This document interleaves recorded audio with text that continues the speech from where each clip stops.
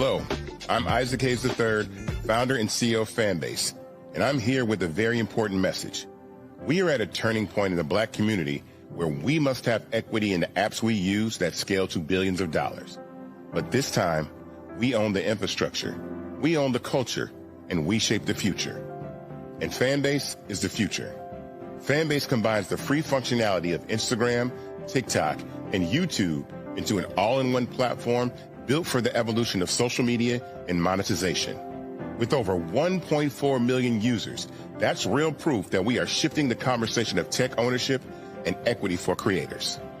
So right now, I want you to go to startengine.com/fanbase and invest today.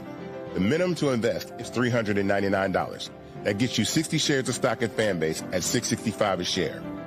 This marks a turning point in Black ownership of social media. If we don't take this opportunity to own social media right now, we will always be customers to our own creations. And that can't go on. So once again, go to startengine.com/fanbase and invest today. We must own the platforms where our voices live, our stories matter, and where our culture drives the world. Thank you. Folks, Black Star Network is here. Oh, no punches! A real revolutionary right now. Support this man, Black Media. He makes sure that our stories are told. Thank you for being the voice of Black America, Roland. Stay Black. I love y'all. All momentum we have now.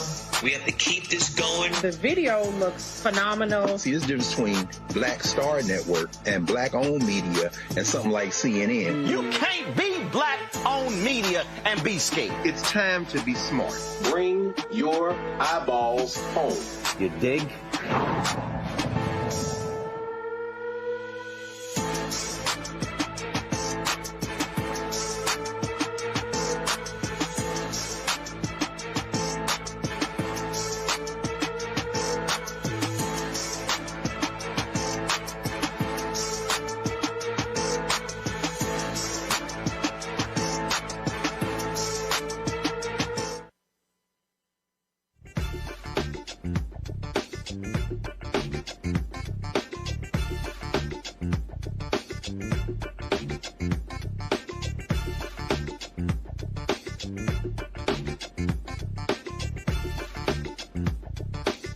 Folks, it's election night 2025. We got the Blackest Show out here. We're going to break down all the different races. 190 elections taking place all across the country. Gubernatorial races in New Jersey. Statewide races in Virginia. Will Democrats control the House in Virginia plus the Senate? And will they have a trifecta in the state? Plus, New York City mayoral race in Detroit, Seattle, local elections, Supreme Court races in Pennsylvania, constitutional amendments in Texas, plus Prop 50 in California. Lot to cover. It's time to bring the funk right here in a special edition. Roland Martin Unfiltered on the Black Star Network. Let's go.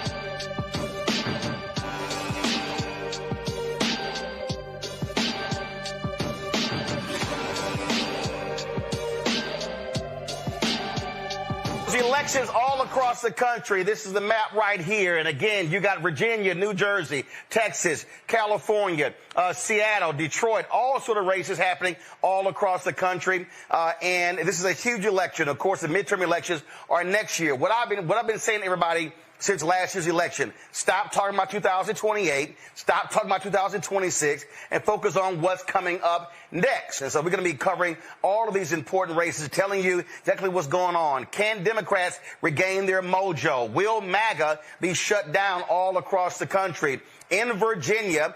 They, of course, have a unified victory party at the convention center there. Our own Brittany Noble is live in Richmond, Virginia. Let's go there. Brittany, give us a sense of what's happening there at the Democratic victory party. Well, Roland, we are starting to see the results of one of the most closely watched elections in the Commonwealth's history. Abigail Spanberger is the projected winner of the governor's race here in Virginia, and it offers a window into the minds of voters across the country since President Donald Trump returned to the White House. This is also home to hundreds of thousands of federal workers who have been impacted by the ongoing government shutdown. Let's go over a few other reasons why is my mic off? Virginia is one of the people.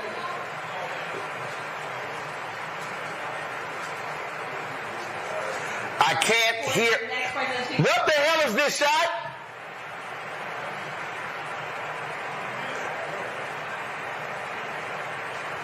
I can't hear her.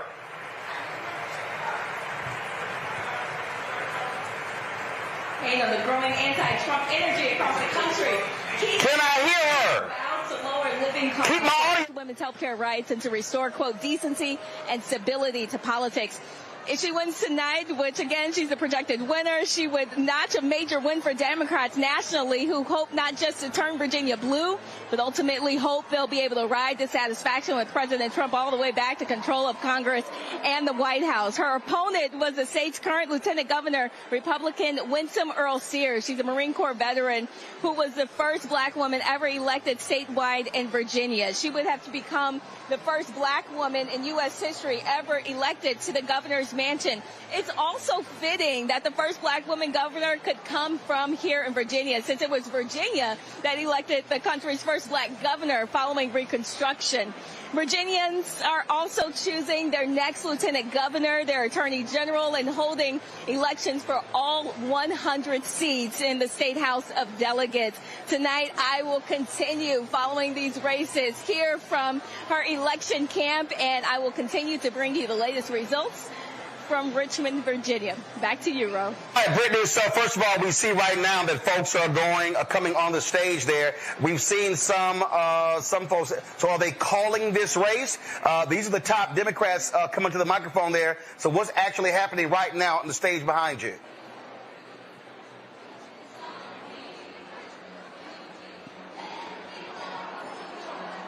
Brittany, can you hear me? Brittany, can you hear me? The delay was so bad. All right, so here's the whole deal. Let's try to find out what's going on. Again, we're seeing some of the early election results coming in, and it looks like the top Democrats are gathering on the main stage there. And so we're going to go live to them in just a moment to, of course, hear from folks who are gathering on the stage. We got a lot of folks who are in studio. We got guests who are going to be coming on the show. Joining us right now is Latasha Brown, co-founder of BlackVotesMatter. We don't have Latasha?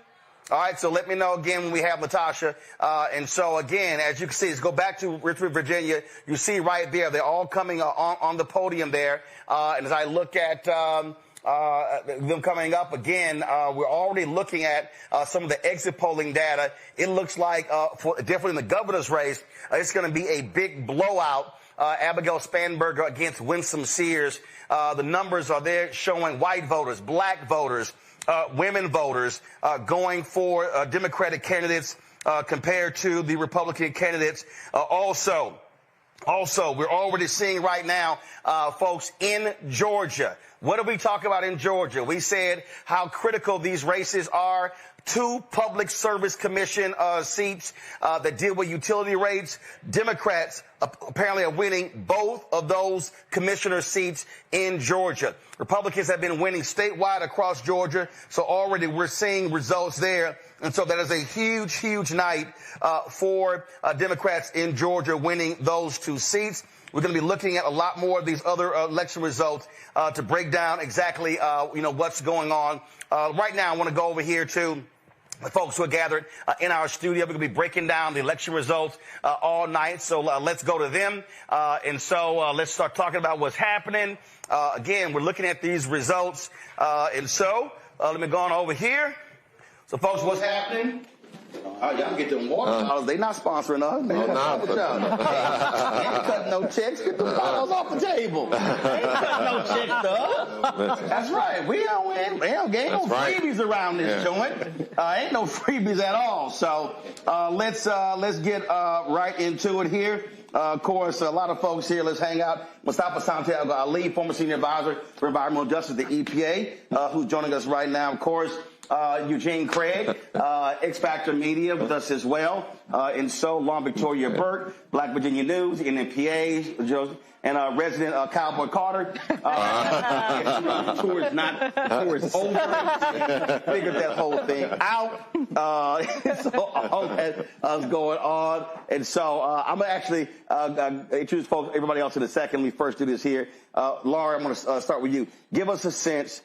You've been covering what's happening in Virginia, a sense of what this race has been like and leading up to tonight. Yeah, the race has been topsy-turvy because of the Attorney General situation, Jay Jones, with regard to the text messages. Really, the suspense for this race is his race, which, of course, is tightening. I would just remind everybody that the last report in the Commonwealth of Virginia is Fairfax County, which is one of the bluer counties. That'll report really late, and that would be good for Jay Jones. He is ahead by a little bit right now. But I think it's a surprise for everybody to see what a beatdown this has been so far in terms of Abigail Spanberger's race being called 17 minutes after 7 o'clock when the polls closed. That was just over. I mean, the Spanberger race is over, right, immediately. As somebody who worked for Lieutenant Governor Justin Fairfax, we had to wait all night for that. So I mean, we're really kind of very, I think the Democrats would be very happy to see that sort of quick result. Lieutenant Governor's race also looks like it's pretty much over. That's State Senator Ghazala Hashmi versus John Reed. That looks like it's over as well. So everybody's waiting for the Jay Jones race. I went to a Spanberger event on Sunday in Norfolk, Virginia, and it was kind of quiet. This has been kind of a weird race, kind of boring, not particularly exciting, but quite frankly, a win is a win. Abigail Spanberger showed a lot of message discipline, and she prevailed. It's been quite hilarious to watch these right-wingers, especially in the last 48 hours. So here is Winsome Sears on Fox News whining and complaining about former President Barack Obama not endorsing her for governor of Virginia. If y'all want to see stupidity, roll it. And this is the president. But remember, Obama was supposed to be the president of hope and change. Whatever happened to all that? Where is the hope, Mr. President? Where is the change, President Obama? Of course, we know it's all hypocrisy. And then, of course, last year this time, he told everybody to vote for the black woman. Well, Charlie, here I am. Right. Here I am. And now he's singing a different tune. Hypocrisy all the way, but the Virginia voters are seeing through that because we are for common sense, and my opponent, Abigail Spanberger, is for nonsense. All of a sudden, they like being called black? You know, I mean, isn't it amazing that they were like, oh, identity politics, and now, why isn't he endorsing me? Oh, how about because your ass crazy? Well, or better stated, right? Maybe she should have supported the black woman against Trump in 2020, or supported the black woman last year against Trump in 2024. Listen, I read Black Republicans for Harris. Hunter, well, this is just baffling. I'm like, are you on crack? So apparently now, you know, the likes of Winsome Sears, and look, Winsome's a nice lady personally, but when it comes to the politics, you know, she's going on for rocker. She's crazy as hell.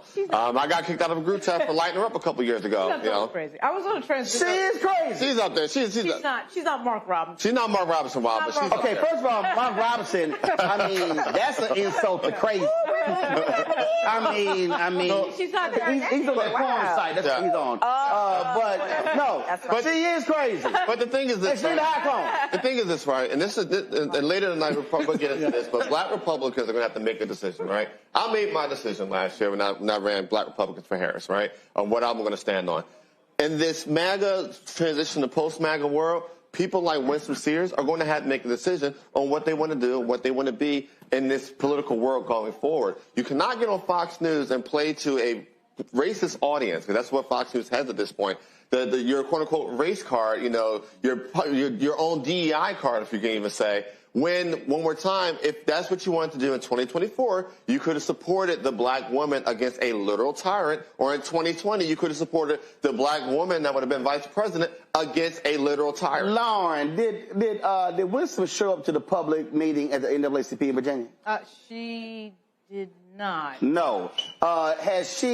Did she drop by any HBCU during the campaign? She did. She went to Norfolk Where did she go? State. She went to Norfolk State. She did get booed. She made the unfortunate mistake of being the person before Bobby Scott. Oh. so she got booed, and then Bobby got cheated. But here's my whole point.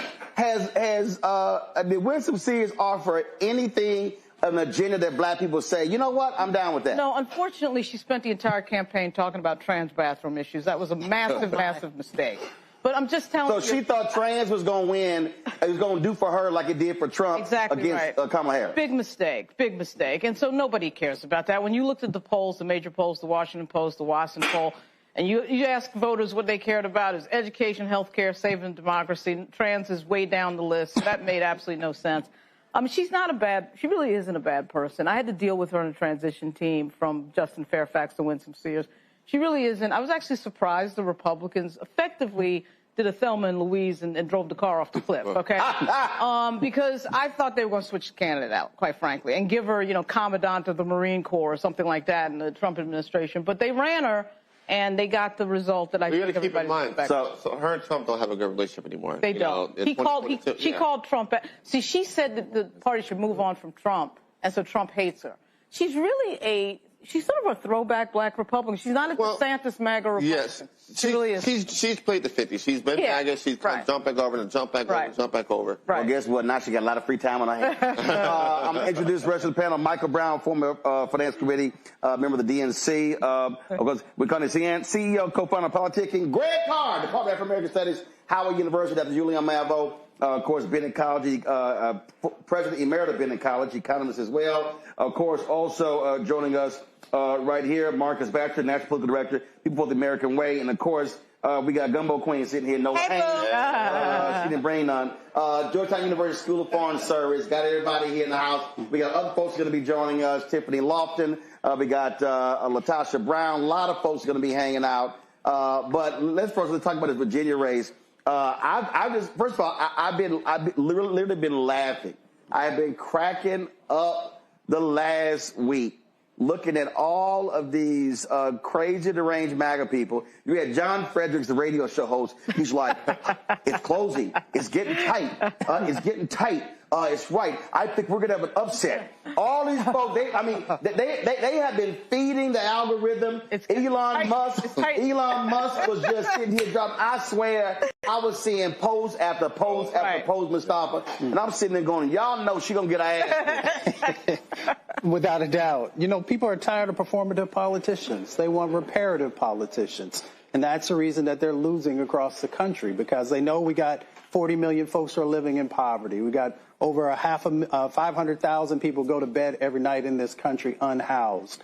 We got over 300,000 people who are dying prematurely from air pollution every year. We got 1 in 3 black children in Head Start, and, now they're trying to take that away. So the performative politics is no longer something that people are interested in. This is hopefully a new day. 249-year-old republic, we'll see if people actually want real change, and it looks like folks do. But, Michael, what are these black Republicans going to realize? If you align yourself with MAGA, we ain't fucking with you. We ain't. No. This ain't like, okay, a black Republican running 15, 20 years ago. Ain't no Edward Brooke black Republicans today. Not like us. No, you're right. You're absolutely correct. It's going to take a minute. But I think what's so interesting to me tonight is what the independent numbers look like. We know where Dems are going to be. We know where Republicans are going to be. We're independents in New Jersey, Virginia, California, even though California will probably go the way that my party would like it to go.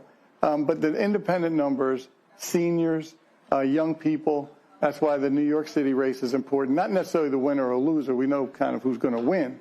But what do those numbers look like as well relative to the splits between young people, seniors, and independents? The thing here, again, that I'm just laughing at, Greg, is these MAGA folks because they got so caught up saying, ooh, Trump, he did so well with black people. We're increasing our numbers. And so now with her, of course, Byron Donalds, he thinks black people are going to be running to his side next year. I'm sure he's going to all of a sudden be touting the HBCU he went to. Even though when you look at black stuff, they are absolutely against so many different things. They ain't never called down Trump out, never put him into check. And so I hope black folks in Florida next year do what they did to win some seats tonight in Virginia. Because based on one exit poll, it shows that 90% of black people in Virginia voted against Winsome Sears. Yes, sir. And, as current president of Florida A&M found out when she did the strike again and cheered at the FAMU football game, black people in Florida got more sense. Just because you black don't mean you get a vote. So hopefully Denny's will trounce. What do you call him? Lauren, the consensus answer. I call him the hell. Yeah. There you go. That part. I don't know what Byron Donald does besides holding. Well, they did pat him on the back of his head when they were voting for Speaker of the House. So it is interesting, and I agree with Mike, the turnout will be interesting to see how this thing breaks down. I mean, according to the New York Times, as of a couple hours ago, nearly 2 million people, including early and mail-in voters, have cast ballots in the mayoral race. That's the most number in New York City since 1993. People are sick. People are tired of it. And, this is not going to be a good night for the Republicans, but more importantly, it'll be a good night for human beings. Dick Cheney made sure, unless he cast a mail-in ballot, that will be the last time Dick Cheney votes on this side of the earth, and that's probably on balance a good thing. But Donald Trump should be concerned now. He should be concerned because you've got everything from New Jersey, which will probably go to the Democrats. In Minnesota, they got a 1-vote majority in the legislature in Minnesota. That's probably going to hold firm. You've got the judges in Pennsylvania, the Supreme Court. Looks like they are going to run the table there and maintain their 5-2 majority with the Democrats. And I don't know, this time may even lift a boat like Jersey City. Did y'all see what it came out and said, I'm a gay American, to try to get the heat off him? McGreevey. Jim McGreevey running for mayor of Jersey City. Even he might get elected to office tonight. But this portends poorly for the midterms, I think. And, MAGA. All right, Greg, hold tight 1 second. We're going to go live to Richmond to Brittany Noble. Brittany, go ahead.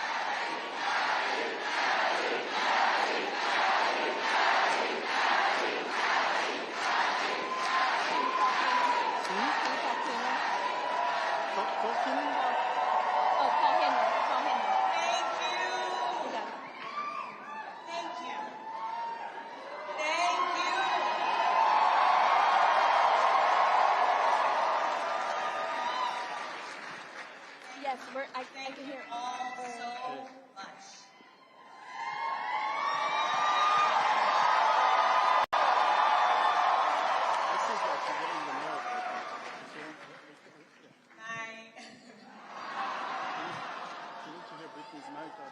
My fellow Virginians,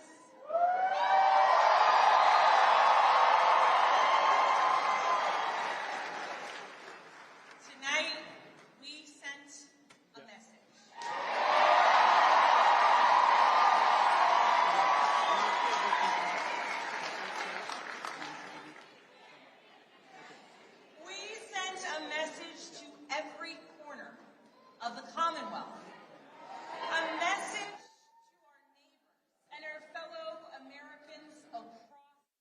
country.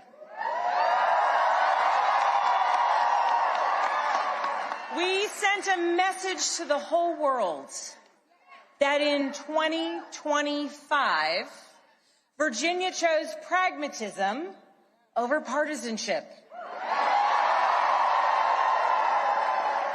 We chose our Commonwealth over chaos.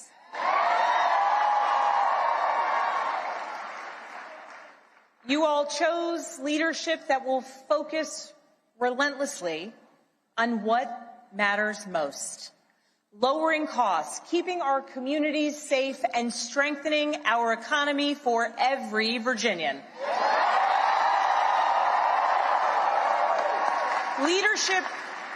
Leadership that will focus on problem solving, not stoking division.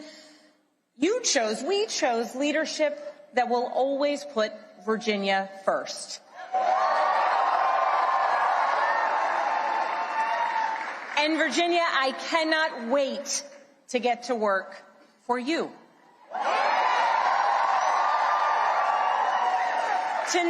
Tonight we turned a page. We turned that page by listening to our neighbors, focusing on practical results, laying out a clear agenda, and leading with decency and determination.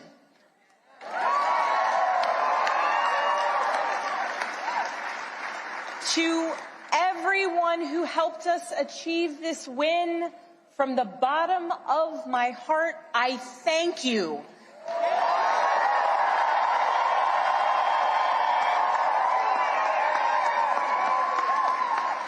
I thank you for the trust that you have placed in me, and it is the honor of my lifetime to be elected the 75th governor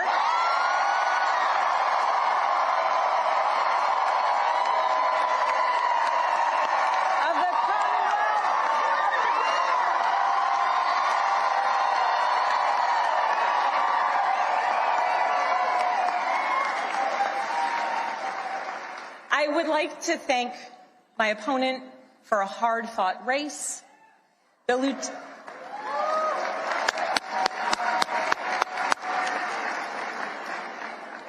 Lieutenant Governor's story, her military service, and her years of service here in Virginia deserve our respect and our gratitude, and I ask that you join me in wishing her and her family well.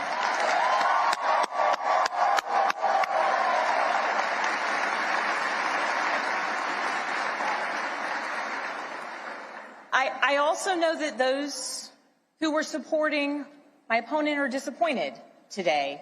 And to those Virginians who did not vote for me, I want you to know that my goal and my intent is to serve all Virginians.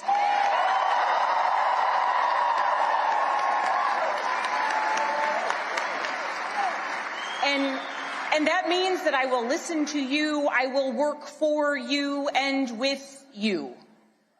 That is the approach that I've taken throughout my entire career. I have worked with anyone and everyone, regardless of political party, to deliver results for the people that I serve.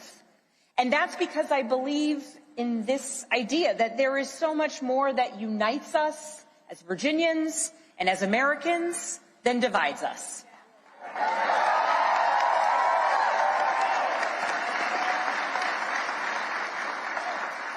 And I know in my heart that we can unite for Virginia's future, and we can set an example for the rest of the nation.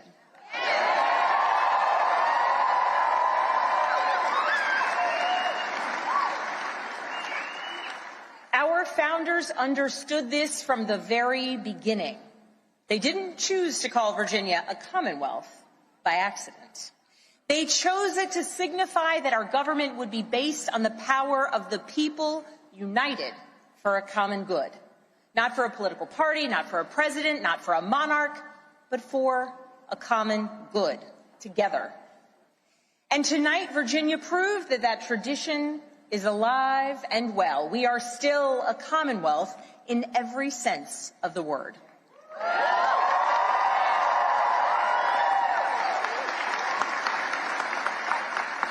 We are built on the things we share, not the things that pull us apart. And I am proud that our campaign earned votes from Democrats, Republicans, independents, and everyone in between.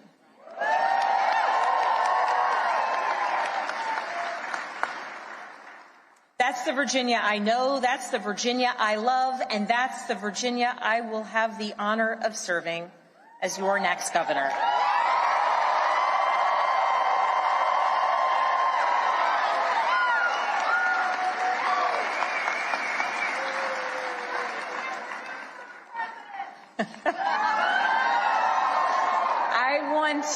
I want to thank so many people for the support that they have given to our campaign.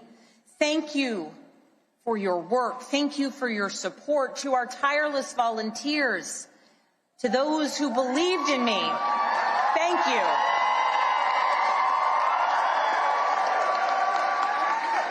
Thank you for devoting your time, your energy, and your conviction to this campaign. Thank you for braving the weather, the heat, and then the cold, and then the rain, and then the sun.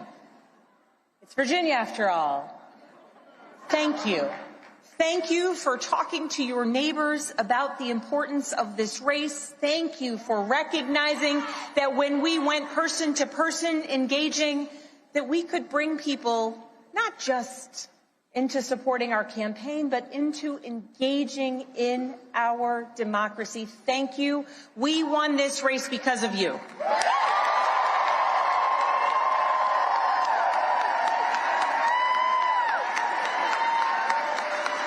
To our campaign team, you're the best in the country.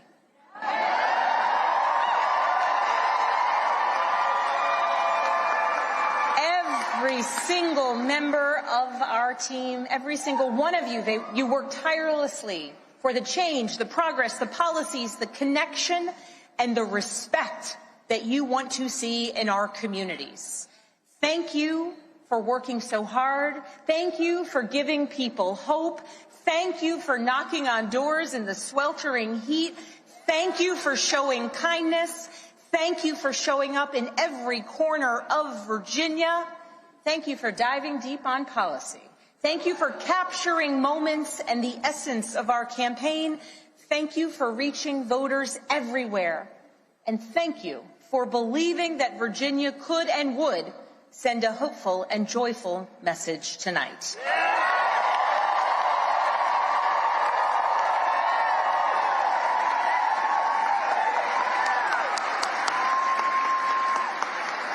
Thank you for giving everything to this campaign and then some.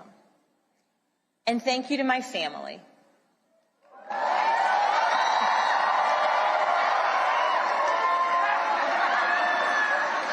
To my husband, Adam.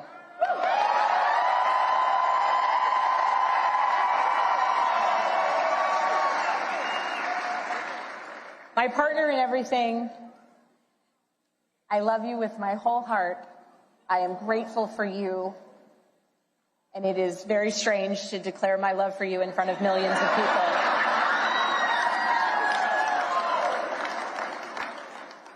But every adventure we have ever been on has been worth it because you have been by my side. I love you. I'm grateful for you. And I cannot wait to see what the next couple of years bring.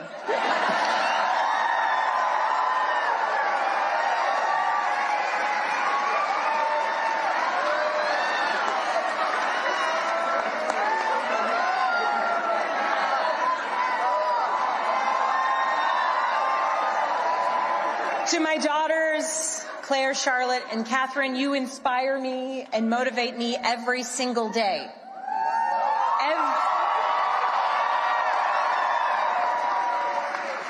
Everything I do to build a better future for you and for all of Virginia's children, and I am so proud of you every single day. I am lucky to be your mother.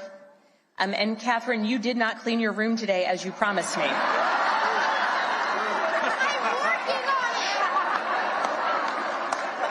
She's working on it. If I was working on it, we wouldn't have won this election, okay?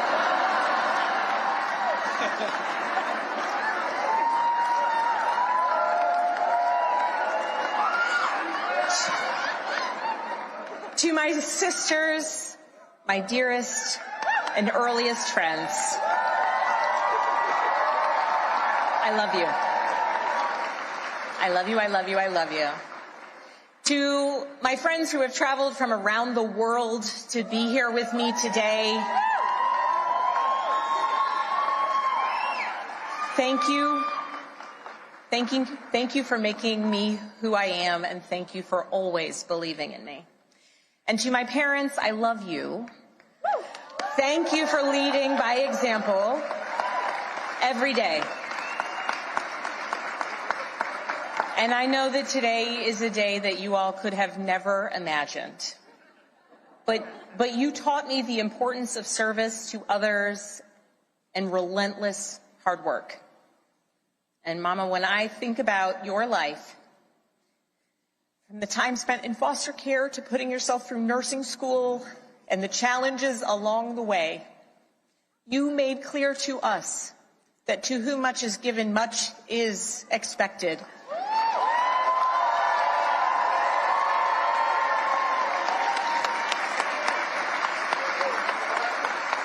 And you have given me so much, born of your own struggles and your own challenges, and I know much is expected.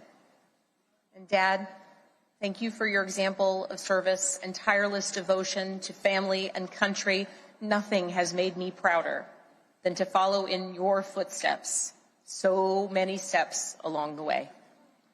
I love you.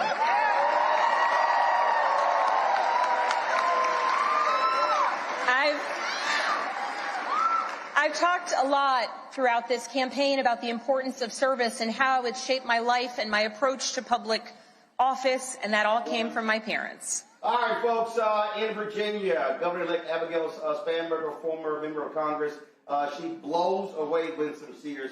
Almost 70% of the vote is in, 55.7 to 44.1%. Yeah, that constitutes an absolute blowout. In Virginia. It was, like I said, it was hilarious watching Republicans talk about, oh, this is closing, it's closing. I think we got a shot. And not only that, you also have the other races there. They really were saying that they were going to pick up the Attorney General race. Well, guess what? It looks like Jay Jones is going to pull it out to become the first African-American Attorney General in Virginia history. That race flipped big time when these text messages came out where he was talking to another Republican about wishing death upon a candidate to get their attention when it comes to guns and children. Democrats abandoned Jay Jones. But there were people like Senator Louise Lucas, Congressman Bobby Scott, and others who said, no, we're going to stand with that brother. Preachers said we're still standing with that brother, and looks like he is going to win that race. That's also a huge, huge race. Lauren, Democrats want to control the House. They won the House 2 years ago. Don Scott became the first black Speaker of the House in Virginia. What is it looking like? Are they expanding their lead in the House? They're definitely expanding, and the question is by how much. It's really hard to tell. They were up or up? 51-49. 51-49. 100-seat House of Delegates in Virginia, 51-49. Don Scott and Dan Helmer, as you know, have put a ton of effort and raised a record amount of money.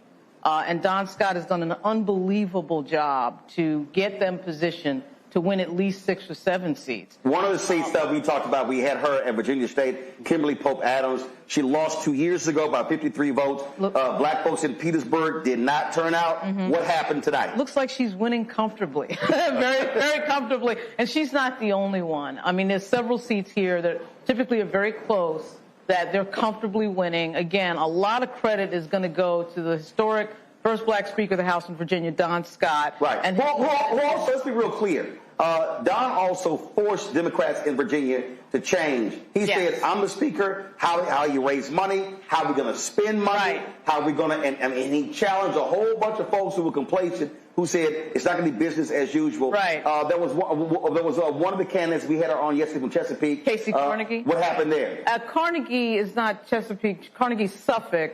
Looks like she's winning. That's a flip. That's a flip. That was an open seat. That was a Republican that retired.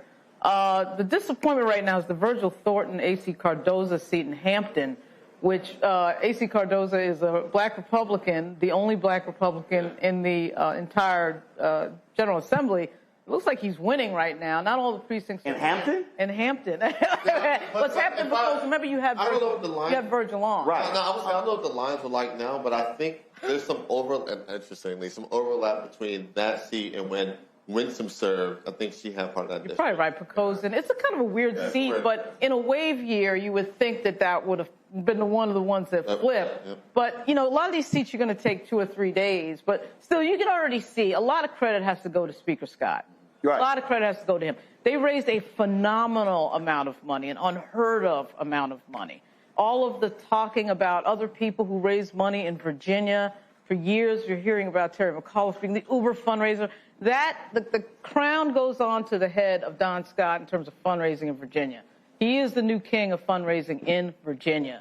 And he should be, to me, in charge of all the strategy when you pull off a win like this at a time when you see such a wave against Democrats right now. Now he's causing a wave in the other direction. Well, first of all, what it does is also solidify power. Win Cooney, here's the thing right there that we're looking at here. You have this race here. You have Cheryl, who was, frankly, an awful candidate in New Jersey. There were a lot of black folks who were like, yo, we ain't even hearing from this woman. Right now, it's 59-39. Republicans were talking about how Jack Ciattarelli could somehow just win that state. They were hyping him up as well. Looks like he's getting his ass whooped. This is the thing right here. What you're seeing here, you're seeing a lot of Democrats who sat on their asses, who were frustrated and upset with Biden in this age. Folks did not want to support Kamala Harris. They probably learned their lesson. This is what happened when you sit your ass at home and don't vote. And so when you look at Virginia, when you look at New Jersey, when you look at these down ballot races, when you look at the pickup of those 2 statewide seats in Georgia, that's huge as well. I really believe also part of this, and the Democrats finally getting a spine in this shutdown, caused folks to say that finally y'all are showing some fight. And now you're seeing the results of what happens when folks organize on the ground, but they also show some fight. I think Democrats are finally showing up to the party.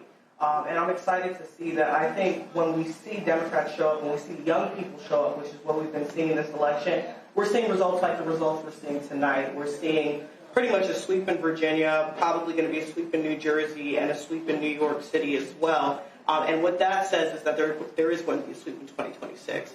And so when you see young people show up to the party, when you see Democrats show up and wake up, I think that we see winning. And I think that's the inspiration that the Democratic Party has been lacking for the last few years. Marcus, when in Texas, when Beto O'Rourke ran against Greg Abbott for governor, 75% of voters, 39 did not vote. Yep. What you see happening in New York City, I can't wait to see when the numbers come in, but in the primary, massive number of young voters. That's also what happens when you learn how to communicate on the issues. All these Democrats who've been crapping on Zoran Mamdani, to me, they're stupid. What they should have been doing is studying how he ran, how he communicated, and how he messaged to a population that sat out elections, and they're showing what happens when you talk their language, they're going to back you. The words for tonight are compassion and ambition, and that is what the voters have been looking for forever. They want somebody who's going to fight for them and somebody who has a plan. And Zoran Mamdani, from day one of his campaign, has demonstrated that I've got a plan, I know specifically what I want to do, and I know who I want to fight for. I want to fight for you. I want to fight to make sure your costs are lower, to make sure your rent is lower, to make sure your kids go to school in a safe neighborhood. Those are the things that everybody wants, and the voters responded to that. And I think you also saw, even from a more centrist lean, candidates in Virginia and New Jersey also pick up that tenor. We're going to focus on the bread and butter issues. We're going to say that we're good managers, that we have ambition to do good for the people, and I think the results bear that. No, the next couple of days, we're going to be talking about these 2 studies that came out with these Democrats who are frankly pitching DLC 2.0 about centrism. And here's what they don't understand. David Axelrod, David Plouffe, and the rest of these people, and that is this here. There's no one way to run as a Democrat. You have to run based upon your district, based upon your state, and that's how you do it. The reality is, Mamdani is not the future of the Democratic Party. He's going to be the mayor of New York City. That's right. Spanberger is not the future Democratic Party. She ran her race a certain way in Virginia. Cheryl the same way. I think it is stupid when you listen to these silly-ass, largely white strategists who talk about let's run from identity politics and these things, who don't understand what you need are candidates who are effectively communicating with their base, and they turn their base out. That's how you win. Stop trying to chase folk who ain't voting for you. Absolutely. You know, the other thing, One second. I'm going to Nola. Hold on. Every election is local, right? And what Spamberger did, especially in Virginia, two things that I want to say. I want to shout out Natalie Porter, who is Louise Lucas's granddaughter, who put that work in. And when I say to you that black women stumped for Abigail Spamberger, 1,000%, that is what was happening in the background. You may not see it every day. You may not hear it every day. But black women were in the background doing that work for Abigail Spamberger. And then secondly, you have her running in Virginia. You have Quantico. You have Langley. You were talking about a woman with a deep national security bench with the CIA background. And I know Greg, he gonna wince and he gonna do all them things over there. But my point is, rather have her than. But my point is, she understood. She the feds. I mean. My point is, she understood the assignment in Virginia. Was it a little boring? Was it a little quiet? But was she saying the things that are happening regarding national security and foreign policy in our country are crazy? These are not how things are done. You know, in terms of that centrism, do you want a governor who has access to a huge infrastructure of national security in Virginia that is going to be able to have her kind of hand on the steering wheel a little bit? Obviously, she's not the president of the United States, but it is one of those situations where the national security community is saying, okay, we want someone who is thinking logically. We don't want someone who's doing extrajudicial killings in Venezuela. You know, we want someone who's thinking carefully about not only what's happening domestically, but in the rest of the world. But here, Spamberger's going to do. Nobody's a clue about what Spamberger's going to do. No, but here's he the thing. hasn't revealed it. But here's the thing here, Julian. When we talk about Virginia, Doge, the cuts, huge. Republicans, look, they followed Donald Trump down this path, and they're going over a hill. It impacted the economy in Virginia. It's impacted the economy in Maryland. And the bottom line is, when you start talking about jobs, you're screwing up homes. You're talking about so many different factors. And so Donald Trump and their stupid decisions in the last first 9 months, they actually made it a lot easier for Democrats to campaign to beat Republicans in New Jersey, in Virginia, and I think you're going to see it showing up other states as well. Absolutely. I mean, we have not paid enough attention to the economic reverberations of this shutdown, to the 1.5 million people who are either furloughed or don't have checks. Not only that, this man came in saying what? He's going to make life easier for people. You know, I've got to make a trip next week, and can I get on the plane? Will the plane land? People are making those kind of decisions all the time. The folks just called me and said, you want to do it via Zoom, but we ain't going to pay you. I said, no, I'll be there. But in any case, the other piece is the younger people do not care about the labels that older people are using. So when Republicans don't get their way, they call you a communist. Well, there's no such thing as communists in the United States. It's not even a Democratic Socialist Party. I mean, there is DSA, it's an organization. So you don't get your way, you start calling people communists. And even if you're the most conservative Democrat, they still gonna call you a communist. Precisely. It don't even matter. Right. But you know, younger people don't care about that. If you're old and white, you 80 and you white, the word communist, oh shoot, the Russians are coming. Right. But if you're 30 and you say communist, it's like whatever. But you have to speak to, again, affordability.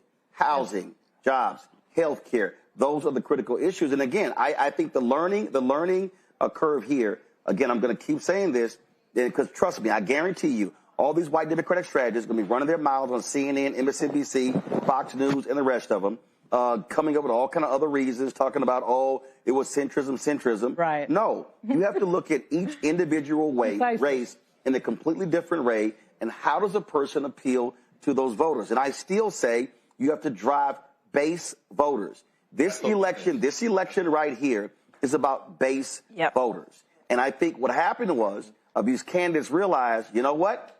If I don't pay attention to who our people are, then I definitely don't have a shot. Spanberger ain't the most exciting candidate in the world. But you're right. Disciplined campaign. Yeah. Then when you look at how the campaign was run in terms of what touch points you have there. Now, in the case of Cheryl, she's winning there. New Jersey's a very blue state, but the caution there is you still are going to have to fix some problems that she had there, because what you don't want to do is act like you can ignore black voters and others, because next year in the midterm election, you're going to need a bigger turnout next year, because you got U.S. A lot of this is Trump, though. Yeah. This is a 2017 cycle. Of course. I mean, so this is a 2017 cycle once again when Virginia swept in 2017. Well, it's Trump, but it's also Trump policies. It's Trump, big time. Yeah, big time. But the thing is, this black folk won Virginia tonight for those candidates. Spanberger, I'm looking at exit poll that maybe from another network. Spanberger lost 63% of white men. Only won 52% of white women, but carried 85% of black men and almost 94% of black women. Exactly. That turned black voters had to be through the roof, you know, to offset that massive white loss. But here's the deal: what you just described there, is exactly how Obama won. You're not going. Listen, white men are going to vote for Republicans. They're going to vote for Republicans. White women, 53% are going to vote for Republicans. But the way to win is you have got to do 85, 90% black men, black women. You've got to lower the Republicans' numbers when it comes to Hispanic voters. That's actually the Obama coalition. The real problem, and everybody keeps talking about, how Kamala Harris lost. The bottom line is this here. She lost that race because Joe Biden wouldn't get his ass out of the race. I mean, and the people around Joe Biden just could not accept the fact that being president also means being physical. It means that watching you as a candidate. And so they prolonged that and made it much more difficult. I think what you're going to see is what happened tonight. You're going to see, I think, even stronger, because this is going to put wind behind the sails of a lot of the candidates running next year, and they're going to understand how you have to run. One of the folks who spends lots of time on the ground on these very issues is Latasha Brown, co-founder of BlackVotesMatter. Latasha, when you look at the results tonight, when you look at black turnout in Virginia, we're looking at numbers in New Jersey. We're looking at, of course, we're looking at the Supreme Court retention races in Pennsylvania. Andre Dickens reelected as mayor of Atlanta tonight. We're also looking at those two statewide seats in Georgia, won by Democrats as well. Just your thoughts of what you're seeing tonight, specifically with black voters. You know, I think that black voters are coming out. What we're seeing is they're coming out in high numbers in an election that is not necessarily like in Georgia. In the ticket, in the state election in Georgia, at the top of the ticket, there were 2 public service commissions, like the most unknown, most unsexy position in terms of running. Those were leading the ticket. And people came out. Why? Because they did make a connection. There was a connection around the utility bills have gone up 33% in the last 5 years, and that those seats that are traditionally been held by Republicans, both of those seats are flipping. That the state of Georgia actually flipped those seats, which is a big deal, particularly in a race and an election where you don't have a real competitive statewide ticket. I think what you're seeing in Virginia, I think the fact that the majority of black women overwhelmingly voted. I think you're absolutely correct around when we're looking at this election cycle. I think it's a precursor of what we can see and what will happen in 2026 if we continue to actually keep the momentum. While some of this, I do believe, are about some of the issues that people are facing, because right now it's pretty intense. We've got 42 million people around the country that don't have access to SNAP, right? And SNAP benefits. We've got hundreds of thousands of people who are laid off just this week for what many of us know as good paying jobs. There are 300,000 black women who have been laid off federal jobs and others. And so what you're seeing is there's a certain level, I think, of economic anxiety that is going on that is making people really think about kitchen issues, kitchen table issues. They're thinking about costs. They're thinking about the economy. But let me also say that the right always goes too far. They always take racism a step too far that remind people, like I think in their effort to be the dog whistle, what they're not understanding is we also hear that whistle too. And we have to respond. And I think what we're seeing tonight is we're seeing people respond. I think a couple of things. I think the theme of the night is people want change, and I think people are not as stupid as folks think that they are.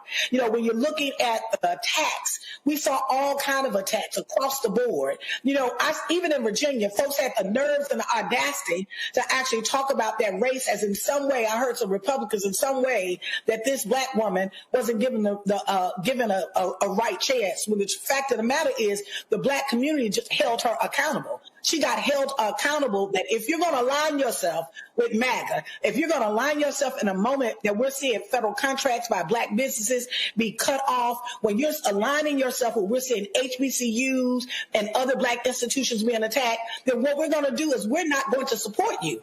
That it also, I think, gives I think it also sets in tone that black voters, and we say this often, are far more sophisticated than what white pundits believe that we are. We're very clear around voting, and when we vote, the part of the reason why we vote in the block, not just because someone is black, we saw that in Virginia tonight. We actually saw that in one of the people that lost, a Republican, one of the people that lost in Georgia was a black man. Hey, Latasha, you talk about the Georgia races. This is the first statewide win for Democrats in any non-federal race since 2006. That's big. That is significant. I mean, I think that is also a reflection on the voters, but it's also a reflection of, you know, I heard one of your guests say earlier, like, we've got to get outside of these boxes. We're looking at politics like people are in a big Super Bowl game, that you're on the blue team or you're on the red team. No, people are on the how I'm going to take care of me and my family team. That's what people are on. And so I think we're going to start seeing some changes. And I do think that young people, what I'm really excited about is that all across the board, we're actually seeing numbers that young people came out to vote across the board. I think that's the driving force, I think, of what we're going to see in the outcome in New York tonight and some of the other races. So it's key and critical for us to understand that as we go forward, one, that we're going to have to keep on the issues, that we'll have to organize the issues. Two, it does matter what candidate that you have, a candidate that people can connect to. Mm-hmm. But then the third thing is I do believe that there is a referendum around and a message around this MAGA has gone too far, that people are also frustrated, upset, and responding to that.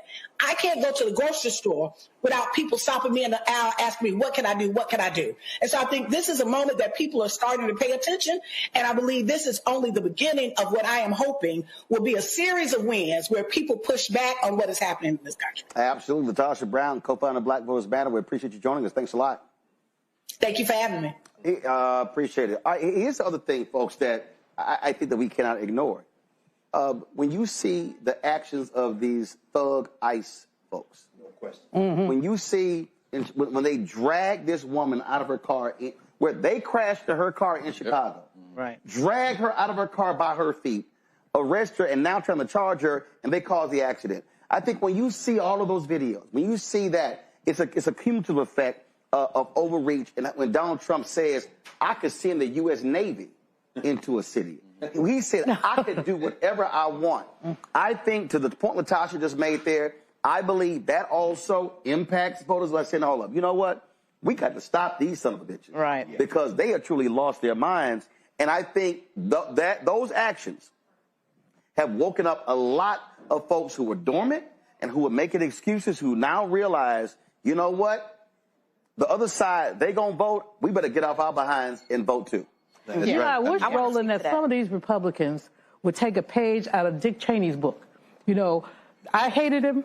I talked about him like a dog. But he basically redeemed himself when he endorsed Kamala Harris. Well, first of all, he didn't redeem himself. I'll get that. He died today. I give him credit, but he didn't redeem himself. Okay, but it was the one. I appreciate what he did. I appreciate what he said about Trump. But I ain't forget that he was Darth Vader. No, go ahead. No, he was definitely Darth Vader, and he was a horrible human being from a policy perspective. However, his endorsement. The broke clock is right twice. But go ahead. But his endorsement of Harris should remind Lil Mike Johnson that there's something bigger than his fealty to that man. Right. But the thing here, when I see we're just gonna blow up votes. Damn, really knowing whether or not the folks are drug dealers. Yeah. We just gonna blow them up because we can. Right. We gonna send in ICE because we can. We gonna send in National Guard because we can. Right. That to me is where the overreach comes in, And I think a lot of people going out, this is some bullshit. But that's what Cheney. This is where I believe those social media videos over and over and over again are saying, oh, so you think you can do whatever you want. So these statewide Republicans, these local Republicans, oh, y'all agreeing with that? Okay, y'all gonna pay the price as well. But see, that's what. Here's the thing. So it's so funny to me because when I think about how these people in the administration probably thought they were going to be the cool kids, and once again, to their chagrin, you are not the cool kids, right? So you think that you can go out into the world and you can do the thing that you want to do, and people are going to go along with it, right? That is not what's happening. It is the complete opposite of that. You not only have domestic pushback, you have global pushback. You have the UN making its first statement, actually calling it illegal, and that is important. Although the Trump administration does not care about procedures and laws and norms, there's a large swath of the world that still does. So the UN weighed in and they said this is illegal. So it's not just Democratic congressional folks. It's not just folks like me. The UN has said these killings are illegal. We need proof. We had a situation where Dems weren't even welcome into the briefing so they could get information about these killings. Like, everything about this is shady as hell, right? And the last thing that I want to say, that we're talking about all of these badass, ridiculous policies. I want people to understand. When Kamala lost, black women, we kind of like went internally and we said, what are we going to do? How are we going to do it? I need people to understand that Abigail Spanberger winning tonight was strategic. I need people to get that, right? I need people to understand that black women are moving very differently. You're not just going to get our boat out of duty. We are moving more like a lobby. What are you going to do for us? And how are these 300,000 plus black women going to get back to work? Michael, the thing that, again, when I look at terms of actions of the administration, when Trump says, I'm going to withhold money from Democrat states, and it's going to red. His actions against Canada are destroying Las Vegas, destroying tourism. Aaron Ford, a brother who's Attorney General, is running for governor of Nevada.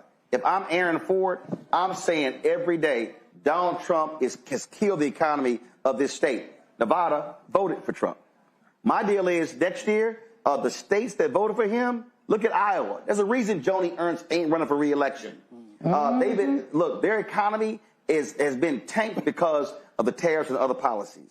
And so to me, he's handing you a gift by his crazy policies. And the problem is every Republican has to defend his policies because they're afraid to piss him off. That's the opening for Democrats to win. We see it tonight, and I think we're going to see it next year. Well, when our Republican friends do their postmortem over the next few days, their conversations are going to be quite interesting. Because I get what Stephen Miller and J.D. Vance wanted to do was get as much done as possible before the midterms. That was the goal because they were worried because history says you're going to lose the House or potentially the Senate. And so, but as you and the what's the black voter lady's name? Latasha, my cousin, sorry, had mentioned that, look, when you do that kind of overreach, which they did, you're going to pay a price. And that's what's showing up tonight. And it's going to show up in 26. It doesn't matter how much redistricting people do.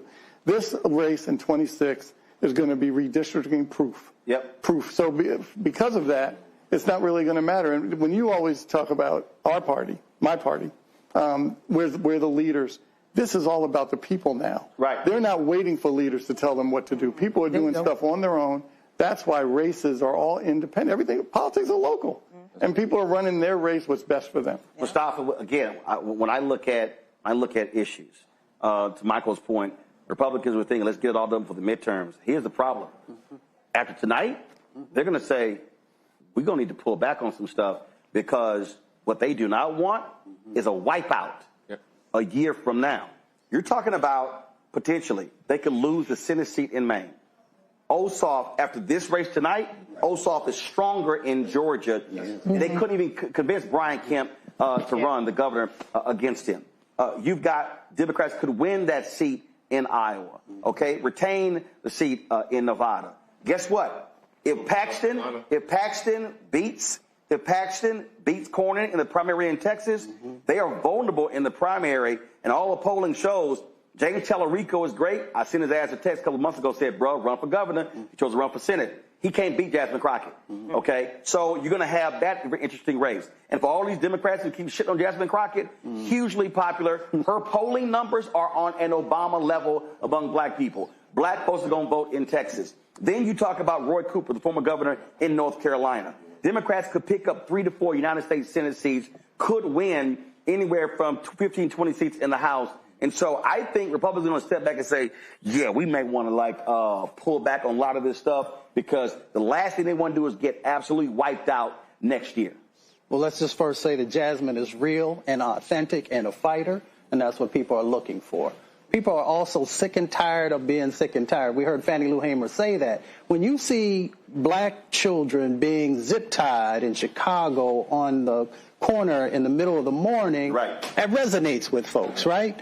When you see folks who are struggling to be able to eat, that resonates with folks. It also feeds that blue wave that we see playing out tonight.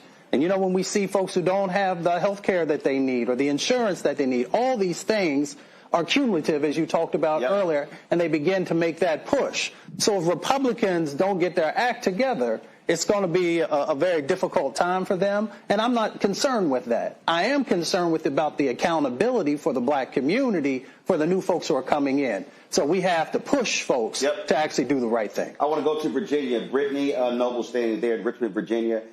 Brittany, you have, of course, Spanberger winning governor's race, Jay Jones winning the attorney general's race. Lauren, what about the lieutenant governor race? What is that looking like? Okay. So Democrats swept all those races. So now what you have, Brittany, Democrats have a trifecta. They control the House, they control the Senate, and they control the governor's mansion in Virginia. I take it the folks right now at that convention center feel real good tonight.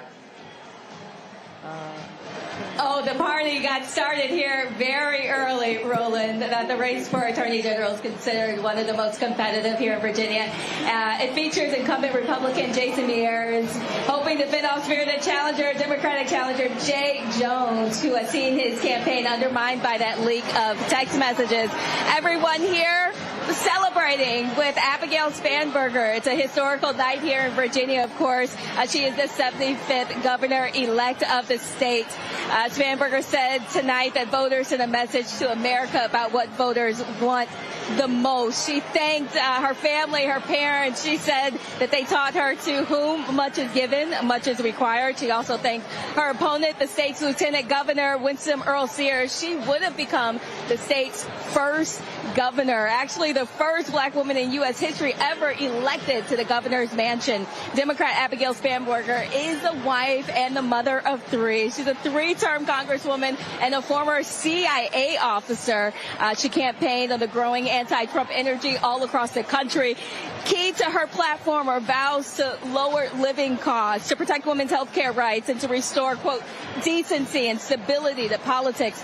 Virginians are also choosing their next lieutenant governor, their next attorney general, and holding elections for all 100 seats here in the State House of Delegates.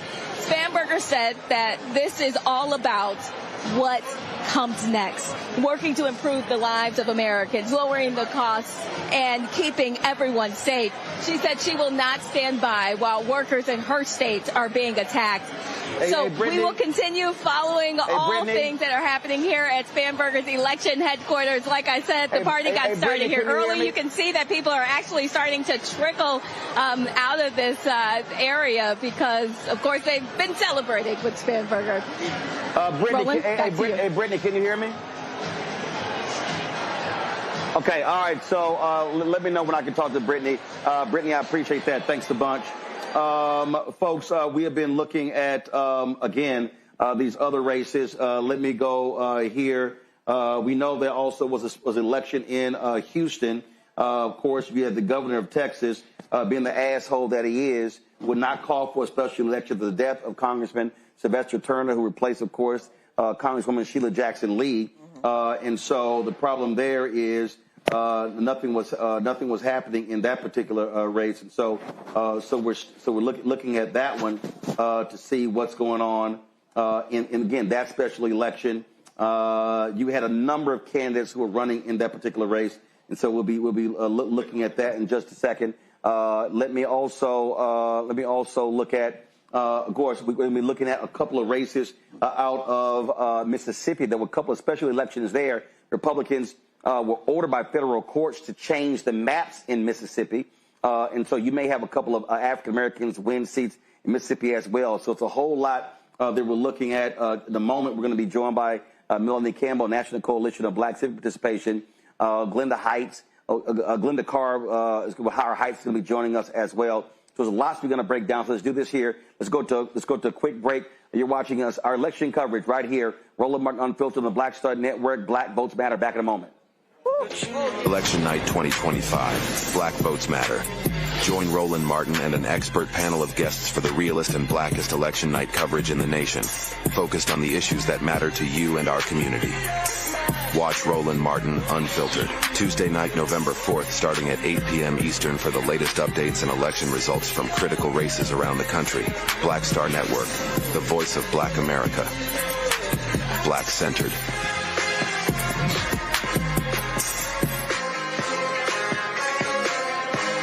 If in this country right now, you have people get up in the morning, and the only thing they can think about is how many people they can hurt, and they got the power, that's the time for mourning. For better or worse, what makes America special, it's that legal system that's supposed to protect minorities from the tyranny of the majority. We are at a point of a moral emergency. We must raise a voice of outrage. We must raise a voice of compassion. And we must raise a voice of unity. We are not in a crisis of party versus party. We are in a crisis of civilization, a human rights crisis, and a crisis of democracy itself. And guess what? You've been chosen to make sure that those that would destroy, those that would hate, don't have the final say, and they don't ultimately win.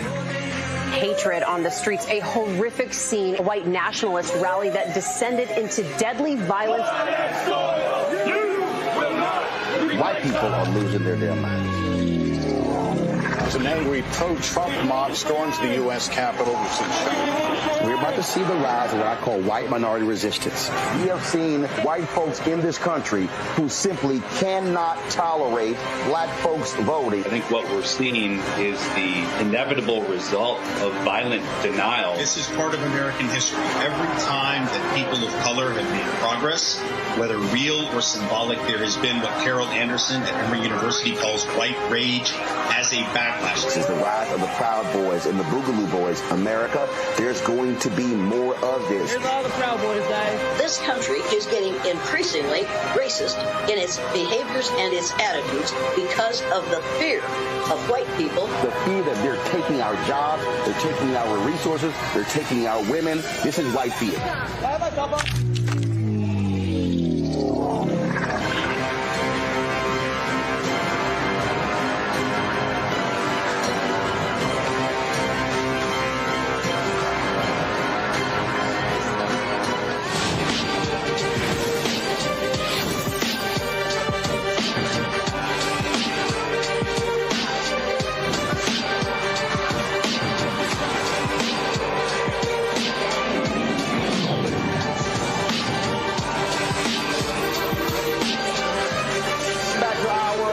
Network Election Night 2025 coverage. Go to my iPad.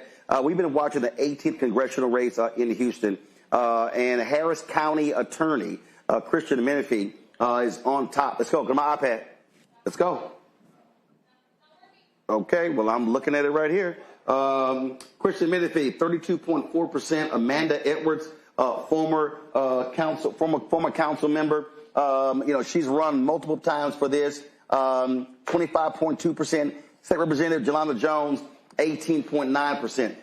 This is a huge upset because Jones, well-known former HISD school board member, former city council member, state rep, very popular, got lots of time when they walked out the Texas chamber, on the ground, very active, involved. Again, coming in third. That is very surprising in the 18th congressional district. And you're talking about Menifee, It said with 12,599 votes, Amanda Edwards 97-69, Jones 73-42. Now remember, this is the 18th district. They're only going to serve only for 1 year. Well, depending upon the Supreme Court likely is going to allow Texas to have those maps. And so that means this district gets completely obliterated next year. They moved, Congressman Al Green moved his home literally into the 18th district. So he'll probably be running for this seat. So this person is only going to serve for the next year. That still is a huge upset coming out of Texas. They also, of course, have a number of other statewide races. You got school races going on there as well. And then, of course, that is interesting. You got these HISD school races, but the state controls the state controls the school district. So it's not like they actually going to be in control of the school district. Plus, you've got some constitutional amendments happening in Texas. So we're going to look at some other states as well. Go ahead. I was going to say he still has to get over 50% to avoid a runoff election. Yeah, but the fact that Menifee and Edwards are 1 and 2 again, that I can tell you right now, that's an upset right there. We're looking at again other races that are coming down. Again, I told y'all what's happening out of Mississippi. Let me give me a second. Let me see what's happening in Detroit. You've got Mary Sheffield. Who is girl? Stop over here. She went. What was she doing? What's going on with Mary? Well, you just hold the hell on. I'm just curious. Pull it up. Calm yourself down. Here we go to my iPad. Detroit gets its first black female mayor. Mary Sheffield will be the mayor of Detroit. Of course, she is the granddaughter of founding pastor Horace Sheffield, very well known there. Her father, Horace Sheffield, as well. And so I'm sure he is ecstatic tonight about that. Y'all be sure to double check to see if you're live from her victory party to see if we can hear from her as well. And so that race, as I said, in Atlanta, it was an easy win for Andre Dickens, elected. Oh my God, that was a blowout. First of all, hold on one second. Don't go to me just yet. Let me click Atlanta elections here. Yeah, that was a blowout. Yeah, that was a blowout. Damn. Look at this here, y'all. My God. Andre Dickens got 85% of the vote. Eddie Meredith got 6% of the vote.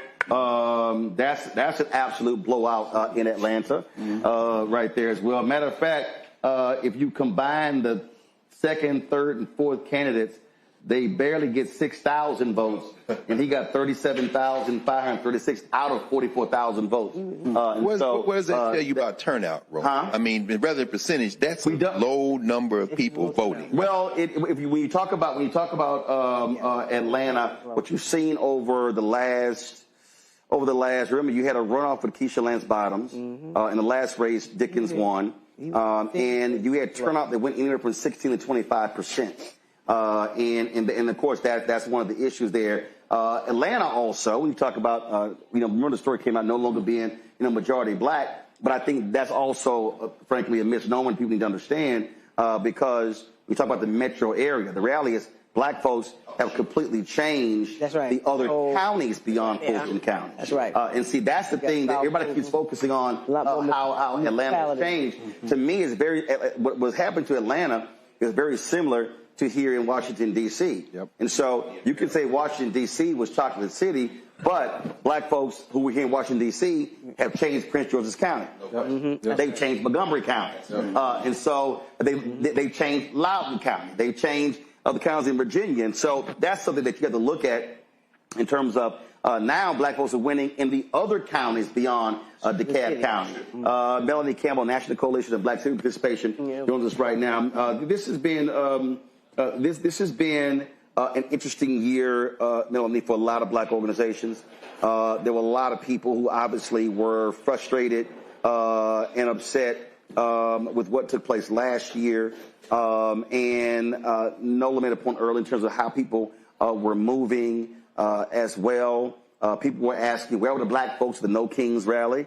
And black people were like, well, white folks, y'all need to show up. We ain't got to always show up at the rallies. Just your assessment. We showed up at the ballot box. Well, that's my whole point. My whole point is everybody kept saying, well, whether at the rally, we're like, no, we'll be there November 3rd. We ain't got to be there November 4th. That's right. To be there the previous Sunday. Just give us a sense of what you have been seeing, hearing, feeling this year all across the country. What have your folks been saying? Well, it's been a hell of a year. It's just straight up. It's been a hell of a year. Black folks are catching hell in a lot of ways, but we also were being strategic. And for black women, I heard the sister talking earlier, we kind of retreated, but we didn't stop strategizing. We just changed how we were doing it. And so when you look at the Virginia race, I can't wait to get to where you break down those numbers when they say 90% of black people voted for the new incoming governor. Break those numbers down, right? And you can see that gender gap between black women and white women. And I can pretty much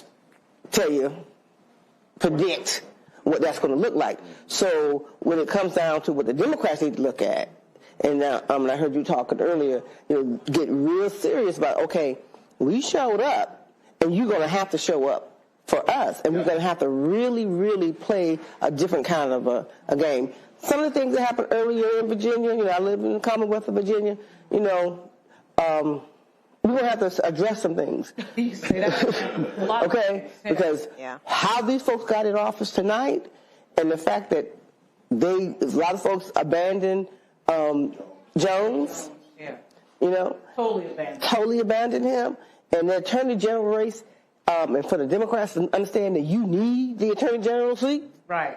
If we don't know that over the past year, how important an state attorney general is in the race. Him winning, he got 4 years to say, y'all got to kiss my ass. Yeah, well, the thing about it is, he ain't got to say it. He ain't got to say it. We We're going to say it for him. That's right. So, Roll, at the end of the day. Hold on, but while we're also going on, this is out of Pittsburgh, the Republican mayor,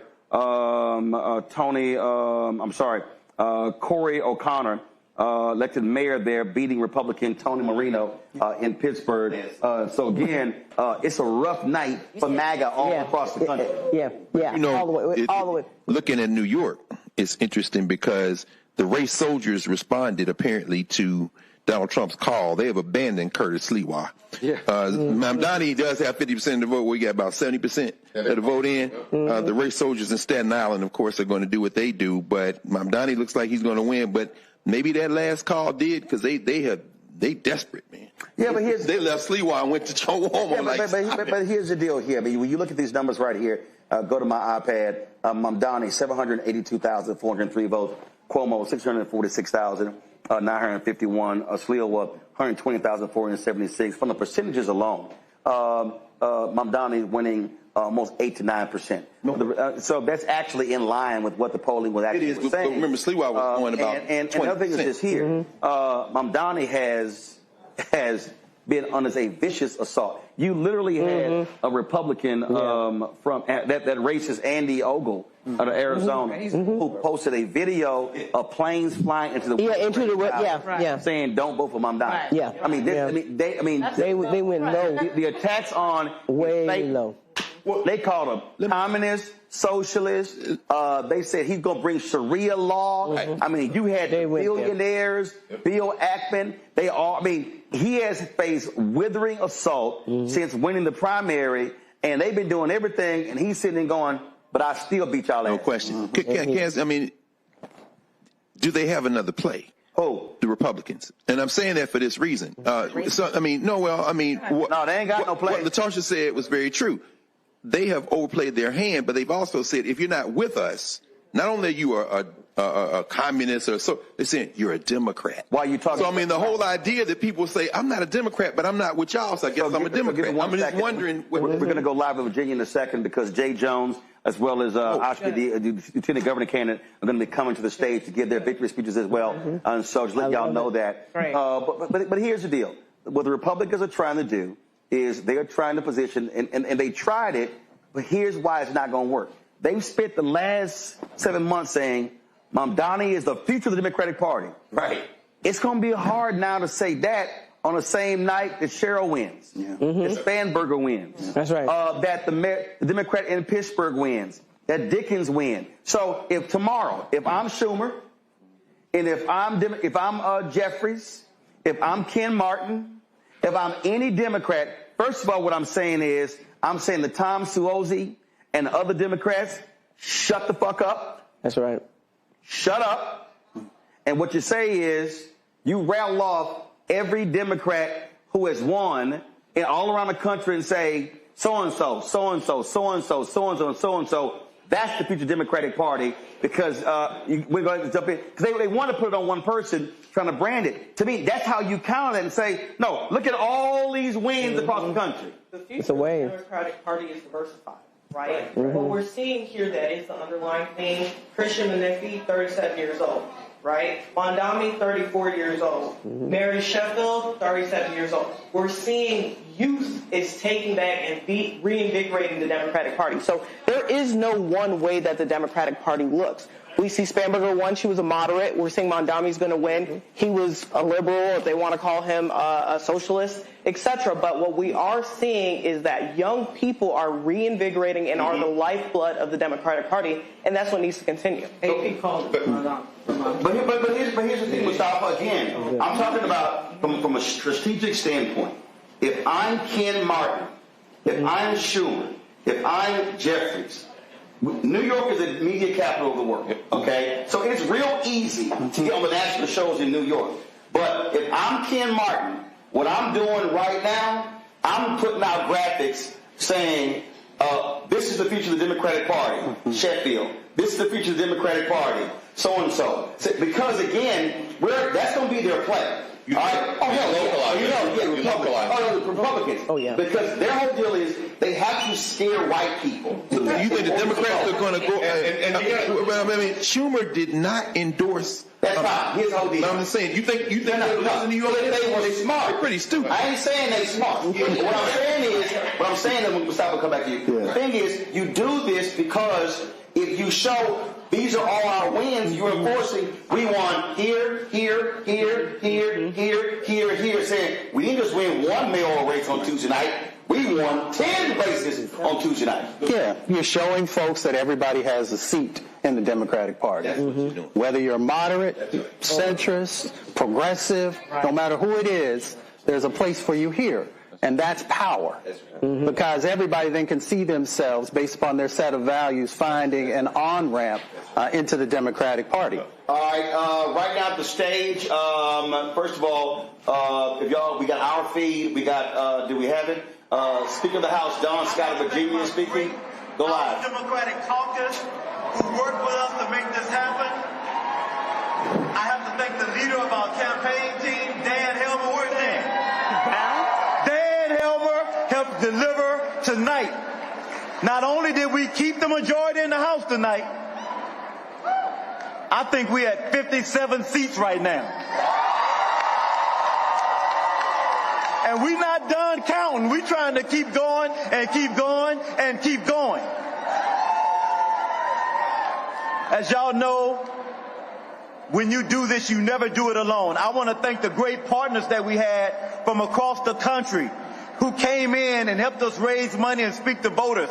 I want to thank my friend Rahm Emanuel, the former chief of staff to President Obama. I want to thank the governor of Maryland who came in and spent countless hours here, Governor Westmore. I want to thank all of the organizations that work with us, DLCC and the States Project. I want to thank Labor who came out and knocked doors and did the work for us. And finally, I want to just say, only in America can someone like me, who came from my background, raised by a single mom, had my ups and downs, like many of you, bounce back and end up being back as the Speaker of the House here in the Commonwealth of Virginia, and we're going to continue to do it. I want to thank y'all. Y'all have a great night. Let's get to work now. Let's get to work.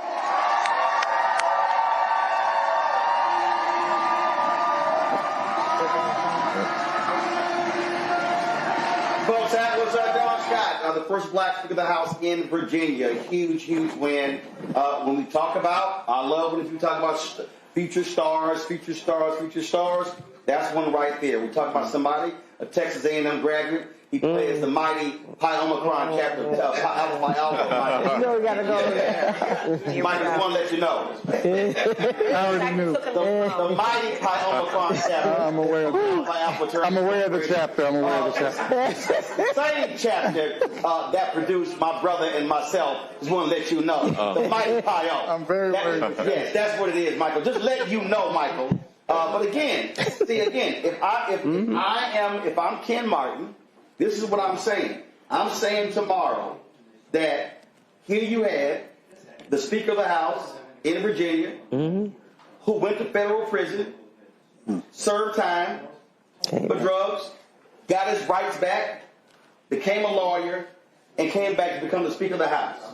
I'm saying that's the future of the Democratic Party. I'm saying Mary Sheffield, that's the future Democratic Party. I'm saying O'Connor in Pittsburgh, that's the future Democratic Party. I'm rattling those names off. It would be dumb. And then I would say, guess what? People who won last night, centrists won. Liberals won. That's right. Progressives won. Melanie, you go the gamut. Yeah, because it can be what you talked about earlier. Y'all ain't gonna pigeonhole me. We're gonna come back to this point. Here is the Lieutenant Governor-elect of Virginia speaking right now.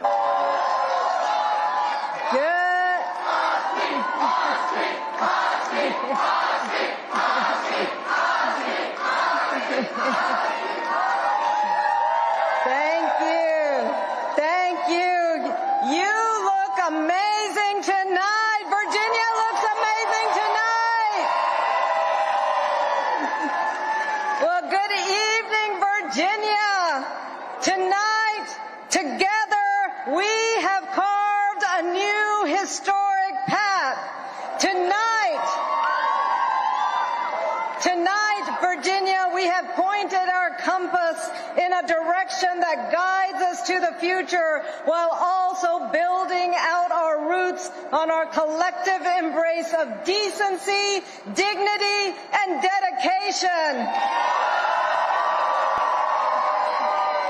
Virginia has chosen leadership that lifts up people instead of tearing them down. And together we have proven that in Virginia, a child's name, a family's personal struggles, and a community's identity are not barriers to belonging.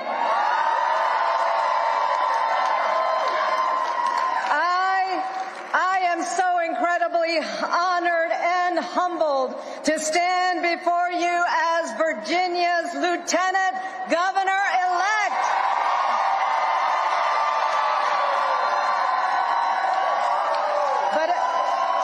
But as we all know, this moment of success is not mine alone. It belongs to every Virginian who believes that our politics must be more hopeful, more inclusive, and focused on solving problems instead of scoring points on the backs of other people's pain.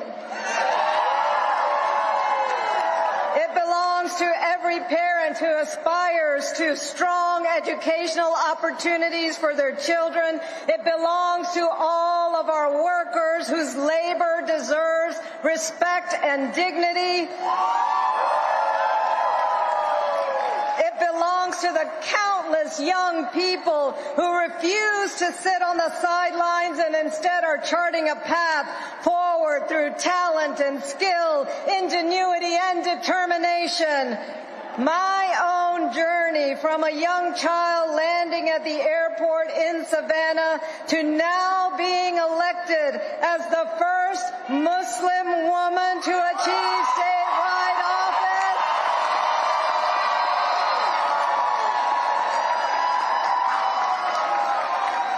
The first Muslim woman to achieve statewide office, not just in Virginia, but in the entire country. And this was possible because of the depth and the breadth of the opportunities made available in this country and in this Commonwealth.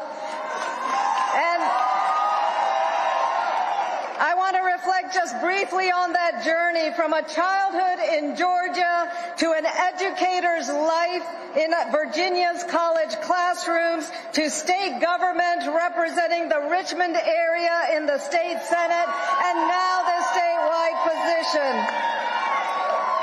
I first was compelled to run for office because I wanted to respond rather than quietly observe the targeting and the scapegoating of marginalized communities. I decided to run for public office because no one in this country should be made to feel as though they are not welcome in their neighborhoods or in their own communities.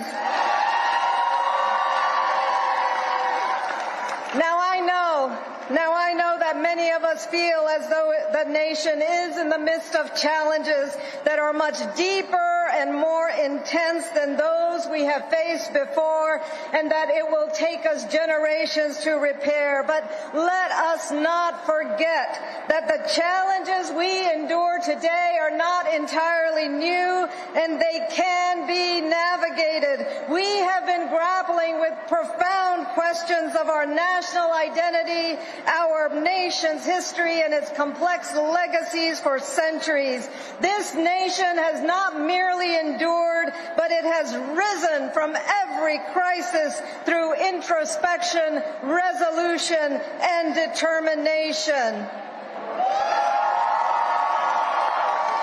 And tonight, we've taken another step forward. Tonight, today's elections and the voices of hundreds of thousands of voters tell us that we are ready to define a new path. We are investing in the future. We're building a commonwealth in which every child receives a high-quality education and is able to build a life and a career right here in Virginia. And we're charting a path forward to ensure we have access to affordable health care, child care, and housing.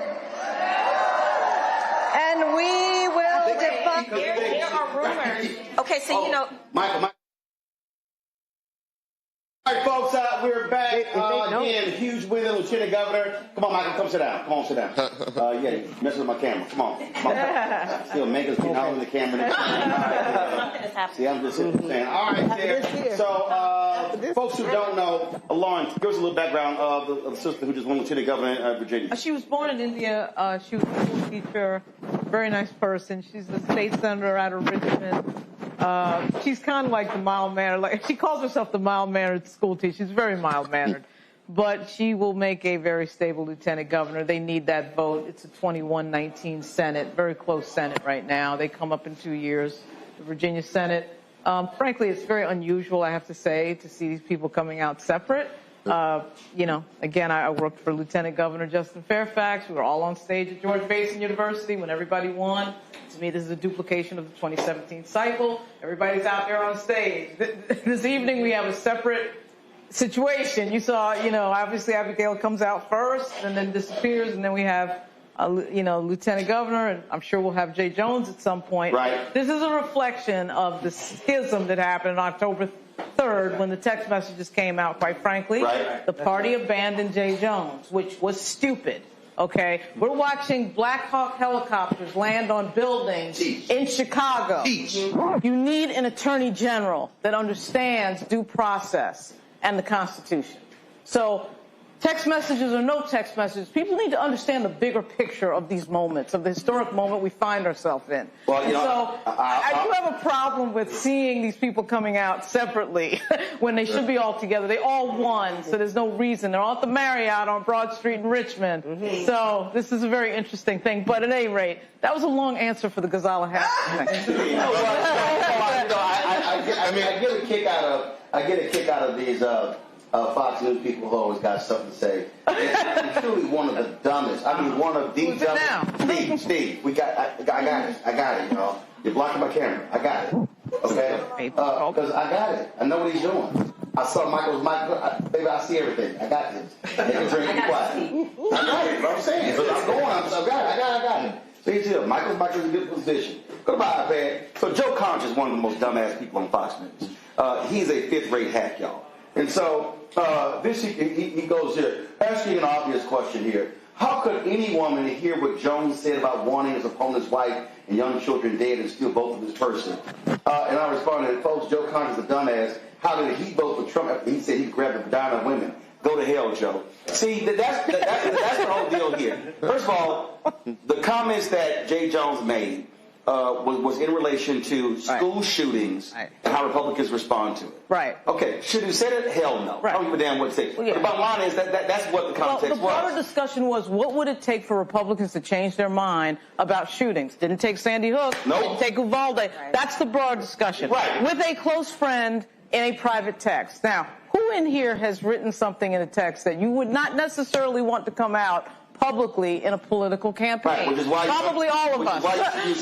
Right, yeah, exactly. That is true. I mean, we got the signal text messages too, so I don't know. Right, he was quoting The Office. Okay, all good, whatever. The Democratic Party needs to understand how to message. Well, no. The Democratic Party needs to understand how to make an argument. How to make an argument. No, Democratic Party, not messaging.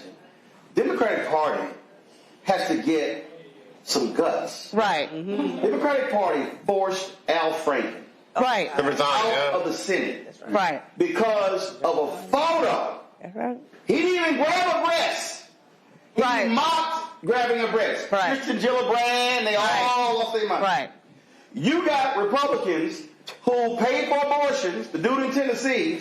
Right. Okay, still there. Right. You got crazy ass Randy Fine down in Florida. Yep. Who replaced crazier Matt Gaetz. Because what it boils down to, their whole deal is power. Right. Absolute power. Right. And so that's where they screwed up. And so I guarantee you right now, Jay Jones is feeling real good as he hits the stage right now in Virginia. Good.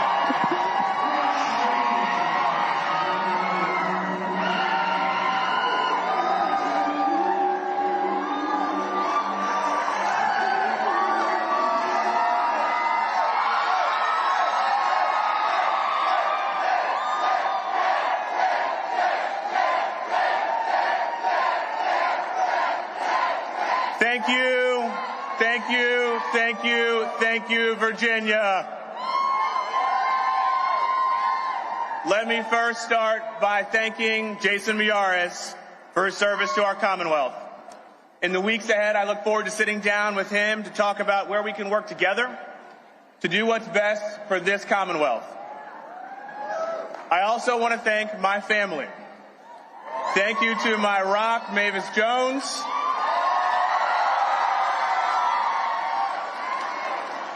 I would not be standing here tonight without her. And to Charles and baby Zachary, who should be asleep, please know that your father loves you with everything that I have. To my campaign manager, Rachel, and the entire campaign team, the best campaign team in politics, I say thank you. To everybody who knocked on doors, who helped get out the vote, who gave their time and their money and their effort to support this campaign. To everyone who didn't give up on this campaign, I say thank you. And to the folks who stood by us every single step of the way, Labor, we love you. To the environmental community, we love you too. And to the folks who want to protect abortion in this Commonwealth, we love you too. And I want to thank every Virginian tonight who's placed their trust in me. The weight of that trust is not lost on me at all, nor is the history that led us to this moment right here. My ancestors were slaves. My grandfather was a civil rights pioneer who braved Jim Crow. My father, my mother, my uncles, my aunts endured segregation, all so that I could stand here before you today. My father was one of the first to integrate classrooms in Norfolk, Virginia. Even as the Attorney General of Virginia tried to shut those same schools down. I know that I walk in the footsteps of those generations before me who fought and bled to guarantee the freedoms that we have in this democracy right now. And I know that it's because of all of them and all of you tonight that I am honored and ready to be your next Attorney General of Virginia.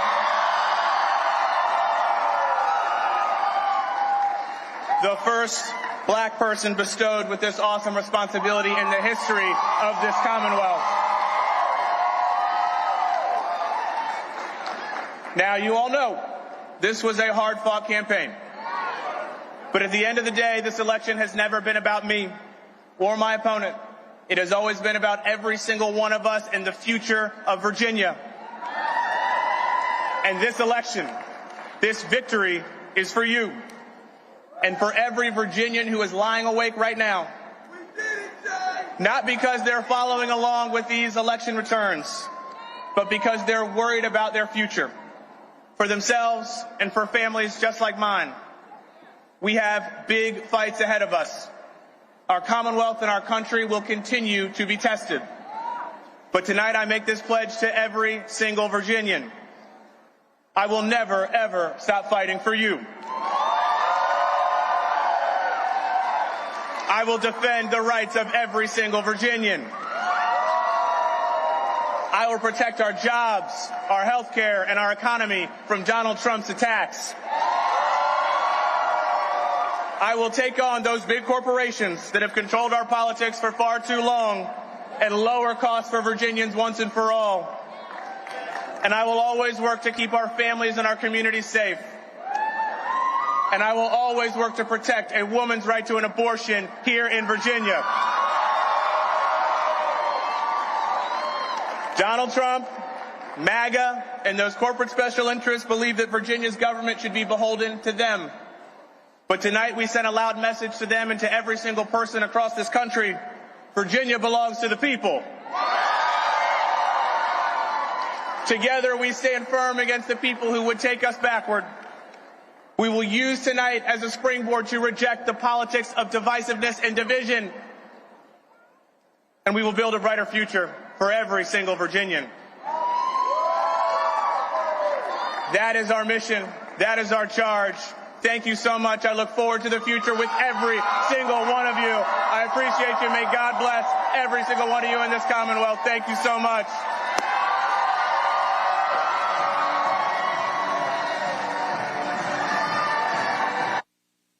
Hi, y'all. Jay Jones, first black attorney general in Virginia. I think Jay Jones should have walked out there and literally just, channeled Della Reese from Harlem Nights. Kiss my entire ass. Because it's a bunch of folk, if I'm him, I'm cussing out. Listen, for me, it would have been, first off, fuck your clique and the crew you claim. And I would have named names from the first 2 minutes down, from the first donor that walked to the first endorsee that walked back, and then said, listen, have fun dealing with me for the next 4 years. I take that back. Another one should have. I'm Jay Jones, man. Right. I mean,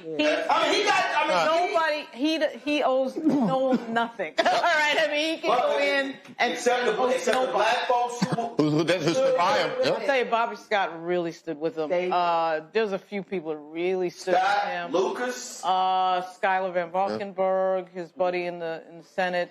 But Bobby gets a big high five. That's right. I mean, it's amazing. You find out, it's like the Liz Taylor quote about you find out who your friends are in a crisis. Yep. And he just found out big time who his friends are, because that was crazy. Okay. I mean, mistakes are made during campaigns all of the time. People make mistakes.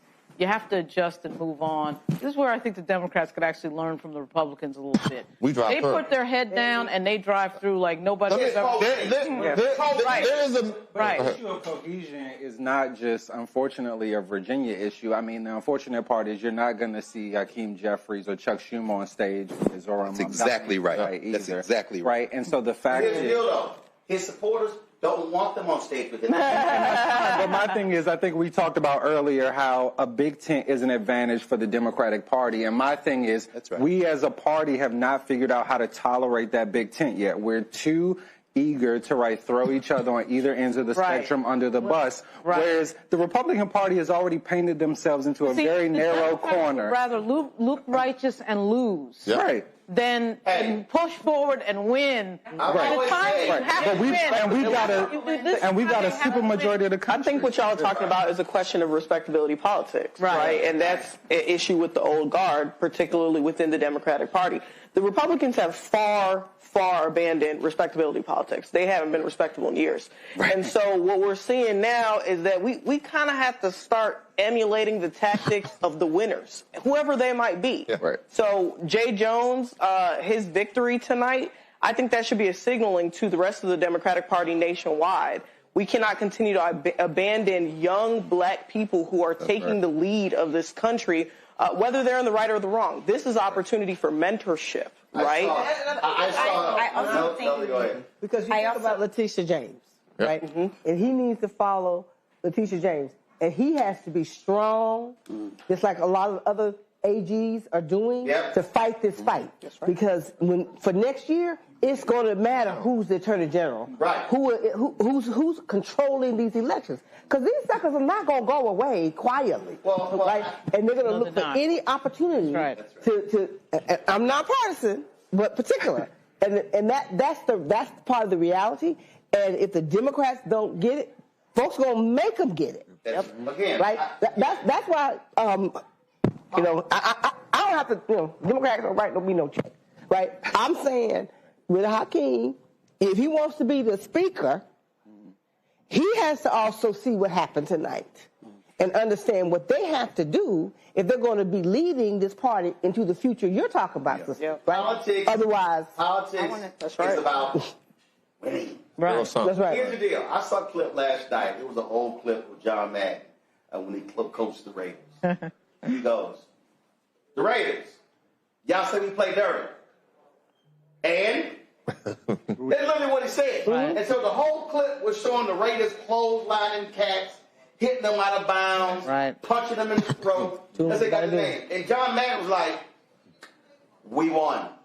Now, you can sit here and say, let's play nice, let's do the right thing. I have said this for the longest. Democrats are playing a political game with a set of rules, and the other side doesn't even pay attention to them.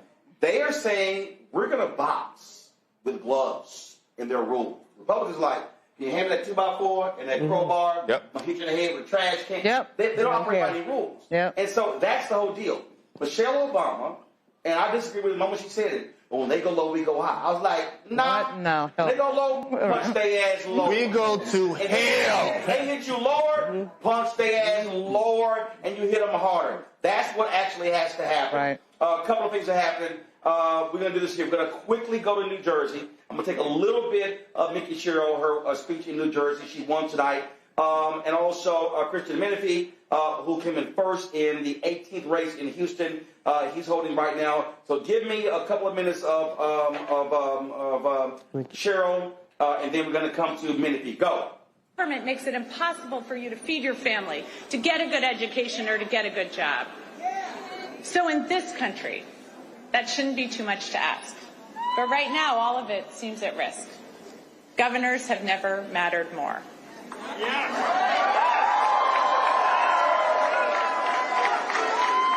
And in this state, I am determined to build prosperity for all of our citizens.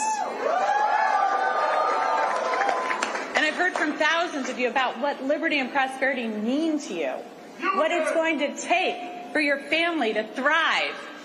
So I hear you, Newark. I'm going to work with communities from the ground up so all of our neighbors thrive.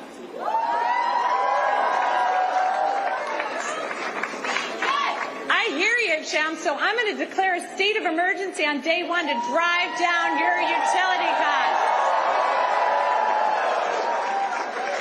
I hear you, Westfield, so I'm going to make sure our kids are safe online and schools have the resources they need to address the mental health crisis. I hear you, Jersey City, so I'm going to hold government accountable, balancing individual liberty with collective responsibility, ensuring people are safe, healthy, educated, and free to pursue their dreams. I hear you, New Jersey. Good government doesn't just manage problems, it solves them.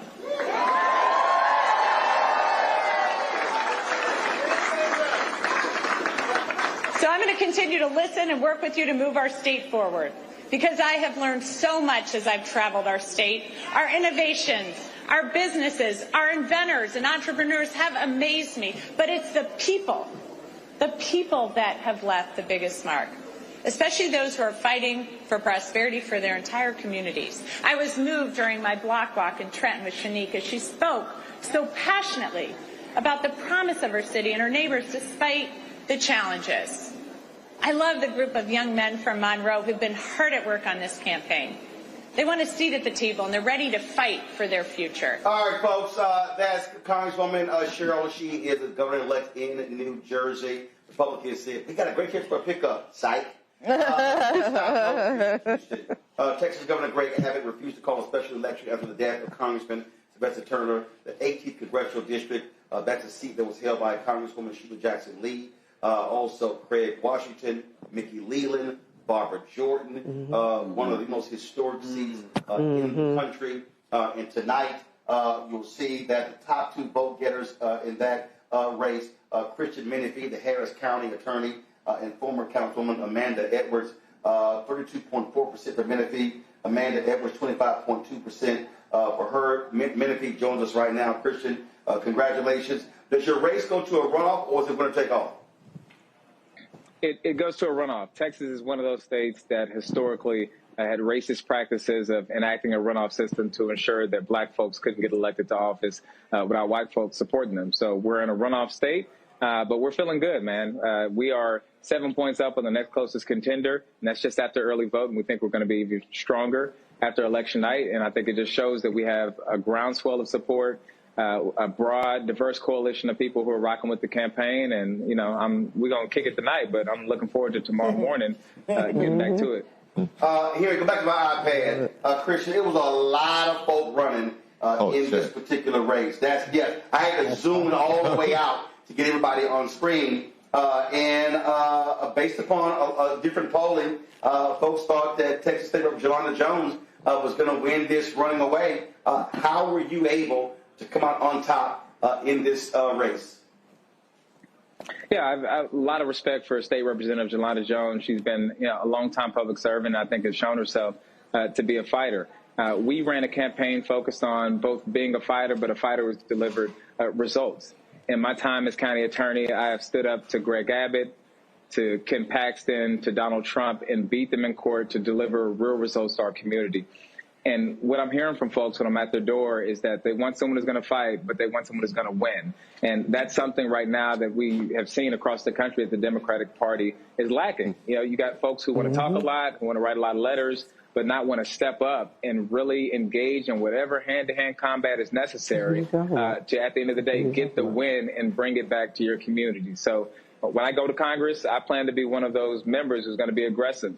Either serving on the oversight committee or whatever avenue that's available to me to hold Trump accountable, to bring wins back to my communities, and to bring a backbone to the Democratic Party. When is the runoff? What's the date?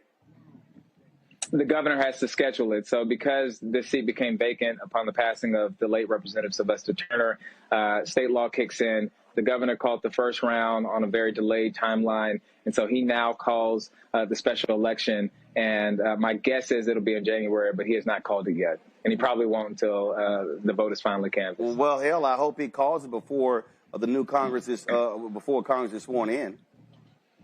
Look, I mean, if he doesn't, you can bet every. Oh, we lost his feed there. Well, again, let me know when we get Menifee back. We'd love to hear that particular answer. Also holding right now, Cliff Albright. He's a co-founder of BlackVotesMatter. Cliff, always glad to have you on the show. We had Latasha earlier. Just your thoughts on what you saw tonight. Yeah, thanks for having me, Roland. And hey to everybody that's in the room. See, you got my sister Melanie, my nephew. All right, actually, Marcus in there. Cliff, hold on 1 second. We got Menifee back. I want him to finish that comment before I come back to you. Okay. Christian, go ahead. You were finished making your comment about what you plan to do if the governor delays calling this runoff.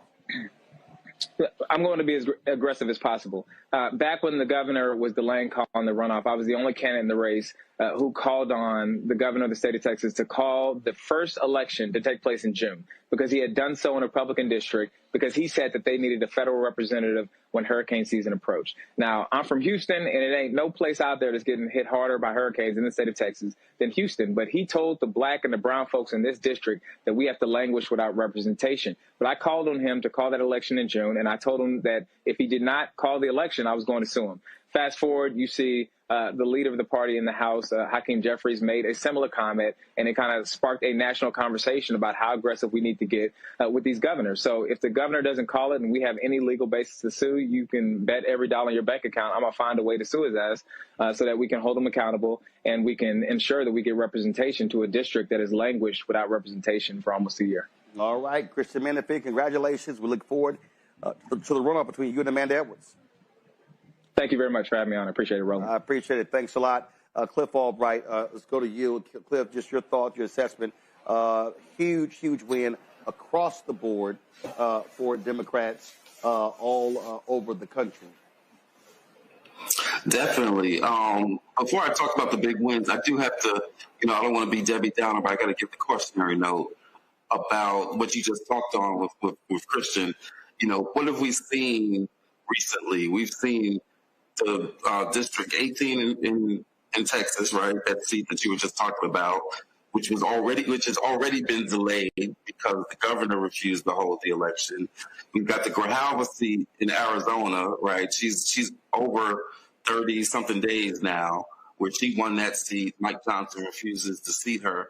And so while we celebrate these electoral victories that we're having tonight, we still got to be clear-minded about the threats that we're facing, right? That we've got some folks who out of their own mouths are saying they no longer believe in democracy, right? That say, oh, this isn't a democracy, it's a republic. And, so anyway, I just want to give that cautionary note before we talk about the actual electoral wins. Your banner at the bottom says Black Votes Matter. And I think that's part of the story that we're seeing tonight, right? We're seeing historic wins, and we're seeing them in places where Black voters have been a big part of the story. This win, these two PSC races in Georgia, I don't know if y'all talked about it already, but these two huge Public Service Commission wins in Georgia, statewide races for districts that really should not be statewide districts, right? That's a whole story in and of itself. But in spite of that, we're seeing these two huge wins. I mean, not even close. These aren't like 51-49, 52-48. Like they're looking at like 60% of the vote, above 60% in both of these districts. Black voters got a lot to do with that. But you also got to look at, like, even in Virginia, like we know what happened with the statewide races, but they're looking at, I think they may have won like 11 extra seats or something crazy like that in Virginia. Some of those are in the Hampton Roads area of Virginia, a part of the state that doesn't get a whole lot of electoral attention. But you got a significant Black population. I'm talking about places like Hampton, Virginia Beach, Norfolk, down in that area. And you saw some major victories there. And in Central Virginia, you got 3 Black women that have won legislative seats. And so that doesn't happen without large Black turnout. So you got to look at not just the results, but look at the role that Black voters have played in these results. And I'd be remiss if I don't mention Mississippi, where you also see some special elections because of the Voting Rights Act. And I don't know what the final count is, but there's a possibility that enough of those seats in Mississippi, we're talking about Mississippi, y'all, right, where enough seats may have been won there to break the supermajority that Republicans have had there. Right. Black voters in the middle of all of this. Also, you're the Democratic incumbent for mayor in Cincinnati, beat J.D. Vance's half-brother, Corey Bowman, so in a blowout. The trifling swimmer, Riley Gaines, who only gained popularity because of swimming against someone who was transgender, she tweeted 25 minutes ago, "We've got a lot of work to do to make sure midterms aren't a disaster." I said, "Oh, trust me, Riley, you'll be able to swim in Magateers this time next year." Yes, I am King Petty. Yes, I am. And again, the thing here, I really do believe, Cliff, that when you pull these things together, I think what you saw was, one, all these polls kept talking about how awful Democrats' polling was nationally. That's because they were so fixated on Washington, D.C. I think what you're seeing are folks who are saying, we're not taking our cues from Washington, D.C. The people who should really be concerned tonight are these trifling-ass white Democratic strategists. Because what's going to happen after tonight, you're going to see a whole bunch of folks have any sense. They will say F you to the strategists by saying, you're stupid, normal, centrist. Let's appeal to the white suburban women. Don't go after the base voters. Let's have these generic, lackluster, warm milk-ass proposals as opposed to being smart, being aggressive, being real, being authentic. To me, that is, I think, what you're also going to see. And so I'm going to be trashing those high-paid assholes a lot over the next few days. Yeah. Yeah, but what you're going to see them doing, and this is why when you were talking earlier, I had a friendly amendment to what you were saying when you were talking about how the Democrats need to tell a story about this spectrum of candidates, right? The reality is this. They won't hesitate at all to talk about Cheryl and Spanberger and some of the moderate candidates. You don't have to worry about whether they're going to talk about them. But what's going to happen is that they're going to bury the story around Mondani. They could act like you don't even exist. Like New York, what? Never heard of it, right? Any progressive candidate or the role of any progressive voters, like black voters in some of these elections, you're going to ignore that. So they've always got a wide open tent as long as that tent is only for like center right within the party. But they are constantly trying to ignore the role of either progressive candidates or like what you just said, a progressive base. And so part of what we've got to do and why your show and this forum is so important is we've got to tell a story about black voters. We've got to make sure that they see that this election wasn't about the triumph of moderation, the triumph of democratic mediocrity, right? But that this is a story about a base that made itself heard, about a base that wants to see more progressive policies, a base that wants to see a focus on affordability, a base that wants to see people that are willing to fight back. Like, we've got to tell the story of the importance of black voters, or else those same consultants that you talked about, they're going to continue to do their thing and shape the narrative that they want to shape, and then attract the money that goes with that narrative. And our communities will find themselves under-resourced in spite of the victories that we just had. We are one of the few communities we're always in a situation where we're damned if we do, we're damned if we don't. If we lose an election, they look at us and try to blame us, right? If we win an election because of our enthusiasm and turnout, they try to act like it didn't exist and that it was really just because white folks, Trump voters, just basically flipped. So in either situation, we get ignored and then we don't get the investment that we need to go into the next cycle. Well, that's why I think what the responsibility of black organizations and activists and others is to say, we're not going to let y'all define the terms of victory. And what I've said, for every CBC member that's come on, I said this directly to Senator Raphael Warnock. I said it to Jeffries. I said it to Schumer. I said it to Ken Martin. Y'all asses are going to have to cut some bigger checks. You're going to spend more time, more resources. You're going to stop expecting black folks to volunteer and not pay them on campaigns, because the fact of the matter is this here. They are going to need a massive black turnout in the black belt of North Carolina for Roy Cooper to win next year. They're going to have to need a massive black turnout in Georgia for Ossoff to win next year. If Ken Paxton is the nominee in Texas and Congresswoman Jasmine Crockett is a Democratic nominee, they're going to need a massive turnout of black folks in Texas. And so this is where we've got to tell these black politicians, stop being weak, stop being soft, stop being afraid, and they got to be willing to walk into those rooms and throw down. And I'm telling you right now, I'm already making it perfectly clear. House Majority PAC, Senate Majority PAC, Future Forward, all y'all PACs, I'm telling you right now, I'm going to be putting your names and your faces on the air if you're not returning phone calls and emails. Because, see, we ain't going to play this game again that they always playing. And so, again, this is where black folks, we ain't waiting until September and October to say, hey, what's up? We got to be calling folks out Wednesday and Thursday. And next month in January, because that's what it's going to take, because there's a massive effort by MAGA to defund black America. And so tonight was black folks playing offense, not defense. And we gotta run up the score next year as well to send the biggest signal possible that if y'all want to sit here and you want to F with our future, we got something to say about it. That's what's up. And we're ready to do the work, but we can't do it with no budget. And that's just real talk, right? And so, again, thank you for everything that you do, for telling our stories, for shaping the narrative, for highlighting the organizations and the organizers that do this work, and for highlighting our issues. Because at the end of the day, that's how we get the turnout, is by focusing on the issues that impact our communities, right? I was out today on Election Day here in Georgia. I was at the AUC, the University Center. We had some students marching from Morris Brown, Morehouse, Spelman, Clark, marching to go vote. And they weren't marching just because somebody died for them to vote, right? They were marching because they recognized that our issues are on the ballot. They recognized that their utility bills were on the ballot. That's what we use to talk to folks, to get them motivated to vote in something that's not a sexy election. Who sits around the kitchen table talking about the Public Service Commission? But we had to connect it to the issues that people are dealing with on a daily basis. Yep. When we do that, and when we got the resources to tell that story, our folks show up and show out. That's what happened today. Cliff Albright, I appreciate it, brother. Thanks a lot. Thank you. Michael Brown, your final comment before I bring in Tiffany Lofton.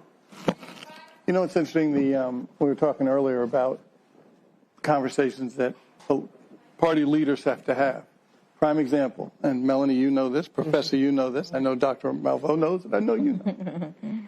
When there were a whole host of folks running for president on the Democratic side in 1992, you had serious Democratic candidates that could all raise a lot of money, from Rockefeller to Gephardt, you name it. My father was chair. He said to Bill Clinton, do you want to be right or do you want to win? And Bill Clinton was the only one that said, I want to win. Gephardt said, we got to bring everybody to the table, make sure everybody's coming. And he said to the governor at the time, we're going to give a whole lot of money to black folks in the street. I'm just telling you what the rules are going to be, so don't come saying, we need more money in the Bible Belt, or we need more money here. The money was spread everywhere, but black folks got money. Black contractors, black pollsters, as you know, black organizations. That's how you won Georgia. Exactly. I was there. That's what you were talking about earlier, not to be afraid. Thank goodness my father wasn't afraid to say that to white men, especially at that time called Reagan Democrats. And those Reagan Democrats, should we go after them? Should we leave them alone? No, we'll definitely campaign, but let's make sure we take care of our folks. And this also was this is the DOC fault. And again, these two reports that came out, this is the next version of the DOC. That's right. They're trying to bring back again because they want to push this whole thing of, citrus. Right. Again, that only works in certain places. It doesn't work everywhere. And next year is not a presidential race. Next year, a series of statewide races. U.S. Senate, statewide. Congressional is 710,000, every 50,000 people. Those are individual races. So you've got to be looking at those races a lot different. Folks, we got lots more to talk about. We're going to go to a break right now. We come back. Tiffany Lofton, United States Student Association, going to be joining us, sharing her thoughts and perspective on this. We're going to be hearing from Glenda Carr with Higher Heights as well. Folks, y'all watching the Black Political Show tonight. The Mother Networks, y'all know, y'all gonna like crane your neck to see black people. You don't have to do it on this show. We'll be right back, right here, Roland Martin Unfiltered on the Black Star Network.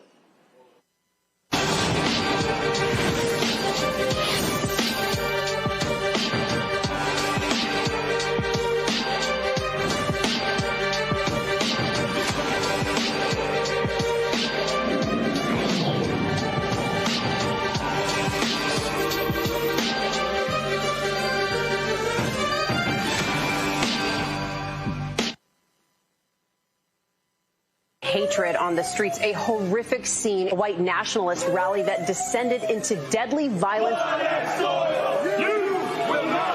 White people are losing their damn minds. as an angry pro-Trump mob storms the U.S. Capitol. We're about to see the rise of what I call white minority resistance. We have seen white folks in this country who simply cannot tolerate black folks voting. I think what we're seeing is the inevitable result of violent denial. This is part of American history. Every time that people of color have made progress, whether real or symbolic, there has been what Carol Anderson at Emory University calls white rage as a backlash. This is the rise of the Proud Boys and the Boogaloo Boys. America, there's going to be more of this. Here's all the Proud Boys, guys. This country is getting increasingly racist in its behaviors and its attitudes because of the fear of white people. The fear that they're taking our jobs, they're taking our resources, they're taking our women. This is white fear.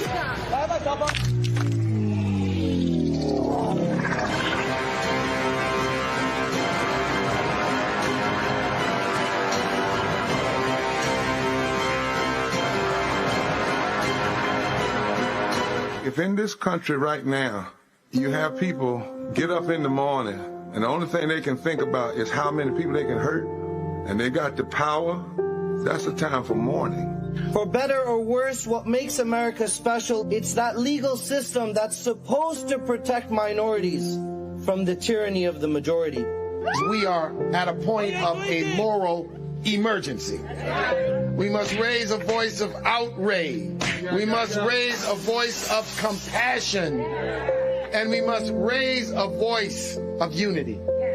We are not in a crisis of party versus party. We are in a crisis of civilization, a human rights crisis, and a crisis of democracy itself. And guess what? You've been chosen to make sure that those that would destroy, those that would hate, don't have the final say, and they don't ultimately win. They said the quiet part out loud. Black votes are a threat, so they erased them. After the Supreme Court gutted the Voting Rights Act in 2013, Republican legislatures moved fast. New voter ID laws, polling place shutdowns, purges of black voters from the rolls. Trump's Justice Department didn't stop it. They joined in. In 2018, his DOJ backed Ohio's voter purge system, a scheme that disproportionately erased black voters. Their goal, erase black votes and political power. Yeah, that happened. These are the kinds of stories that we cover every day on Roland Martin Unfiltered. Subscribe on YouTube and download the Black Star Network app. Support fact-based independent journalism that centers African Americans and the issues that matter to our community.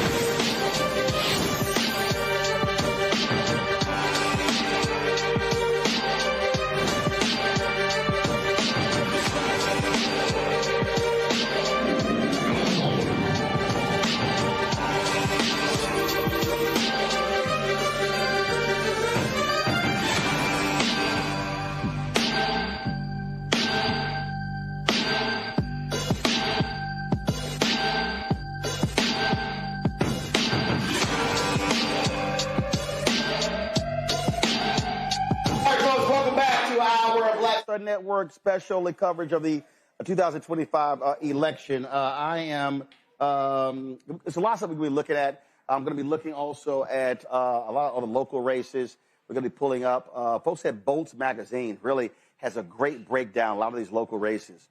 But I want to go to here. This is actually a poll right here. The Washington Post, ABC News, Ipsos poll. Cash-strapped Americans signal rising costs could be Trump's midterm headache. Share who say they blame Trump for the current rate of inflation. All adults, 59%. Democrats, 92%. Independent, others, 66%. Republicans, 20%. Here's the deal. He ran on these issues. He ran talking about these points here, and now he's coming back on them. Here's what he did. Tiffany Lofton, Donald Trump kept saying, I'm going to fix it day one. Well, it's been 10 months. And again, now that you're sitting in the seat, you're not going to get the blame, or you're going to get the credit. And he keeps going on TV lying, saying that, oh, no, prices are down, everything is down. Lying, just flat out lying. When Fox News are telling the truth, you know something is going wrong. And I do believe, and I really hope that, and we saw all these polls talking about how these young voters, Gen Z, becoming more conservative, especially these young white men. And I really hope that all these young folks who voted for Trump in 2024 now realize, damn, we got played. Well, I'm trying to figure out in that poll that you just put up who the Republicans think is responsible to blame for the prices going up and what's going on. Biden. So, yeah, of course, Biden and Obama, right? And you, like, they're just trying to figure out and point at people. They're just trying to figure out and point at people on who to blame. And so I'm trying to figure out where the other 92% is looking at and what they are looking at, what they're paying attention to. White young boys have always been more conservative. Students of color, young people, educated folks, black young women, millennials, women of color, et cetera, have always been on the right side of history when it comes to the majority of midterm elections, presidential elections. And we've seen the trends of young people go up. Every year I come to this show and we have an election and people say, not here, but people on Fox News and MSNBC and CNN and everything, where are the young people? Where are the young people? Where are the young people? And then the results always come out by Circle, by Tufts, and they say young people have turned out in record numbers. So I'm tired of us asking that question of where they are. Roland, you always invite me to the show, and I always talk about organizing, as you know, and I was just here back in March where your incredible audience and this entire team supported our National Grassroots Legislative Conference and raised over $107,000 from 2,000 small donors who were watching your show to build an organization to move power. And so when you ask the question, who are they listening to and who are they responding to? My question is always going to be in response to that. How are we organizing these young folks on the ground? It's not just communications. It is not just messaging. They have to have organizations where they can live, not just political homes. We got enough political homes. Everybody here in this circle is a part of a political home.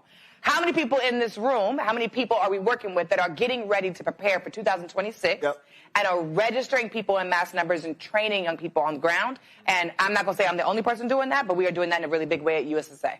The first, what I kept saying this, and people, everybody who was here election night last year, I said then. That was a lot of fun. I kept saying, I remember that. I need folks to stop focusing on 28 and stop focusing on 26.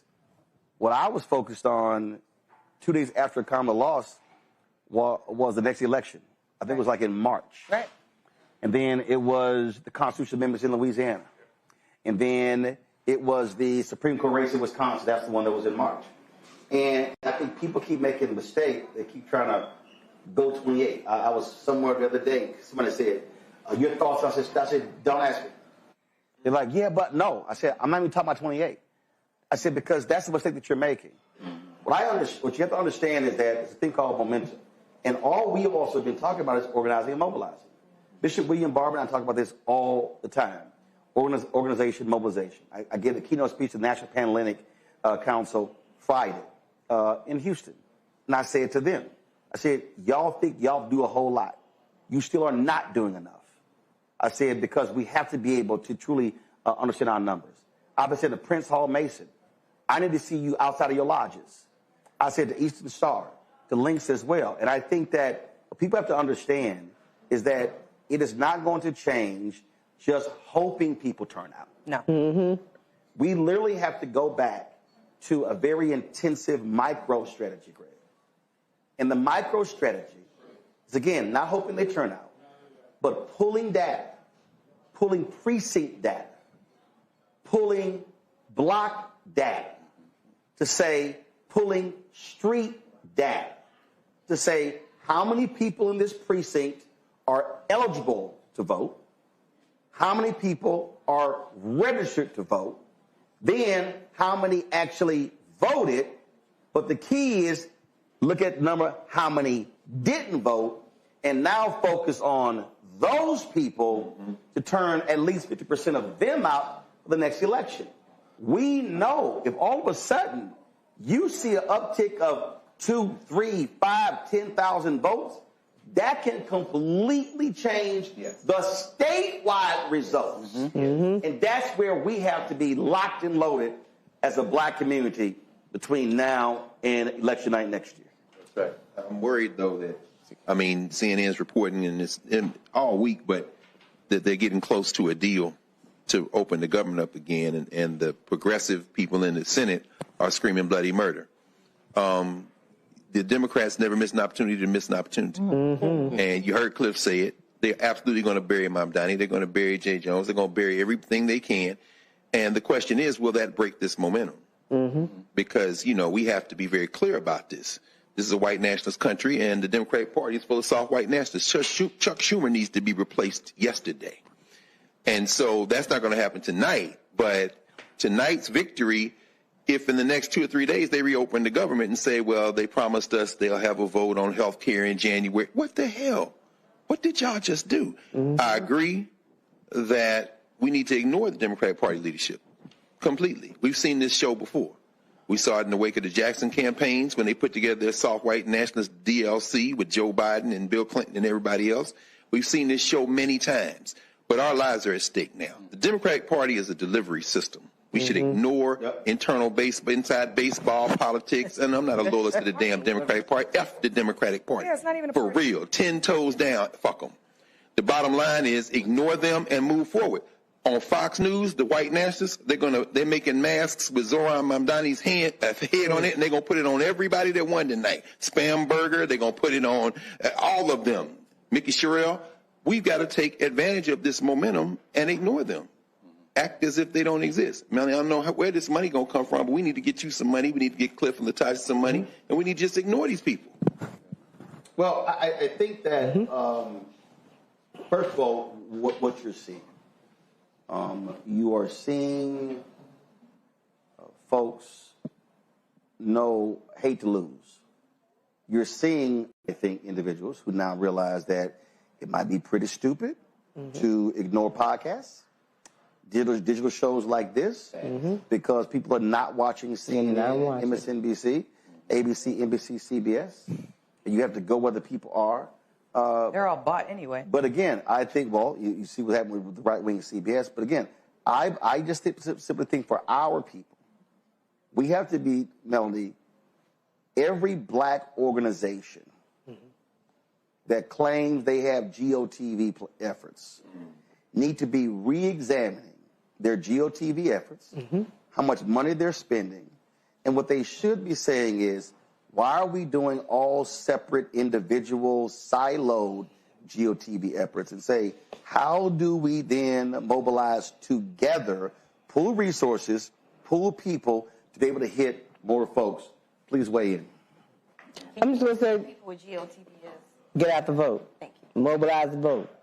Show up. They know what that is. Yeah. Well, I think that's not true, because some of my people didn't even know elections were happening right now. Well, that's the people in Kentucky. That's the people in Kentucky who were calling the state saying, "Hey, what time the polls open?" They were like, "We don't vote this year."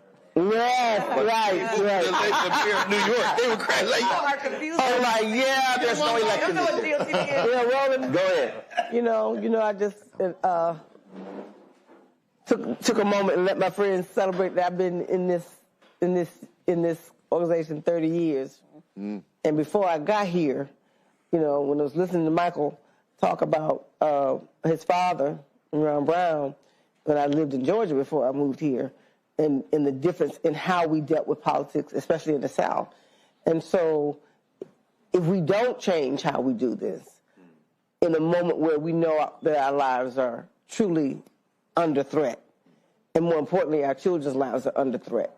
You know, my generation will be okay, and the ones behind, the older than me, will be okay. But our kids won't be okay because you have the kinds of attacks that are going on. That's why, you know, in this moment, I'm really excited about what happened for the moment, but knowing that tomorrow those same people are not going to stop. No, they're not going to stop because they had a bump on the road.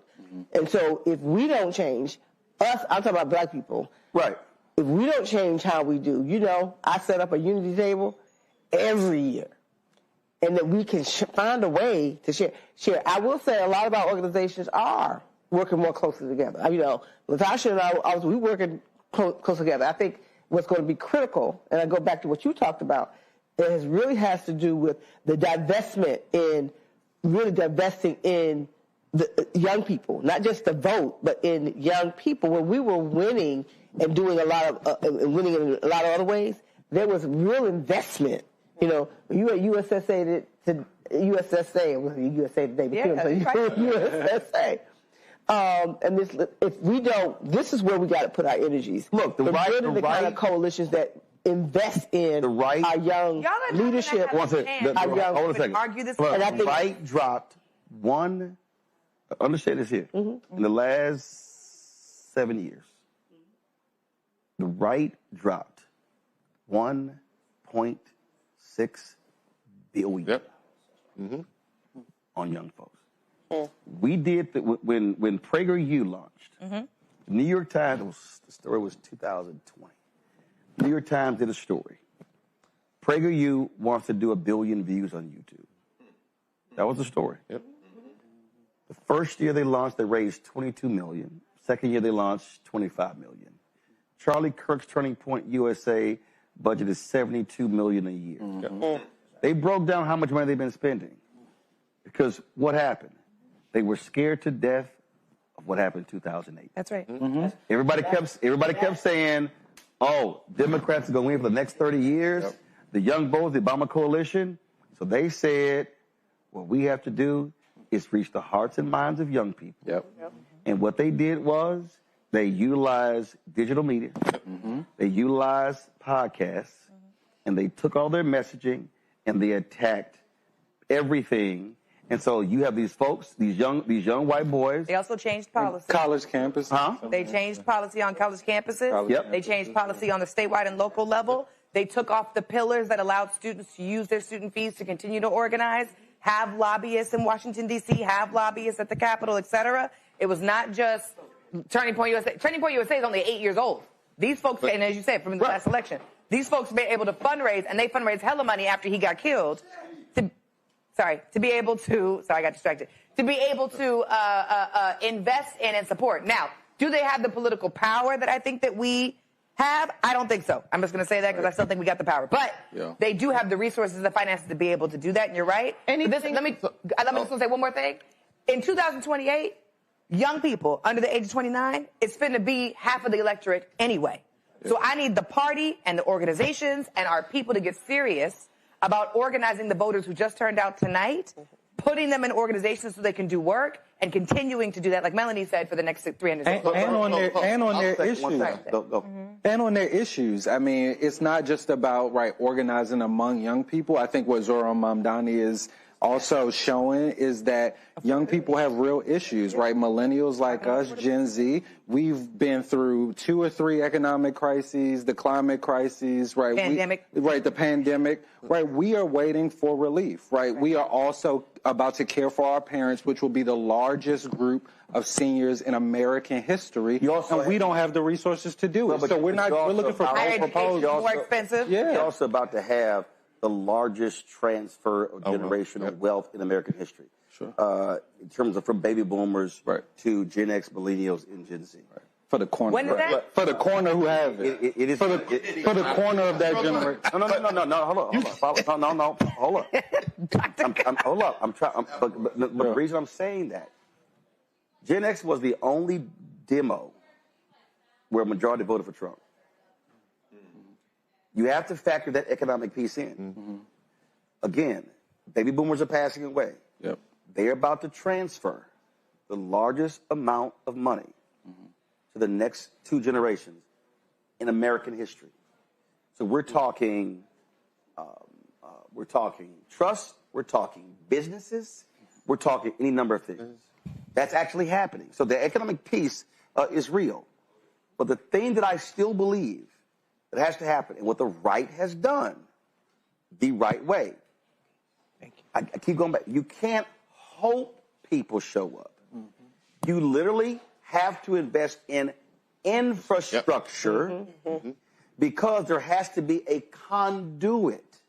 So if you take where you're building, again, and I'm going to use Turning Point as an example, when you're creating Turning Point chapters, you're creating a conduit to organize.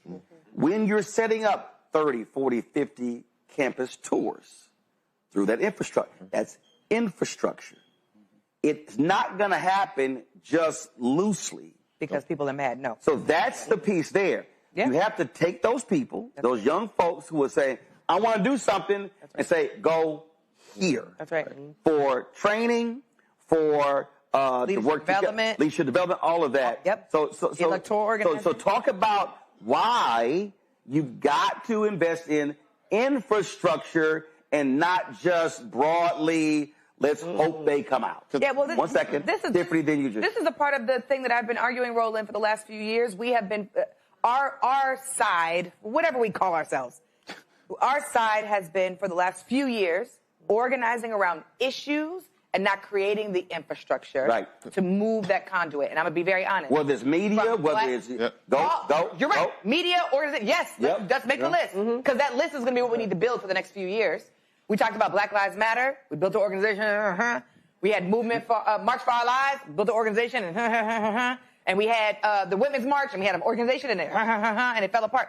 We need to have an organization, a conduit, like you said, where we have constant development of new leaders who are then the folks who take over our jobs, who run for office, who then build media, like you said, who are able to do all the data and the research, who are able to be the poll workers, who are able to be the staffers for these candidates who are running for office and run these electoral issue and candidate campaigns. We need to be able to have all of those pieces. But if we can't find those people because we're not operating like a party, we can't find those people because we don't have the funding and the resources, we can't find those people because we're deciding that we're not in the party, we're actually only supporting 85-year-old Nancy Pelosi and Chuck Schumer and Hakeem Jeffries, then we are not actually, we don't want to win, period. We don't want to win. So what I'm building at USSA is simple. We are building the conduit. We are turning 80 years old next year. We did have a little bit of a hiatus. I wasn't a part of that. So I said, we need to have, I'm just being honest, it wasn't me. I was at the NAACP. We need, and I built there too. So we need to, thank you, Mark. So we need to have an organization where leadership development happens and these young people can get the experience and the training and the practice and, most importantly for me, the community of relationships to then be able to move the party forward. 1 second, I'm going to go to you. 1 second, I'm going to go to Eugene. No, let me go live to Brittany. Brittany Noble, guys, if you tell me to go to Brittany and now you tell me to hold on, okay, fine, get her ready. But don't tell me we need to go to her in the next 30 minutes before they got to get kicked out. Get them ready. Eugene, go make your point. All right, so a couple points. The thing is, this was the right built over the last decade and a half. I'm going back to 2010. They built an ecosystem. It wasn't one organization, it wasn't two, it was an ecosystem. So I'm gonna lay out something here, okay? I'm a well-funded ecosystem. Exactly, it's money. So listen, Charlie Kirk millions of dollars. In 2011, 2012, I'm at Bowie State University, all right? At the time, I'm running a Students for Liberty organization, which was nonpartisan, just libertarian-based principle. Right. I'm a YAL chapter president, which kind of backed on the Students for Liberty. Turn the Point approach us to say hell no. YAF approach us to hell no because we just weren't that conservative and whatnot. At the time, I also owned the Bulldog Collegian, which was at the time the only active student newspaper on campus. I broke a story about how Bowie had handled the health insurance program at the time, which went from $50 to about $750. I broke the story.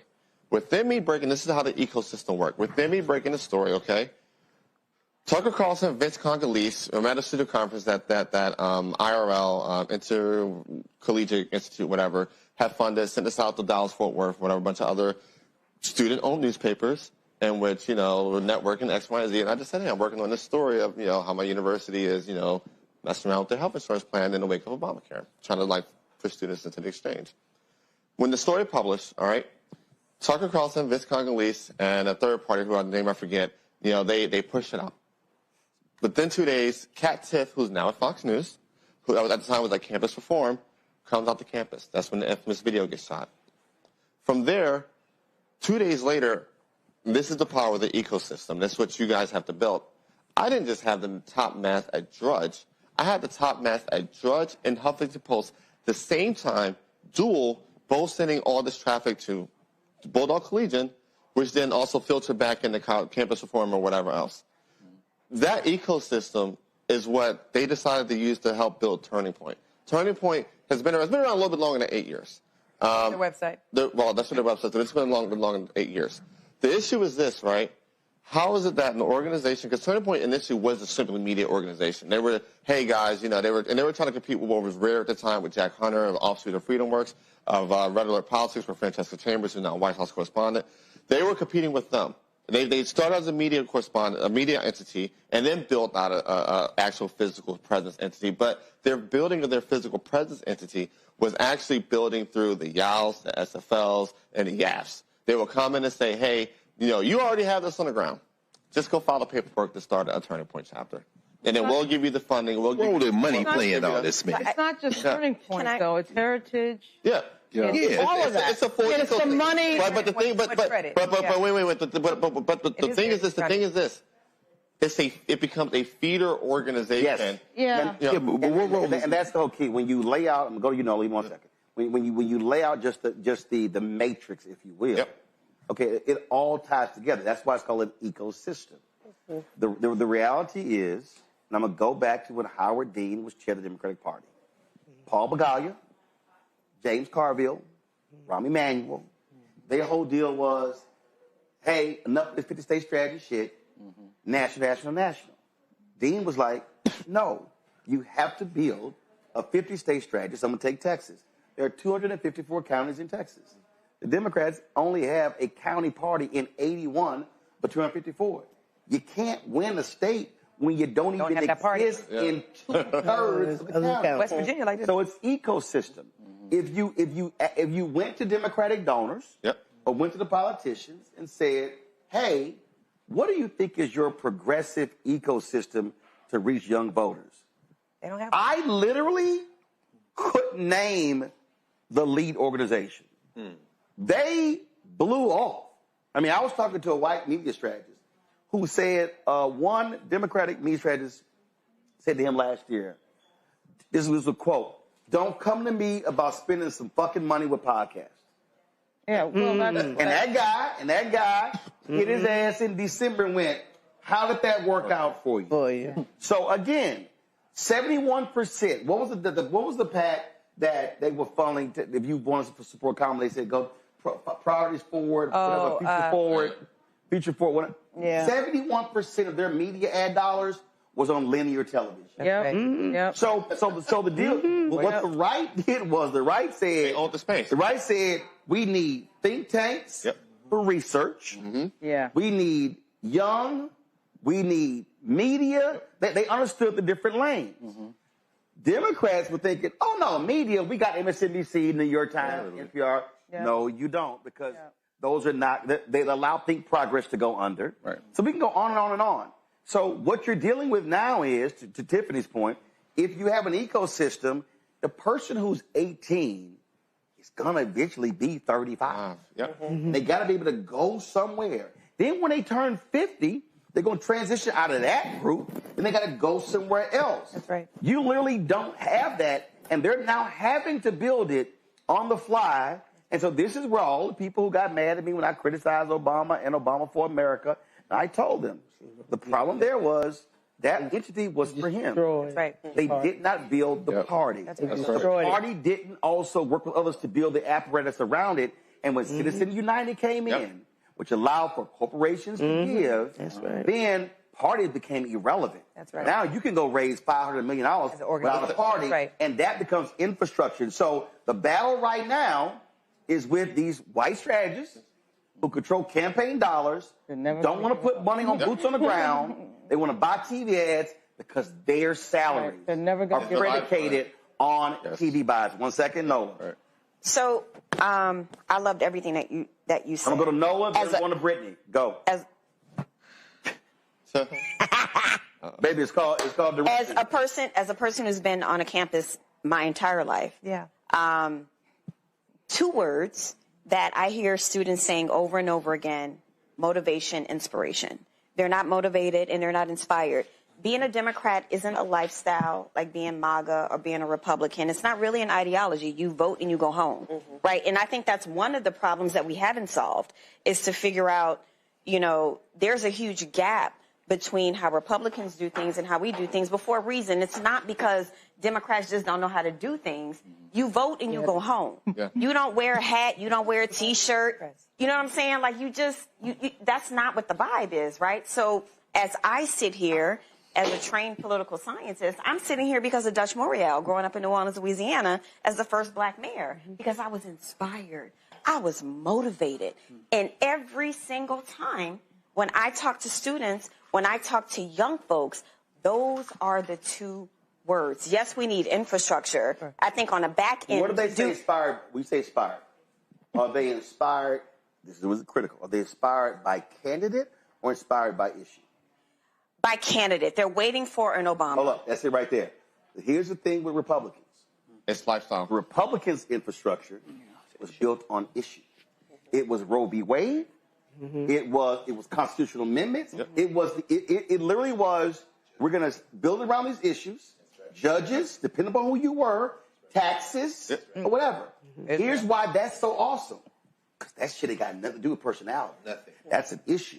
The greatest mistake for young people who are progressive is to be focused on personality. But you can't call it a mistake. That's how they feel. No. But what about when they go to a concert and they spend their money, it is a person. What about Trump and Charlie Kirk? Yeah, we're talking about the biggest demagogue ever. Charlie Kirk did a whole organization. No. Remember. But that's not nothing. No, remember. Kirk was a personality who was speaking to issues. Let me ask you a question. What I'm saying. But issues. Charlie Kirk people on our side. Making a boogeyman. Charlemagne. Oh my God, I just said that to him in the studio. telling you. I said every time We're in a they clown show. They asked Charlemagne to We're go. in a damn clown show. That's what we're in. Okay. Wait. It's the counter boogeyman. It's not the issue. I said the same thing. I ran these words. Wait a minute, hold up. Let me even pick him. Let me explain why I'm saying it's. Since I wasn't able to finish my point. No, you're going to finish your point, but I want to explain to you why I'm saying it's issue. What they did was they said, this is what's happening to you. That's an actual issue.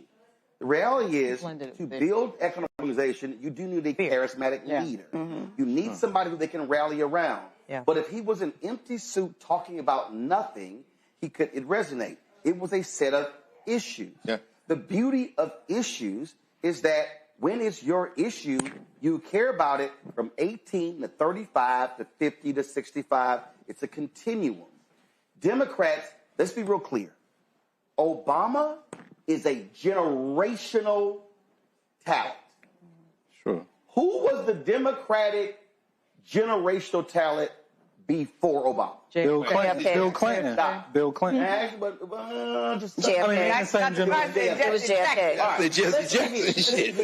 So Obama's 08. That's the first time I voted. Kennedy was when?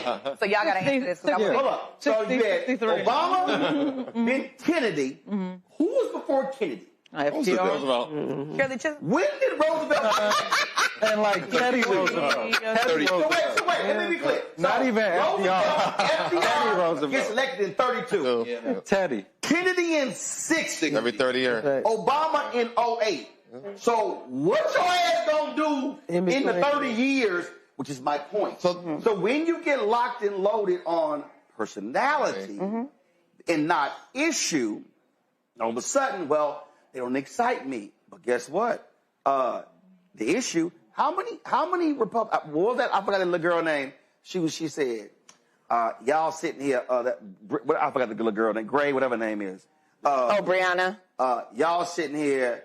The Supreme Court ain't that really important with Hillary running.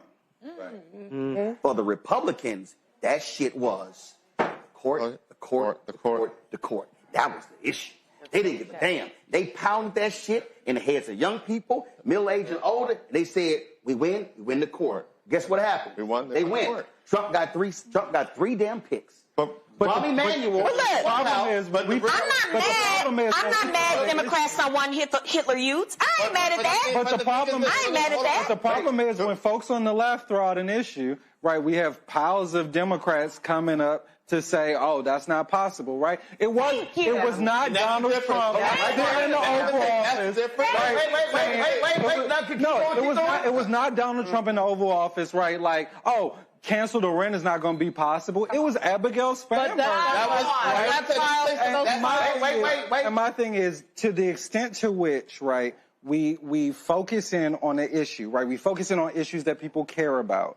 And then, right, we have this broad coalition that can't agree on what we're willing to fight for. That coalition is about corporate. Right. That's Wait.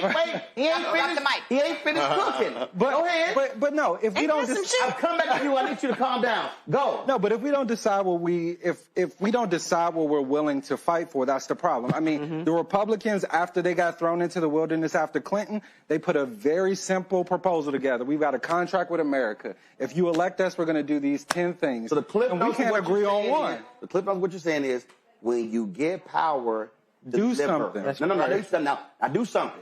Deliver. Well, they gotta So agree you can't come up with we can't. Right. And what Trump has just shown you is fuck the rule. That part. Forget Run them over. Yep. I don't give a damn. That's right. Like I always say, Democrats could be 2,000 yards from the line and say, "Hey, Mustafa, we can't get close to the line." They 2,000 yards away.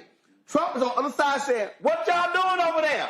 So what he has now shown, what he has now shown is the next Democratic candidate has to literally say, "Fuck the rules." And that is, and I'm serious. Filibuster out of Sorry. No, there's in order to win. Well, yes, I agree with everything you're saying, but there's one thing that I want to make sure our listeners are not missing, and there was something in front of that I think you said, which is really important.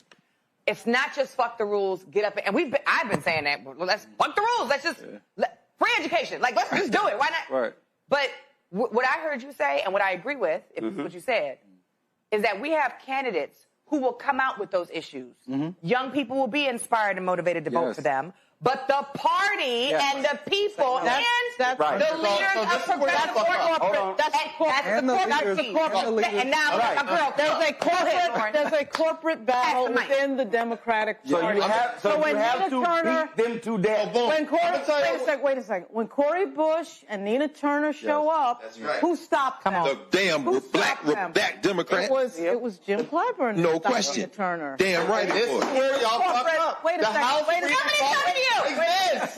second. The model was there. It is the corporate money in the party that is holding up these things. And that's why Schumer still hasn't said anything about Mamdani. He already won. That's why Mamdani is so scary. The only way to corporate money is to win and then say, we're going to go after you. And see what it takes. And here's the part. Hold on. I'm going to Brittany. Go. And here's the part where Democrats are like, okay, I'm looking at my Republican colleagues and they doing this and they doing that. And they're like, oh, okay. Well, why can't we make change and why can't we get paid too? Right? I won't off the speaker. Ain't nobody talking to you. Hold on. Come on, go. Keep going. Okay, don't stop my point. Damn. My point is, Jesus. Keep going. My point is... Take a pause. You're going to get cut. He do that. Keep going. I know, but it's disconcerting and it's bullying. No, come on. My point is, you have two different systems. You have two different types of people that vote different types of ways. And we're trying to say copy and paste. Well, the Republicans, okay, but Democrats aren't Republicans and Democrats aren't, vice versa. And so it's very challenging and convoluted for young people to understand that a politician will always vote as a politician. Unless they get replaced. A politician's goal is to be reelected, right? It's very challenging. Unless they get replaced. It's very challenging for young folks to understand that what you want from your politician isn't what your politician is going to deliver. Sorry, I love you. I don't want to shout out another candidate that we have not supported, that the party did not support, was Gary Chambers in Louisiana. He just said, me and Marcus hit it on the head. Got it. Hold on one second. Hold on, because they're going to be kicked down in a second. Brittany Noble. Literally about to run them out. So Brittany Noble is live in Richmond, Virginia. It is a huge night there in Virginia. Democrats sweeping statewide races, expanding their lead in the House. They now have a trifecta in Virginia. And so I know folks are getting drunk and having a great time tonight there in Richmond, Brittany. Well, they're having a great time, but voters who celebrated earlier tonight are leaving. You can see that it is quite empty here at the headquarters right now, but it was a very, very fun night. The party got started earlier with Abigail Spanberger when she took the stage to celebrate her win as the 75th governor-elect of Virginia. She's also the first female to serve in that role. Don Scott took the stage. He's the Speaker of the House of Delegates here tonight, and he said that the state sent a love letter to the world that Virginia is moving forward. Ghazla Hashami is the governor, is also celebrating. She's the first Muslim woman to achieve a statewide office, thank you, in the entire country. She said she ran for office because no one in this country should be made to feel like they are unwanted in their own community. And she promises to continue punching holes into darkness. Jay Jones will be the first black person to be the attorney general here in the Commonwealth. He says his ancestors were slaves, his family endured segregation, and he walks in the footsteps of so many generations that came before him. His campaign was undermined by the leak of text messages from 3 years ago about a joke about committing acts of violence against a Republican member of the State House of Delegates. Yet he was able to pull out 52% of the votes. Again, Spanberger is the first female governor of Virginia. She thanked her parents and she thanked her opponent. She is the wife and mom of 3. She's a congresswoman, 3-term congresswoman, former CIA officer. She campaigned on the growing anti-Trump energy across the country. Yep. Key to her platform are vows to lower living costs, protect women's health care rights, and to restore decency and stability. So I will send things back to you in the studio. For now, we're wrapping things up here at the Spanberger headquarters here in Richmond, Virginia. All right. Roland? Brittany, we appreciate it. Thank you so very much. Go to my iPad, Henry. We're waiting for results out of Prop 50 out of California. They already called it. What? Y'all, please relax. It's an exciting night. Thank you very much. Exciting. This from the LA Times. They showed this here, which I think is great. You want to know how major this vote was? They were showing that it was so many folks who were voting. Polls closed at 8. At 7 p.m. with the hour left, 38% of the county's 250 vote centers in LA had wait times of at least 46 minutes. See what happens when y'all let me host the show? I'm sharing stuff you didn't know. It said at 55 centers, the estimated wait time was more than an hour. Yep. Clearly, folks were energized by saying, all right, Texas, 7.3 million. Texas, y'all want to sit here and screw Gavin Newsom, made the right move. Everybody with me. 5 more seats. 5 more seats. Also, a little bit earlier, Kansas announced they're abandoning their gerrymandering efforts. They don't have the votes there. We still got to see whether Indiana initially said they didn't have the votes. I think he may be. Trust me. After the night, it's going to be supposed Maine rejected voter ID. They might Florida and Nebraska. Also had that. Virginia. First of all, let me do this here. It was a huge election. Retention rates, seats in Pennsylvania for the Supreme Court. MAGA wanted to take these 3 judges out because they were ruling positively for expanding voting opportunities. Guess what? Go to my iPad. All three win. All 3 of those Democratic justices in Pennsylvania win. That is a huge deal. I keep telling y'all, state Supreme Court races are critically important. Also, Republicans were doing all they could in Maine to screw voters there. And one of the things that they were doing in Maine, they tried to put it on the ballot for voter ID, ending early voting, and putting some other onerous rules in. Maine said, nah, we good, voted that bullshit down. And they also, Maine has yellow flag laws. They approved tonight red flag laws. So they beat back right-wing efforts there as well. Glenda Carr joins us right now, Higher Heights. Glenda, how are you doing? When we look at the numbers in New Jersey, in Virginia, we can't wait to see some of these local races. Black women showed up and showed out. I had this right-winger. Let me find his punk ass. I had this right-winger, this punk ass on Instagram.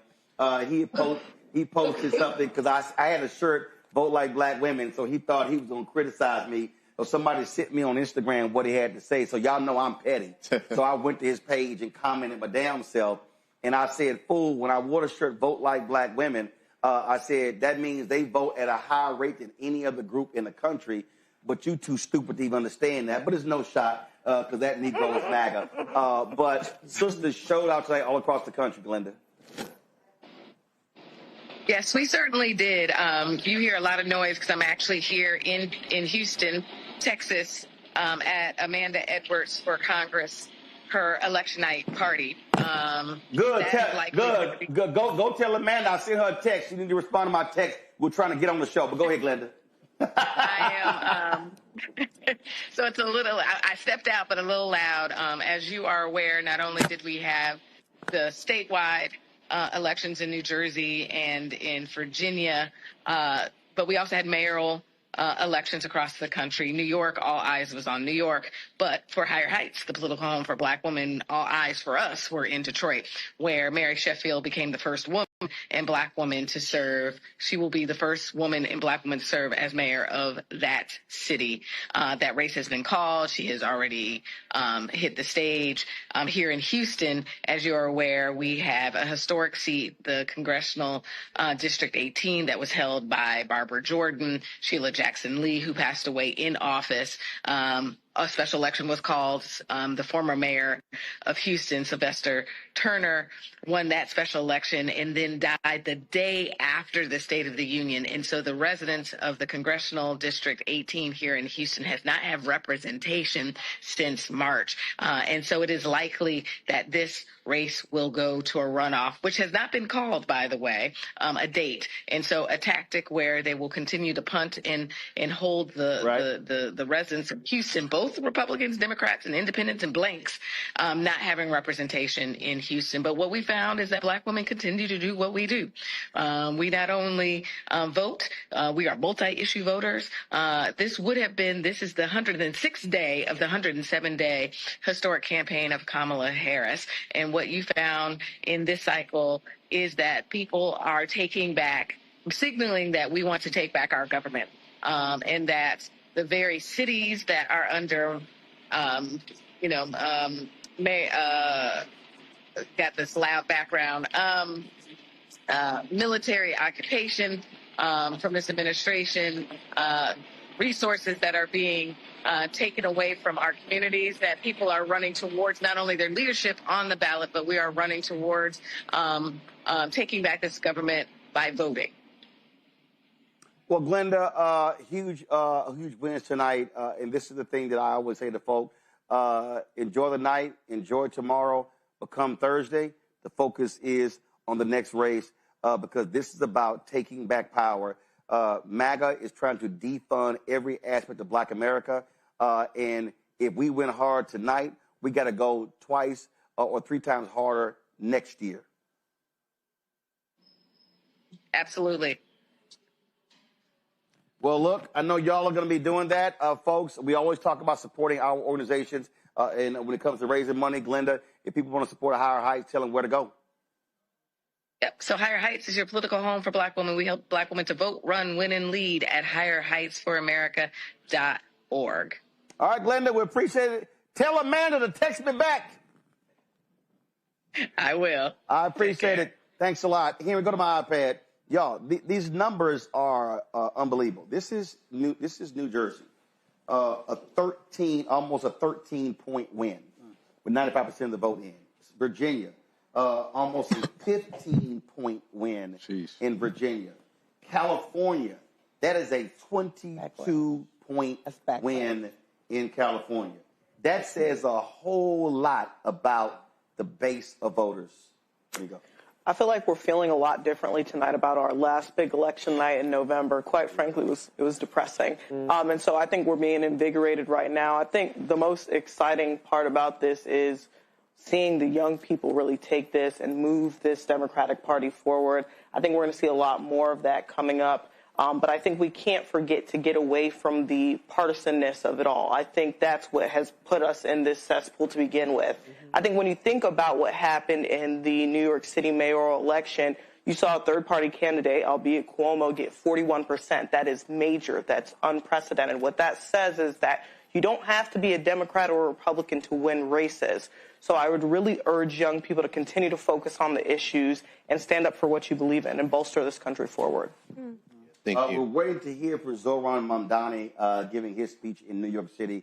Greg, you about to say something? I was just going to say, it looks like Dupree, who was the mayor of Hattiesburg, lost his leg. He flipped one of the 2 Senate seats in Mississippi necessary to break that Republican supermajority. I don't know what the other one is, but you can look it up, Dupree. And, yeah, I agree. And Bozo has entered the chat. President Trump weighed in. He said, Trump wasn't on the ballot and shutdown were the two reasons that Republicans lost elections. Oh, he was on the ballot. He was on the ballot. What I'm saying is, though, does that mean now he calls his slave in the House of Representatives, the MAGA Muppet, Mike Johnson, and say, get this done, and calls John Thune and them and say, okay, I'll release y'all. And if they do the shutdown again, yes, I agree. Cuomo's an independent, but he was running that as a white nationalist. And race is not going to be discussed anywhere else but here. The only reason Cuomo got that kind of vote is because he was running in a fear campaign. Right. And the Democrats are going to continue to run as soft white nationalists. But here's the deal, We can't ignore that. It's very important. Now, here's the deal, though. Not on this show. If you're Democrats in the House and the Senate tonight, you should say, oh, we want more. Yep. No, but they're not going. That's what I'm saying. But here's the deal, though. They may not say that, but the people can put pressure on them. That's right. And that's the thing. Again, what I keep saying is we can talk about the politicians, but they respond to pressure. That's right. And what I'm saying to people, and I always say this, the election is the end of one process, and it's the beginning of another. To every single group out there that mobilized and organized and put together groups, everything like that, and you had the family chats, the text groups, and you would encourage people to vote, don't let that stuff wither away. Keep those channels active and say, all right, we're going to roll to the city council meeting, the school board meeting, the county commissioner meeting, the state house. We're going to roll for D.C. We got to put the pressure on them to do what they said they were going to do. I'll run it. Well, the other part, when I'm looking at Virginia, and I'm, like everybody, just looking at these numbers and knowing that there's the Democrats won a whole lot more seats in the legislature. Expanded the House. So we got to be in Richmond. 64. We got to be in Richmond, right? We have to be in Richmond. With our agenda. Right. We have to be. Because otherwise... We went to Virginia last night. I was talking to... And Chesapeake, doing a show. And I was pressing them on HBCU money. And I said to the audience, what's your black agenda? Bottom line is this here. Expand the House. And again, Don Scott, my prep Speaker of the House, Louise Lucas in the Senate. But elections are a return on investment. That's right. Yeah. And when you showed up, that's when you come go, hey, that's right. And got to do it in New Jersey, got to do it in Virginia, and wherever we won. Any mayoral race? Well, I'm not going to say we. Well, I'm just melting now. I'm off the clock. No, black people. Right. Well, I'm off the clock. I'm just melting. No, first of all, I'm not talking Democrat. Right. No, I mean, that's what I'm saying. I'm saying as a voter, right, who lives in Virginia, right, that we have to show up. I don't show up with my day hat on. I got to show up as Melanie Campbell, who helped get you in there with other black women, especially, who, when those numbers come out, trust and believe it's going to be black women, right, and brothers, right? And we have to collectively mobilize around that. Otherwise, that's what Greg is talking about. That's what's going to happen. Because at the end of the day, we don't see that just with white electors, we see with some black electors, the names that I'm not going to name, some of the names have already been named, who show up when they didn't have any other choice but to show up. Give me a split screen. That's right. Folks, this is a live shot in New York City. Let's go live with Zoran Mamdani. All right. This is Victory Speech in New York. Let's go.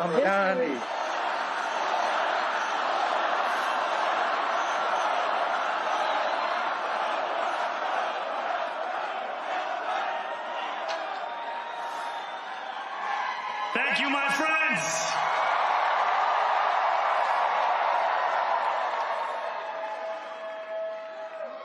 The sun may have set over our city this evening, but as Eugene Debs once said, I can see the dawn of a better day for humanity. For as long as we can remember, the working people of New York have been told by the wealthy and the well-connected that power does not belong in their hands. Fingers bruised from lifting boxes on the warehouse floor, palms calloused from delivery bike handlebars, knuckles scarred with kitchen burns. These are not hands that have been allowed to hold power. And yet, over the last 12 months, you have dared to reach for something greater. Tonight, against all odds, we have grasped it. The future is in our hands. My friends, we have toppled a political dynasty.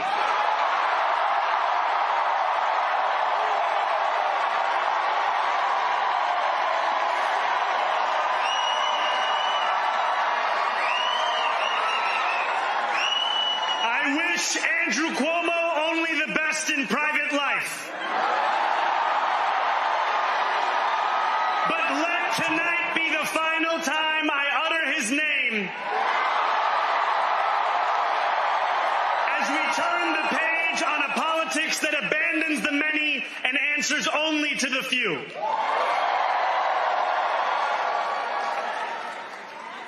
New York, tonight you have delivered a mandate for change. A mandate for a new kind of politics. A mandate for a city we can afford. And a mandate for a government that delivers exactly that. On January 1st, I will be sworn in as the mayor of New York City.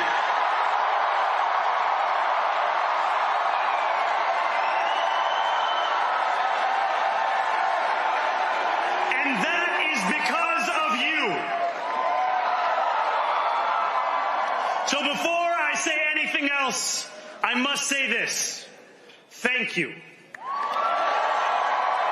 Thank you to the next generation of New Yorkers who refused to accept that the promise of a better future was a relic of the past.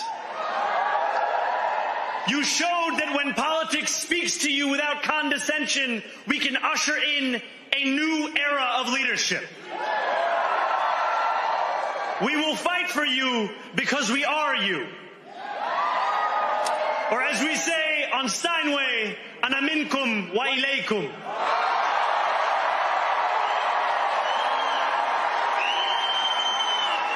Thank you to those so often forgotten by the politics of our city who made this movement their own.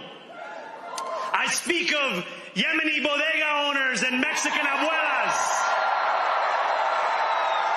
Senegalese taxi drivers and Uzbek nurses, Trinidadian line cooks and Ethiopian aunties. Yes, aunties. To every New Yorker in Kensington and Midwood and Hunts Point, know this. This city is your city, and this democracy is yours too. This campaign is about people like Wesley, an 1199 organizer I met outside of Elmhurst Hospital on Thursday night. A New Yorker who lives elsewhere, who commutes 2 hours each way from Pennsylvania because rent is too expensive in this city. It's about people like the woman I met on the BX 33 years ago, who said to me, I used to love New York, but now it's just where I live. And it's about people like Richard, the taxi driver I went on a 15-day hunger strike with outside of City Hall, who still has to drive his cab 7 days a week. My brother, we are in City Hall now.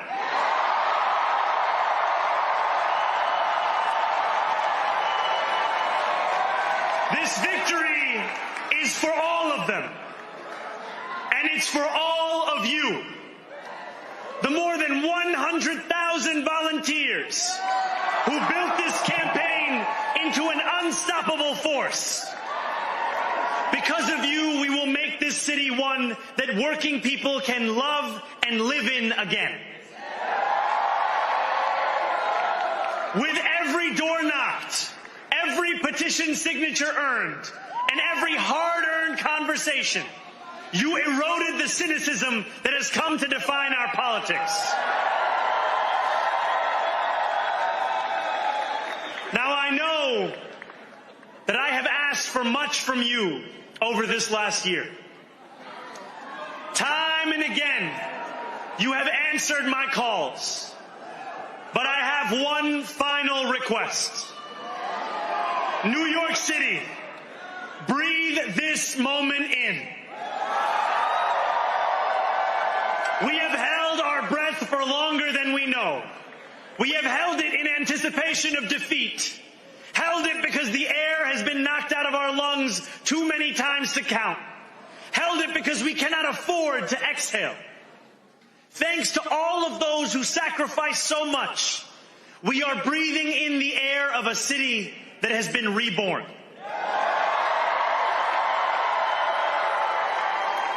To my campaign team, who believed when no one else did, and who took an electoral project and turned it into so much more, I will never be able to express the depth of my gratitude. You can sleep now. To my parents, Mama and Baba, you have made me into the man I am today. I am so proud to be your son. And to my incredible wife, Rama,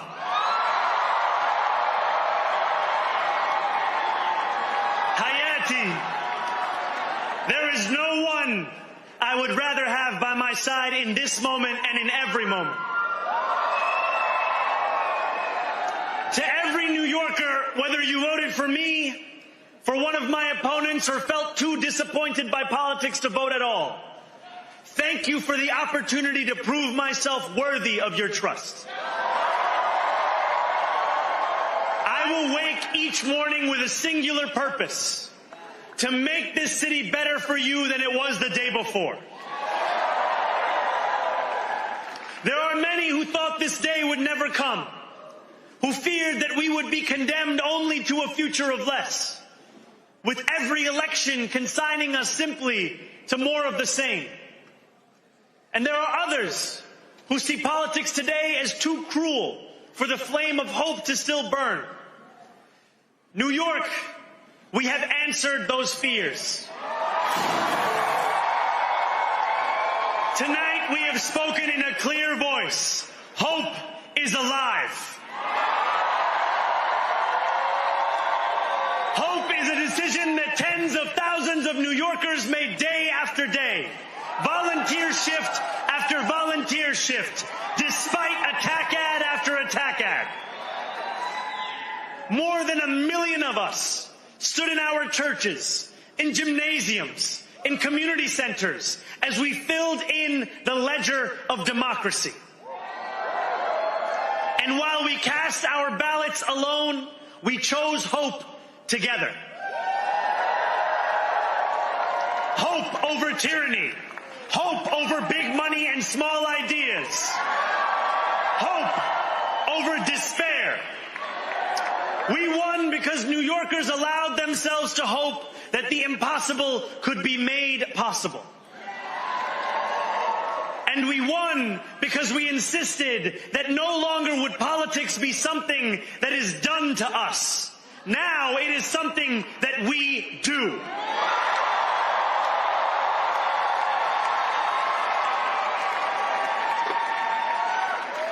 Standing before you, I think of the words of Jawaharlal Nehru.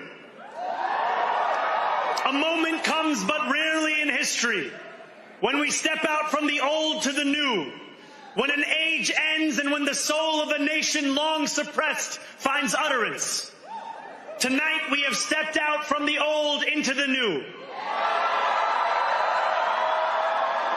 So let us speak now with clarity and conviction that cannot be misunderstood about what this new age will deliver and for whom. This will be an age where New Yorkers expect from their leaders a bold vision of what we will achieve, rather than a list of excuses for what we are too timid to attempt. Central to that vision will be the most ambitious agenda to tackle the cost of living crisis that this city has seen since the days of Fiorillo LaGuardia.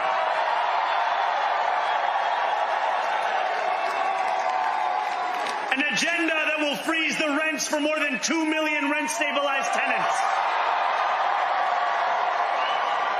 Make buses fast and free. And deliver universal child care across our city. Years from now, may our only regret be that this day took so long to come. This new age will be one of relentless improvement. We will hire thousands more teachers. We will cut waste from a bloated bureaucracy. We will work tirelessly to make lights shine again in the hallways of NYCHA developments where they have long flickered. Safety and justice will go hand in hand as we work with police officers to reduce crime and create a department of community safety that tackles the mental health crisis and homelessness crises head on. Excellence will become the expectation across government, not the exception. In this new age we make for ourselves, we will refuse to allow those who traffic in division and hate to pit us against one another. In this moment of political darkness, New York will be the light. Here, we believe in standing up for those we love. Whether you are an immigrant, a member of the trans community, one of the many black women that Donald Trump has fired from a federal job, a single mom still waiting for the cost of groceries to go down, or anyone else with their back against the wall, your struggle is ours too. And we will build a city hall that stands steadfast alongside Jewish New Yorkers and does not waver in the fight against the scourge of anti-Semitism. Where the more than 1 million Muslims know that they belong. Not just in the 5 boroughs of this city, but in the halls of power. No more will New York be a city where you can traffic in Islamophobia and win an election.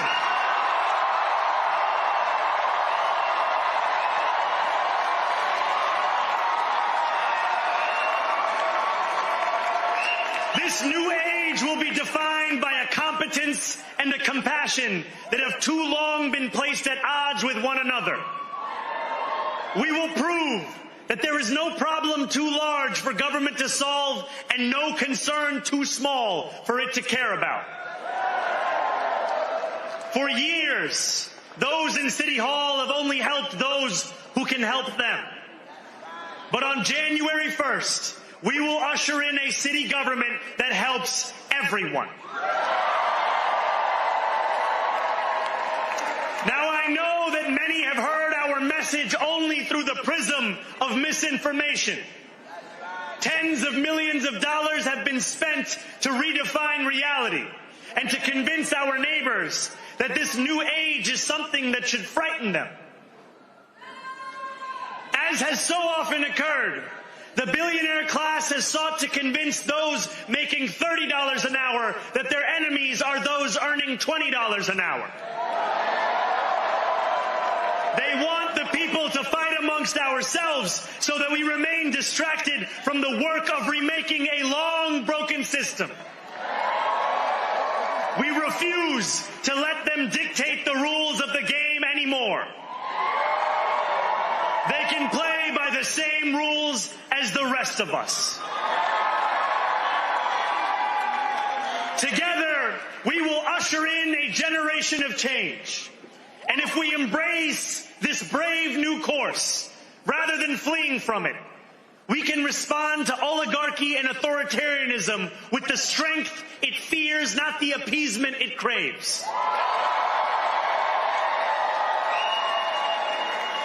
After all, if anyone can show a nation betrayed by Donald Trump how to defeat him, it is the city that gave rise to him.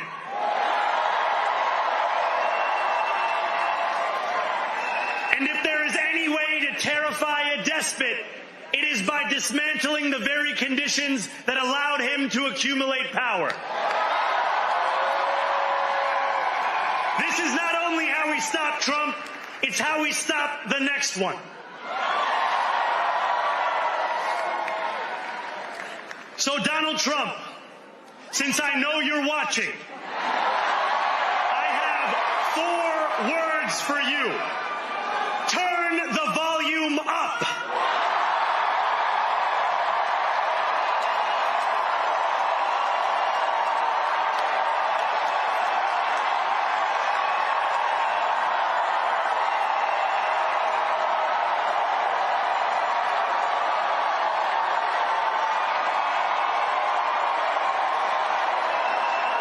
We will hold bad landlords to account because the Donald Trumps of our city have grown far too comfortable taking advantage of their tenants. We will put an end to the culture of corruption that has allowed billionaires like Trump to evade taxation and exploit tax breaks. We will stand alongside unions and expand labor protections because we know, just as Donald Trump does, that when working people have ironclad rights, the bosses who seek to extort them become very small indeed. New York will remain a city of immigrants, a city built by immigrants, powered by immigrants, and as of tonight, led by an immigrant.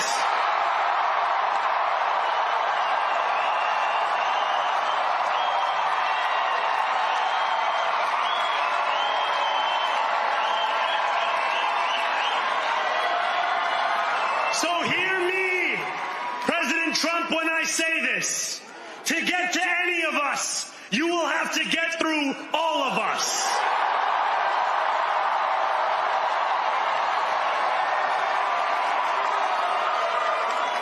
When we enter City Hall in 58 days, expectations will be high. We will meet them. A great New Yorker once said that while you campaign in poetry, you govern in prose. If that must be true, let the prose we write still rhyme, and let us build a shining city for all. And we must chart a new path, as bold as the one we have already traveled. After all, the conventional wisdom would tell you that I am far from the perfect candidate. I am young, despite my best efforts to grow older. I am Muslim. I am a democratic socialist. And most damning of all, I refuse to apologize for any of this. And yet, if tonight teaches us anything, it is that convention has held us back. We have bowed at the altar of caution, and we have paid a mighty price. Too many working people cannot recognize themselves in our party. And too many among us have turned to the right for answers to why they've been left behind. We will leave mediocrity in our past. No longer will we have to open a history book for proof that Democrats can dare to be great. Our greatness will be anything but abstract. It will be felt by every rent-stabilized tenant who wakes up on the 1st of every month, knowing the amount they're going to pay hasn't soared since the month before. It will be felt by each grandparent who can afford to stay in the home they have worked for, and whose grandchildren live nearby because the cost of childcare didn't send them to Long Island. It will be felt by the single mother who is safe on her commute and whose bus runs fast enough that she doesn't have to rush school drop-off to make it to work on time. And it will be felt when New Yorkers open their newspapers in the morning and read headlines of success, not scandal. Most of all, it will be felt by each New Yorker when the city they love finally loves them back. Together, New York, we're going to freeze the... Together, New York, we're going to make buses fast and... Together, New York, we're going to deliver universal... Let the words we've spoken together, the dreams we've dreamt together, become the agenda we deliver together.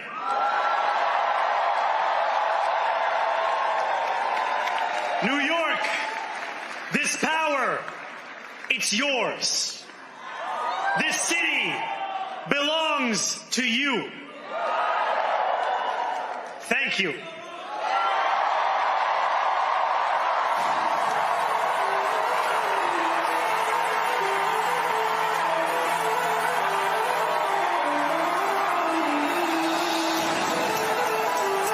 Bring their audio down, mine up. Hey, y'all, that was the acceptance speech of Zohran Mamdani. There's a lot to unpack. Nolan, I want to start with you. This is when I knew that this is when I think he won this race. It was in the debate. The question was asked, what's the first trip you're going to take as mayor of New York City? Every candidate went, Israel, Israel, Israel, What did he say? Israel. He went, I'm going to go to New York City. That's what he said. Right. That was a New York City speech. Mm-hmm. And that is why I believe he won. He did not get caught up in making it. The mayor of New York City ain't got nothing to do with foreign policy. And his whole deal, no, follow me here. He ain't the State Department. So they wanted to make the whole race about Israel and Jewish voters. That's right. He said, no, I'm going to make the race about New York City voters. Right. And that speech, that's what that was. Absolutely. He is a guy for New York. He is New York's guy. As I'm listening to this, and I know for a fact that there's going to be a shift. When I think about the three economies in the United States, when I think about California, Texas, and New York, the World Bank, they just had their major meeting. ASEAN just had a major meeting. Everything is about economics and how everything is realigning globally. So this speech tonight, it was amazing. It spoke to New Yorkers, but it also spoke to Israel. It also spoke to the Middle East. It spoke to economies around the world, right? So one of the things that folks like me have been tracking is how this will play globally. I think that is very important for people to vote locally. I think it's very important for people to vote for the things that they care about. Now, how this is going to play globally, that's a very different discussion from how this is going to play domestically. But he doesn't care, Tiffany, about how it plays globally. And again, this was why the campaign, I go back to his commercials, how he talked to the guy in the food truck about the cost, how he sat there at a table and talked about substance abuse and on a basketball court discussing Earl the Goat Manigault. What he did was he said, I'm running for mayor of New York City. I have to get the votes in 5 boroughs, not the votes in the Middle East, not in Europe, not in Asia, not in Russia, anywhere else. He said in the city. And quote, everybody else has been patronizing and all this sort of stuff like this. He's like, okay, y'all talking about that? I'm talking about them bus prices, rent prices, food prices. That's how he won. And for every Democrat who's been a punk ass, criticizing him. They should be studying how he won. Studying how he won, I want to add to the list that you just gave. I watched the debates. He also was able to combat, they talked about how young he was. They talked about how he was inexperienced and never had an opportunity to lead a state or a city like this and that he wouldn't be qualified and prepared. They tried to ask him 100 questions about Trump. And to your point, he stayed focused on the issues. He built the coalition. And you have to forgive me, Roland, because I'm a little emotional right now. We talked about like inspiration and motivation. I'm feeling hell of inspired right now off of that because he just went around the world and back again. But most importantly, he talked about the coalition of people in New York who ran his campaign and all of the issues that they are going to, all of the issues that they have been facing, and how this moment is going to respond to the needs that people have been having. The needs, like not just the economic needs, but like people are stressed out, not only in New York, across the country, but people are stressed out in New York. He named taxi drivers, Ethiopian aunties, young people, Muslims, Jews. He talked about black women. He talked about labor. He named SCIU. He talked about the Working Families Party. He talked about his family, their family, they family over there, child care, etc. He was able to bring it all together, and I told this to Marcus when he was giving a speech, that needs to be studied. To your point, building that coalition of those young people who want to move everything moving forward. Marcus, he basically told these white Democrats, kiss my ass about your criticism of identity politics. That's right. That's right. I mean, but he's been saying that his whole race, right? He's produced campaign commercials in multiple languages when people say or, targeting the Muslim community or targeting immigrant communities would be a liability for him. He's been doing all of these things where he says, I'm going to buck the system. He says, you're going to try to, rake me down for being a democratic socialist. What I'm going to do is very calmly explain to you what democratic socialism means. And what New York City voters did tonight was buy it. They said that we understand what you want to do for us. We understand the problems we face. Right. And we know you see us, right? A part of, and Zohran Mamdani explained this earlier, democratic socialism is part policy, but it's also part posture, right? How do you show your neighbor, right, that you love them? Do you show your neighbor that you care about them? And what Zohran Mamdani did tonight, as well as over the last year of this election, is show New Yorkers that he cares about their individual situations. He's willing to hone in on those individual stories and turn those stories into policy. Greg Carr, normally the advisors say, now that you've won, go out, bringing people together. He said, I'm going to give the speech that needs to be given. Damn what y'all think. Right. This was a non-consultant-driven campaign. It was, and it's from a young man whose father, Mahmoud Mamdani, first-class intellect, spent most of his working career between Columbia University and Uganda, where Zohran was born. His middle name is Kwame. He identifies as an African and as an Indian and as a Muslim and all the things we heard. Just a brilliant young man. People accuse me of being very critical of Obama, and I disagree. I'm not very critical of him. I'm ultimately critical of him. This is the anti-Obama. No, really. That's why Obama called him. Obama realized the torch has not been passed. He took the torch from you. You wasted your torch, sir. There are no red states. There are no blue states. There are just the United States. United States. Let's be clear. I want to be very clear about this because I don't want to be mistaken about that. Isn't it ironic that this boy from Uganda and Obama's people from Kenya right next door, maybe the whole thing is going to be tilting on the edge of East Africa and ultimately. Countries come and go. The United States of America, and people get tired of hearing me saying that, but I don't care because I've studied this enough to be able to say it with full confidence. This country is not going to be here in the same form much longer. Right.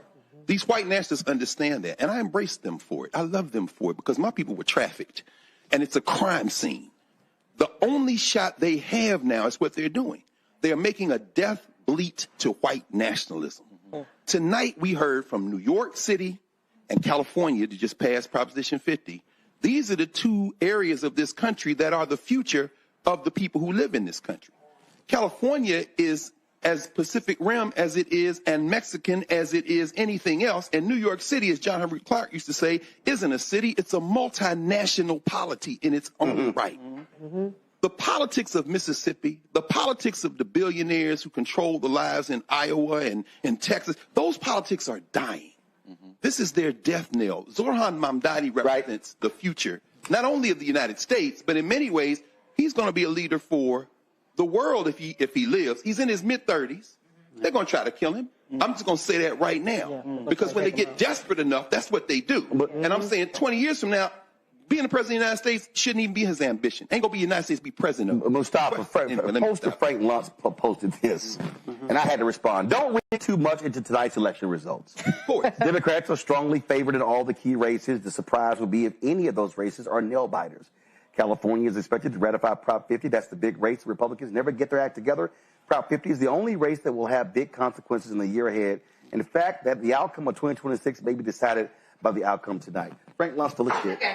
But first of all, that's Frank Luntz trying to. We also just trying to play the game here by saying, well, you know what? It's no big deal because they were going to win. Here's the whole thing.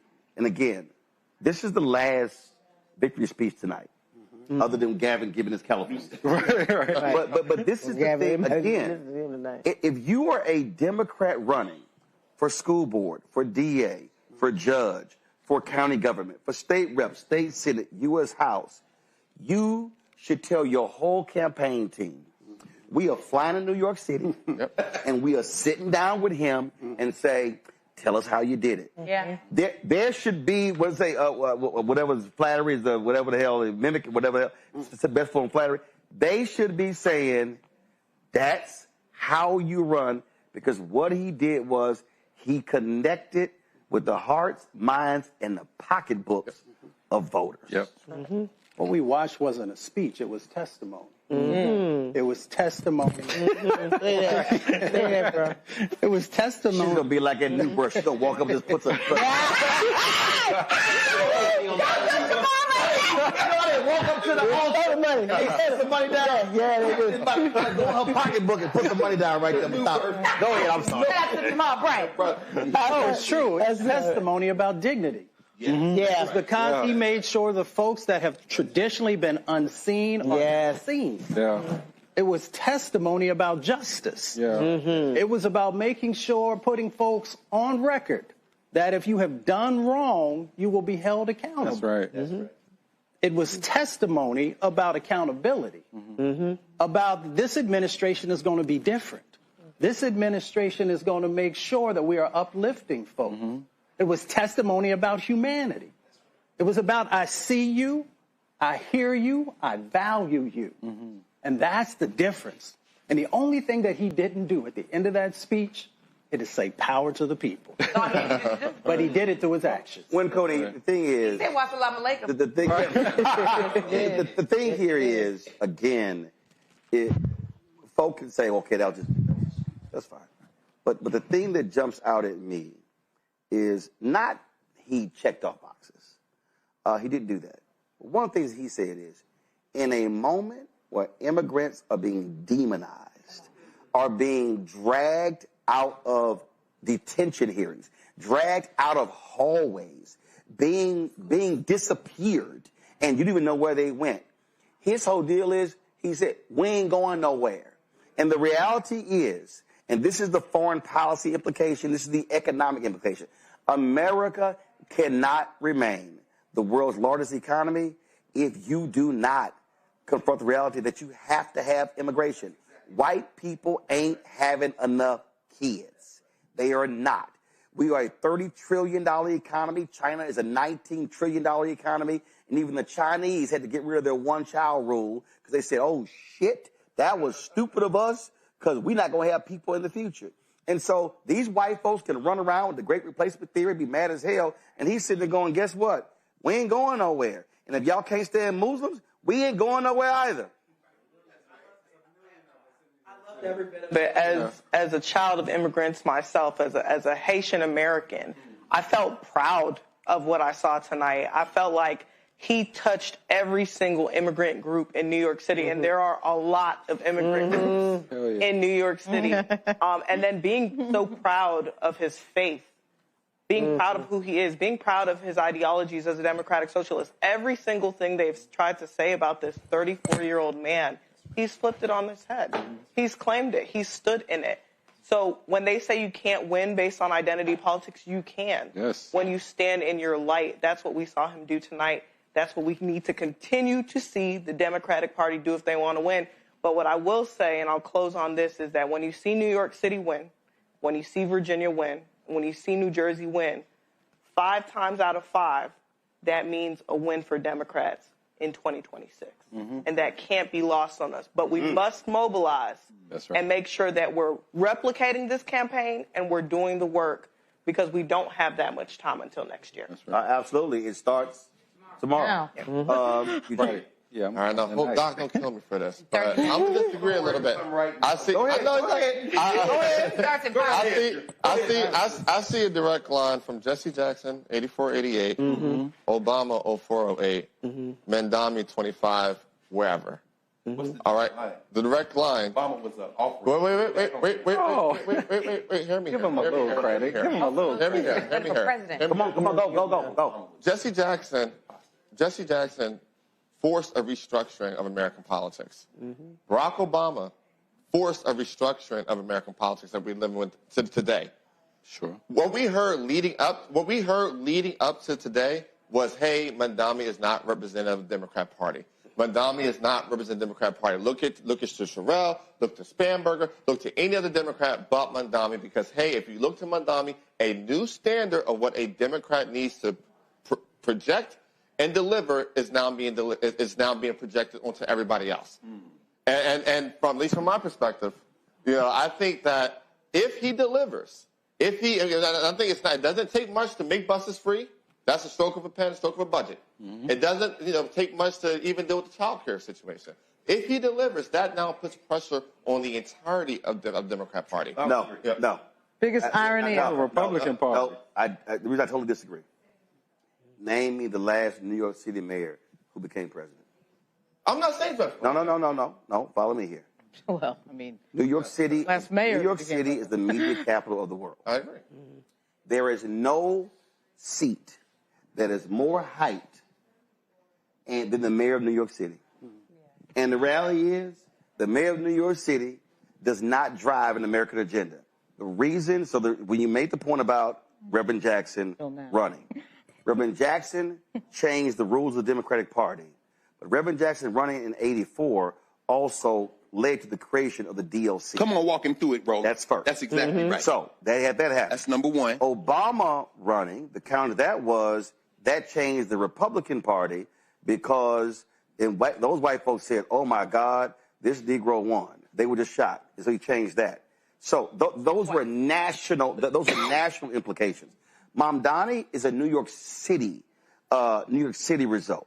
And you can say a New York City result, Karen Bass is L.A., you can say Andre Dickens is Atlanta, you can say when Sylvester Turner was in Houston. The reality is mayors don't have national implications. Many of them don't even have state implications. They have one second. They have city implications. Right. They have city implications. So all I'm saying is, I think when people try to make this thing bigger than what it is, he's going to be New York City. But it's the largest. But it's the largest municipality in America. I mean, wait. New York City. Hold on. New York City's one, right? Yeah, but I mean, two. Well, Chicago. No, Los Angeles 2. Who's 3? Yeah. Chicago. Hughes 4. Houston. Right. Tell me which mayor. What mayor of those ever been four? president? No. Tell me which mayor of those four cities has led to national change. Show me what other. No. Answer the question. What other mayor? Name me a Chicago mayor. I can't. But what I can show you is that in the last 4 months, that from Donald Trump to Andrew, you mean to tell me that I have the political center of the right, what was the political center of the state of New York, converge on this one guy? Why? And nationalize. No. Why? My sole point. No. Why was my sole Eugene? Why was his race nationalized? Because they decided to nationalize. They didn't have to nationalize it. No, his race. Eugene, Eric Adams got smoke in the primary. His race was nationalized because he's running in New York City. It is the media capital of the world. So guess what? Because all of the national networks. This was a milquetoast Eric Adams race. This would have been nationalized. Eugene, follow me here. All the national networks, they live in New York City. Sure. They're right there. CNBC, Fox News, CNN, MSNBC, they're all there. So they are seeing it every day. they make it national. It ain't no different. Donald Trump endorsed Andrew Cuomo. But beyond the personalities, we also talked about very specifically the proposals that Mondani put forward, like the fact that he's talking about freezing rent, canceling rent. Yeah, stop right there. That was national. Okay, hold up, stop right there. How many cities have the same rent restrictions as New York City? L.A. D.C. Who else? D.C. Okay, y'all just name me 3 cities. So the point I'm making, is there are things that are only specific to New York. Well, housing is universal. Housing is universal, but what I'm saying is you don't have the rent, the rent controls and things along those lines. So all I'm simply saying is we too often elevate New York City as if it is this national thing. When it's actually not. It's not. Let me ask you a question, Roland. I'm from New York. But it's the blueprint for housing. That's the problem.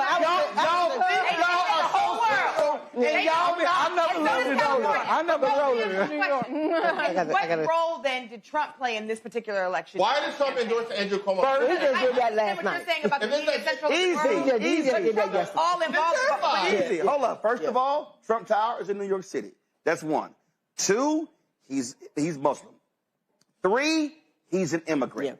Yeah. It played into the right strategy of shut the border down, target the immigrants, so that's all of why that. I think this is different from other mayoral. No. Follow me here. I understand the endorsements, everybody involved. What I'm saying is the mistake, Republicans going to do what they do. Right. What Democrats cannot do is fall into that trap of somehow trying to elevate Mamdani. Because this is what Republicans want. You have to worry about Republicans want him to be the leader of the party. They're not They want him. They want him to be the face of the party. Now the Democrats going to elevate Montana. Hold up. I'm trying to tell you. But why is affordable housing and good groceries radical? I go back to the media capital of the world. I go back to the media capital of the world. Mamdani has to also be very strong. Mamdani has to also be extremely smart as saying, if I'm going to do media, let me do New York City media. That's right. If Mamdani begins to go the route of ABC this week, that's when they'll take him out. Meet the press, face the nation. Right. If Mamdani all of a sudden, he's not going to be able to get no work done. Follow me here. If Mamdani all of a sudden is speaking about foreign policy, he's speaking about what's happening in D.C., all of a sudden, that changes the piece. So all I'm saying is, that's the smart play is don't fall for that trap, because that's what they want. They want to make him. He's not doing it. What'd you say? Boogeyman. We'll do that in the second term. The boogeyman of the nation. Focused on New York. His race was focused on New York. His speech. I want to say his job is going to be focused on New York. It's beyond New York because it's New York. It's beyond New York because it's New York. Because of the Point media. blank period. Because of the media. It's New York. So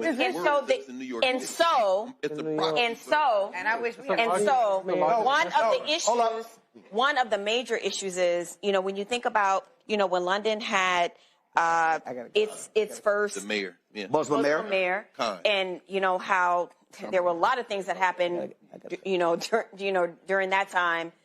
The issue is, these are things that I feel very uncomfortable talking about. But when you think about Israel, when you think about Gaza, it's very easy to make a boogeyman of someone who is very openly Muslim, who speaks Arabic, and the way that the world is right now, it's so easy to make him the boogeyman. It is so easy to make him the villain. But outside of that, there are some very real problems and some very real concerns. We are in a complete realignment of the entire world. I need people to understand that.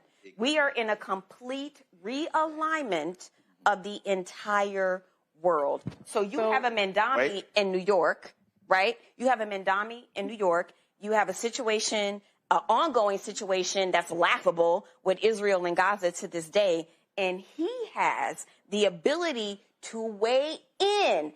That is the fear. He has the ability to weigh in.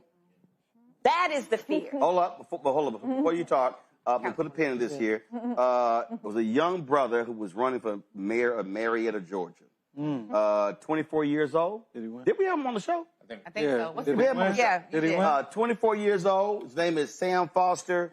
Yeah. But everybody out there, every young person, I did Ricky Smiley's show, I did Dee McGuire's show, out of the Hill people. Everybody keep running their mouth talking about my vote don't matter. This is the latest result. Oh, please. He is winning by 47 votes. Wow. 92% of the precincts in. The incumbent is Steve Tumlin. Sam Foster is the challenger. Foster has 6,039 votes. Tumlin has 5,991. So for the folk out there who say that is the example I would use in my training. that's 37 votes. That's it. That's the difference between. And that's at 92%. Okay, so now y'all can go back to arguing. Go ahead. Yeah. All right, Lauren, go ahead. Lauren, then Melanie. All I was going to say is that. Okay, Lauren, Melanie, Tiffany. Let's go. not overcomplicate things here. I mean. Yeah, fuck New York. Go ahead. Okay, right. All right. I think I'm the only one in here that's from New York. I don't care. Tamika should come for you.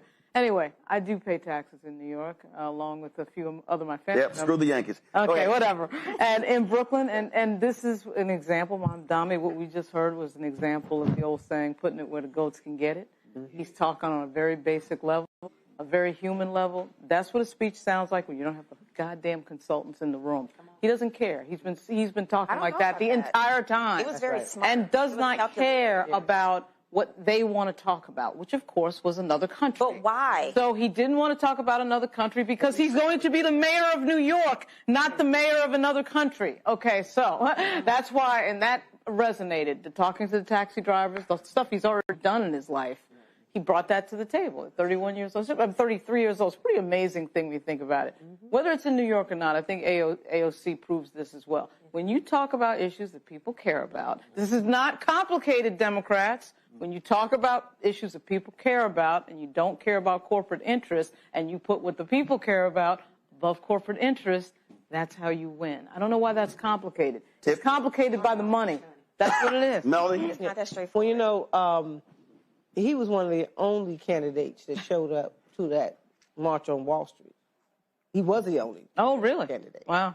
That showed up because I was able. What march on Wall Street? The one that Reverend Al put together. Oh, wow. August 28th. August 28th. Gotcha. The only candidate that did that march, and having a chance to kind of have a little bit of conversation with him, he's a genuine brother, right? And so I think at the end of the day, I think he's going to focus in on being the mayor.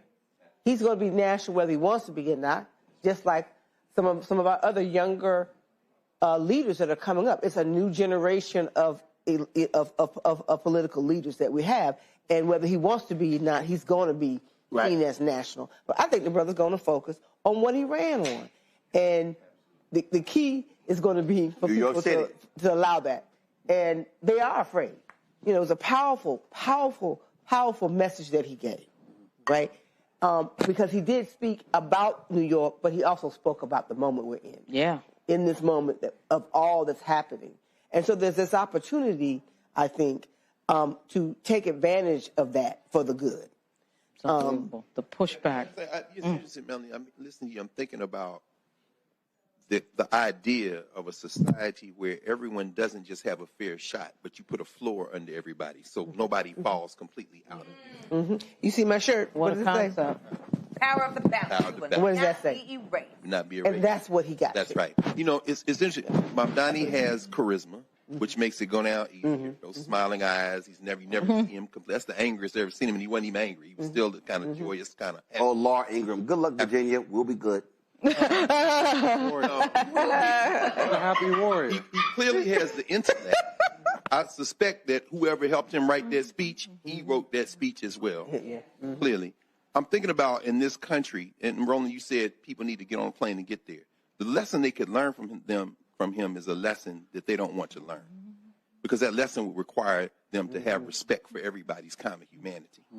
Now, I'm trying to think, who would be a radical white? Like, he sounds like Bernie Sanders, but unlike Bernie Sanders, what Bernie Sanders should have gotten from Jesse Jackson when he was his campaign manager in Vermont, when he was the mayor of Burlington, he should have put those identity politics there. Bernie Sanders can't get past his socialism to get the identity. Zoran Mamdani has that. But I'll end with this. This is what makes it fascinating. Like Martin Luther King. Yeah, exactly. And King wasn't a politician. That's right. He's not a politician. That's He like can't run for president, as you said. He should never go to the Senate. Don't be no congressman. You govern a polity. Mayors don't become president, but governors do. He can't be a president, but he can show a microcosm of how everybody in the country could live. Finally, this is where I was going to end on. That's right. I'm trying to think of a president who came with that same kind of mentality, albeit in a different set of circumstances. And the closest I can think in our lifetime is probably James Earl Carter. The idea that Jimmy Carter would come into a space and say, I'm a white man from the South. My daddy was in the Klan. And yet I think everybody should have a floor underneath him. He had Greg Allman and the Rock and Roll Boys. He had the black people. Mom, he's not Jimmy Carter, and this ain't the country that it was in 1976. He's never going to be president. As this country fractures, as these states test the limits of federalism, because these white nationalists hate the federal government unless they're in control of it, at which point they want to use it as a hammer against all of us. As that happens and this country falls apart, all I say is watch the Hunger Games. The revolution gonna come from the provinces. It's not.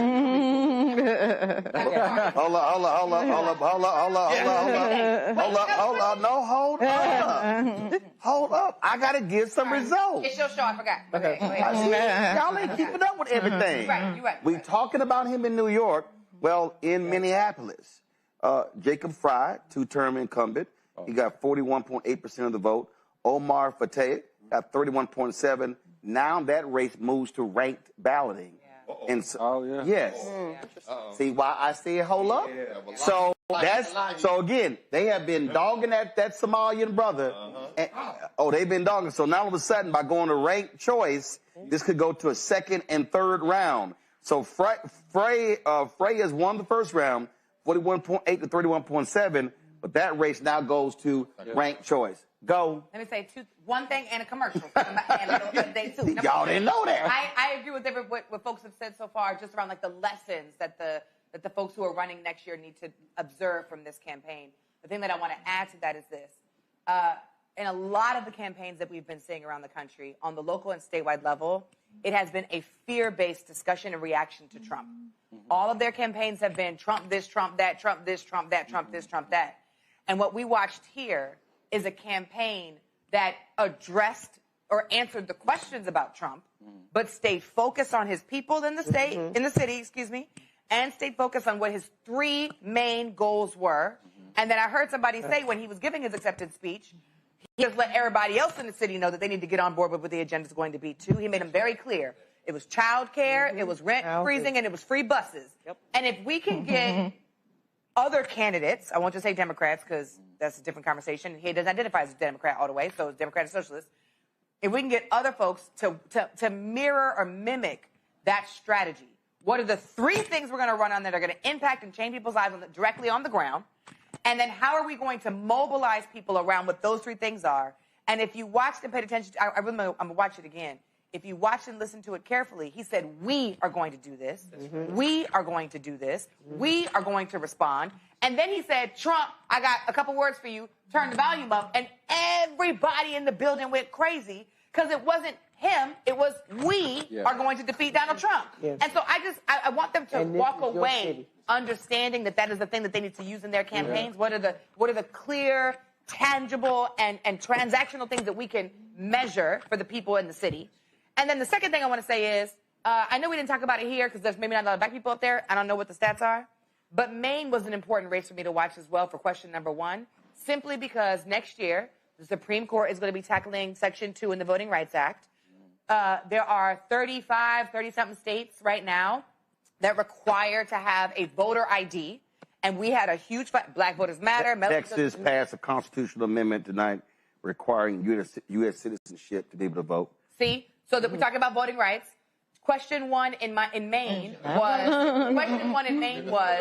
do we, and conservatives ran this campaign, do we need a voter ID? And they said two things. One, hell no, we don't need no damn voter ID. And two, no, you cannot remove 2 days of absentee voting off of the ballot. So I just want to also applaud Maine because they had a victory tonight, too, to make sure that voting rights is more accessible for everybody. So a couple of things. The folks at Votes magazine, I love, they really cover so many local races people ignore. You're saying Votes or Bolts? Votes, B-O-L-T-S, Votes magazine. This is what my man Daniel Nakanian. He's the editor there. Bucks County, Pennsylvania was ground zero for the conservative takeover of school boards and anti-LGBTQ policies in 2021 with Central Bucks and Penn Ridge districts. Dems flipped both boards back in 2023. Tonight, Dems have ousted all Republicans from both school boards. We coming for you. We coming for So you. you talking about that? Give me We one coming for second. you. Hold on. We better not mess this up next year. I'll tell you that much. He said he also. One second. Hold on. He also said we're seeing conservative losses in other school board races. He said a hugely positive result for Democrats in tough county executive elections in some of Pennsylvania's swingiest counties. The county executive office in Erie County, Lehigh County, Northampton County, roughly 20% each. This is a flip in Erie County. So what you're seeing is, again, we go back to what's happening on the ground. Also, here in Portsmouth, Virginia, Stephanie Morales reelected as the prosecutor there. That's a huge race. Let's see here. Let me see what's going on. Supreme Court. Actually, one of the seats. I don't know if they got another one, but the brother used to be the mayor of Harrisburg. Did win one of the Senate seats, but they needed 2 to break the Republicans. Wow. Daniel reports Dems have a shot at taking the majority on the Aurora, Colorado City Council. He calls it a little earthquake. They defended the Minnesota Senate. The Dems' 1-seat margin was at play in a special election. Dem leaning seat. They won that particular seat. Let's see here. Wow. Soren Stevenson, who lost an eye due to a projectile fired by the police during the Black Lives Matter protest of 2020 in Minneapolis, has won a seat on the city council. Wow. Let's see here. Let's see. Allegheny County, Pennsylvania council mandates seats for minority parties. The Democrats were never able to unseat at-large Republican councilmen, so they ran a left-wing independent, and he's winning easily. Let's see. We talked about the Maine voters. Let's see. We talked about the Supreme Court in Pennsylvania. The seat. Congratulations to Alicia Johnson. We had her on the show. The Georgia Public Commission race. Peter Hubbard. They beat 2 Republican commissioners on the state's utility commission. Oh, we didn't talk about it. Donald Trump's nemesis, Alvin Bragg. Huge wins second term there. Larry Krasner easily wins as the DA in Philadelphia. Let's see here. Oh, that crazy ass election in Miami. You know the dumbass. You know when the idiots canceled the damn election and they were like, "Your ass can't." They canceled the election. They say, "Well, we gonna move it to next year to coincide with the midterm." They were like, "You can't give your ass an extra year." Right. So Democrat Eileen Higgins and Republican Emilio Gonzalez head to the runoff there as well. Let me see here. Any other? Did you see what happened in Stockbridge? Is that too? Go ahead, say it. Jaden Williams, 21-year-old, also former NAACP leader, a student at Clark Atlanta University. He just was the youngest candidate to run and win mayor of Stockbridge in Georgia. Awesome. 21 years old. In the Bronx, the Republicans won a council seat for the first time since the 1980s, 2 years ago. Wow. It was like Democrats had taken that sucker back. Let's see else. 39 races. I'm looking at some of the other, and so again, there are a whole lot of local races that are out there as well. So and those things are important, huh? Dorcia Pliris, next mayor of Albany, New York, first black woman. Okay, incredible, yeah. Cool. Yeah. All right. Wow. Anybody else got anything else? Great. St. 64. 1 second. 64 Democrats in the Virginia General Assembly. Are you serious? 64. Wow. Whoa. So the biggest in modern history. 11, the biggest. They picked up 13 seats. 13 plus 13. Wow. 64. Don Scott has a presser tomorrow at 10:30 in Richmond, along with Dan Helmer. I'll be tuning in. That's a record, obviously, and wow. That's all Don Scott. It's all Don Scott. Can I just say something about Richmond? So every single time I'm driving through Virginia and I pass Richmond, I always think about this was the seat of the Confederacy. This is where John Wilkes Booth was trying to get to after he assassinated, Abraham Lincoln. And when I think about the history of that, you know, as an academic, I know this, you know, this is your wheelhouse. Control room, can y'all please hit Amanda Edwards? She's texting me. Go back.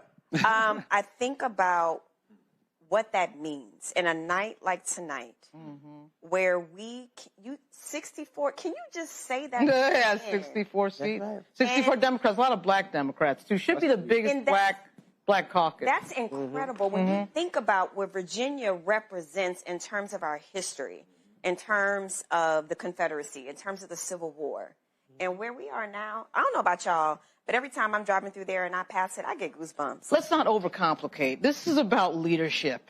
This is about Don Scott's leadership. This is about one man that just showed up in 2019 from Portsmouth, Virginia, via Texas. So here's the thing. He's only been there for 4 or 5 years, and Don Scott is the reason that this is happening. So let me say this here again. I got to balance. It was a lot of white Democrats in Virginia who did not want to listen to Don. They felt he was not spending money the right way. He was ignoring a lot of the consultants. When he came in as speaker 2 years ago. Look, I'm gonna tell you right now. Listen, the 2 U.S. senators. All right. Let me say it right now. 2 United States senators from Virginia were questioning his actions. In fact, one of the actions they questioned was, why in the hell are you spending money on advertising on Roland Martin's show? Oh, really? No, seriously. And having him come doing these shows around Virginia. And he said point blank, he said, because he said thousands watch and we're going to win by the margins. He said, and 2 years ago, they won by the margins. His whole deal was, and we talked, he said, I'm planning on expanding it. Here's the thing right now. I dare say, Abigail Spanberg is only going to be one term in governor. You only get one term by Virginia law. Right. The reality is, the most important political player in the state of Virginia is Speaker Don Scott. And I'm telling you right now, after picking up 13 seats, here's what needs to happen. I'm going to say it right now. All you smart-ass strategists at the DNC, the DSCC, the DCCC, the Democrat Governors Association, y'all should be taking y'all ass down to Richmond, kissing Don Scott's ass, saying, how did you do this? Richmond. I'm telling you, they need to be doing that because, again, they keep playing by somebody else's playbook. To Lauren's point, he ain't been in the legislature 20 years. Nope. That's right. He ain't been there 10 years. Nope. But he understood strategy and what I always say, not macro, micro. He understood you hit this area, this area, this area, turning out people, we win. A plus 13 pickup is huge. Nobody predicted that. They were talking about 6-8, maybe. Go ahead, go. On MSNBC. Why don't you text him and get him on this show? Oh, no, I already texted him earlier. You know, it's like the line in the movie Spotlight. You know, it takes an outsider. Hold up. Say, what race again? We also need to watch Melvin Carter's race in St. Paul. He's the first black mayor of St. Paul, but he's now in a very tight race. It looks like it's going to go to a runoff. Yeah, in his race as well. So, Don Scott. So that is, listen, that's huge. Again, 13-seat pickup. Let me go ahead and FaceTime his ass.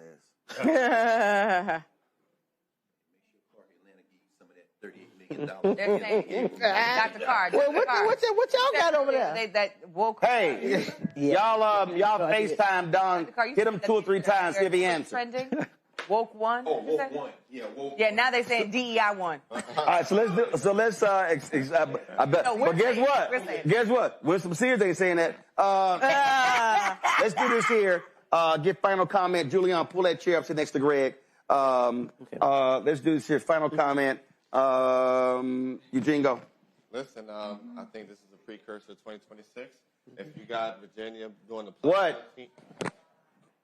Oh, Amanda. So my bad. Sorry, hold up. You can't give your final comments yet. Let's go live to Houston. We told you all about the 18th Congressional District. Earlier, we had Christian Menifee on. He came in first in tonight's election. Amanda Edwards, former city councilwoman, came in second. This race goes to a runoff. She joins us right now. Amanda, you must feel good. Well, we're still waiting on some of the results to come in. It's been a little bit slower than we'd hoped, but we're still waiting. But it looks like we're in great position to head into the runoff. So we're excited about it. This district has gone far too long to have gone without representation and a voice. And so it's time for this 18th congressional district to get its voice back. You ran against Congresswoman Sheila Jackson Lee. You lost. What was the key for you in this special election? You know, at the time, Congresswoman Jackson Lee, of course, had universal name ID and, of course, a long track record of service. In this instance, we had a pretty open race in which the voters just got to decide who were going to be the folks that they wanted to push forward to lead this community that has this rich history of leadership forward. And of course, I'm someone who they know.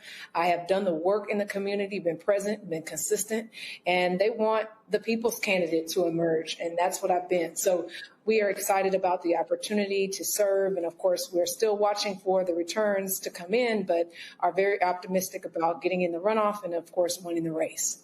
Well, we'll be paying attention to it. It's been a long night. And so I'm sure y'all are going to be crunching the numbers, and so when we wake up in the morning, we'll see what that final tally is. What percentage of vote in? What is it? What is it right now?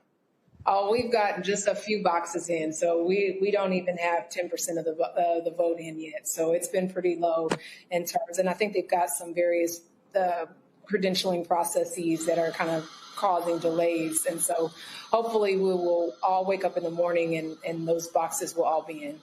All right, then. We certainly appreciate. Yeah, I'm looking at it right here. I'm seeing Menifee at 32 point something, and you're at 20. Let's see here. He's at 32.5. You at 25.4. And so we'll keep an eye out of this as well. So glad you could quickly join us. We appreciate it.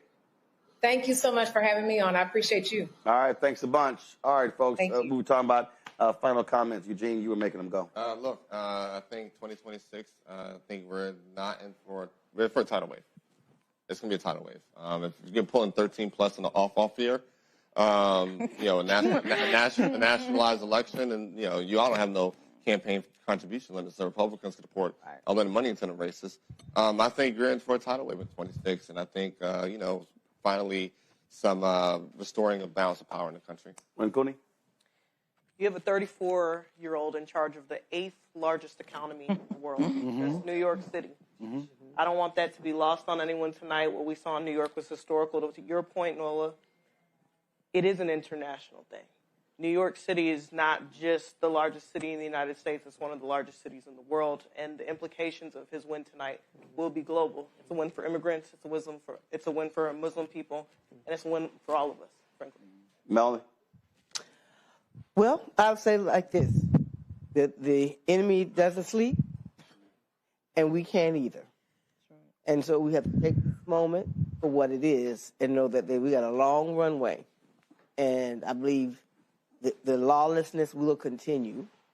It's how we decide to continue to organize ourselves, and I believe it's going to be critical. When I'm looking at some of the numbers and seeing some of the ages where you see 18 to 29-year-olds really came out in some of these races, I think that we have to build upon, not just for the immediate of the election, but for the shift in this nation, because we have an opportunity with all the things that have been torn down.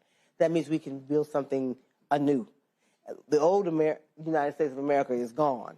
It won't come back. So what do we want that to look like? Right. It wasn't like it was. Right? So what does that look like, and how do we utilize our power to make sure that we have a better future for our kids? Mustafa? The quote that I live by is, you have power unless you give it away. We saw tonight that black folks use their power, that young people use their power. And now we just got to make sure that we're holding people accountable and that we're pushing for positive change. Julian? Audre Lorde said the master tools cannot dismantle the master power. Think about that in terms of what happened in New York with Mamdani. It's just exhilarating to hear him speak and to harness all that energy. But at the same time, when I say the master's tools will not dismantle the master's house, Carville and them are some of the master's tools. They forgot what they said back in 1992 when they said it's the economy stupid. They didn't say it's the white boy stupid. They didn't say it's our world. They said it's the economy stupid. They forgot about the economy when they leaned back, rolling your point about those people, those white male consultants who are making millions off the contributions that we send the DNC. Making millions. So this is just like a victory to say, no, we're not using. Mamdani did not use the master's tools. He created tools. He created tools that resonated. And the challenge is going to be, and for us old heads, I date myself. I'm probably the eldest on this panel. Yep. I'm okay. I'm okay. I'm disagreeing with you. I'm okay with it. I turned 72 on my last birthday. That's right. But we have to remember that we were youth once too. That we want to overtime. You know, our thing was turn this mofo out. You know, turn the tables over. And so we have to remember that. So that a 32-year-old, 34-year-old, a 24-year-old is someone that we not only welcome but also celebrate. And unfortunately, I think that many of my peers have forgotten that. And so I celebrate Mamdani, but I celebrate the young energy on this panel and just the enthusiasm, which is what we have to harness if we can get to 26 and get what we want. Because this devil in the place that enslaved people built, I do not call it the house. I call it the place that enslaved people built. That devil is trying to upend everything that we fought for all this time. Right. And our young people are going to be the ones that save that. Lauren? New York, baby. All right.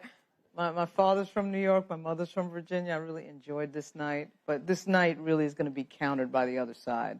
I look for them to try to take over the polling places. I look for them to bring the military out again.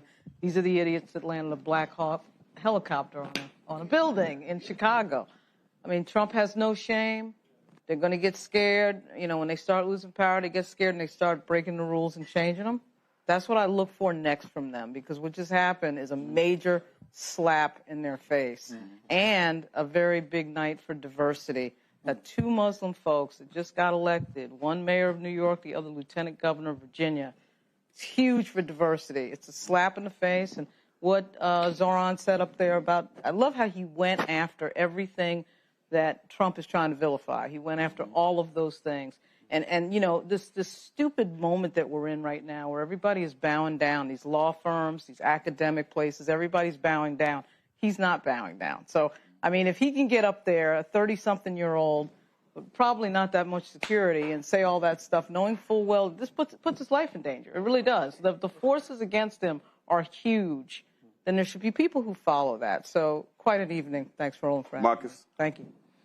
Incredible night. I think the themes still remain the same from the beginning of the night that I thought before we had the results, which are compassion and ambition. I think that when people show you that they know you and that they're willing to fight for you, the voters will respond to that. And I think we saw that in a big way. The other thing I will say, just because I think this is very specific to your audience, is I watched a video from C.T. Vivian earlier who said that my man has been waiting. Right, he had been waiting for this generation because his generation could only dream it, but the conditions are right now for us to win. And I think what we've shown, what Democrats showed tonight, what black folks showed tonight, that despite the headwinds, despite the folks in the White House, despite, right, the deep entrenched issues that we face in the country, the conditions are right for us to win if we fight for it, and that is a very powerful message we're sending the country tonight. To the point, Dems won 64 in the House. There's still 2 seats outstanding. They could go to 66. Tiffany? My America has always been bigger than just white, straight Christian men. So I am celebrating tonight, and I think that we often find so much wrong with what we're doing that we don't get a chance to stop and celebrate and rest. So to all the volunteers and everybody, y'all need to take a break tonight and get some real sleep. Indeed. Celebrate, like congratulate each other, celebrate each other. We deserve to do that. We don't thank each other enough because we won this. And with that, I'll say, wassalamu alaikum. And if you are thank you, my sister. And if you are a college-age student and attending a public university, you should go to usstudentassociation.org and join our movement. We are building what we talked about earlier, this apparatus for student leaders to be developed, trained, and build a network to really focus on federal advocacy work from the United States Student Association perspective, but to help build statewide and local power. So join us at usstudentassociation.org. Nola? A few things. So I agree with Lauren said. I'm going to put it a little bit differently. The weaponization of national security will come swift and fast. We are already seeing it. We've already seen it with the deployment of the military in our cities. We're going to see it even more. And one of the reasons being, you know, before October 7th, before Hamas, they attacked Israel on October 7th, there was a normalization process that was happening in the Middle East, where Middle East countries were in a process of kind of recognizing Israel, not necessarily wanting to be their besties, but recognizing that they were there, you know, that they were a power. And since October 7th, a lot of that has been erased. So as I sit here as a national security person, a foreign policy person, I'm elated, but I am also cautiously worried. There will be some sort of response. There will be some sort of global response.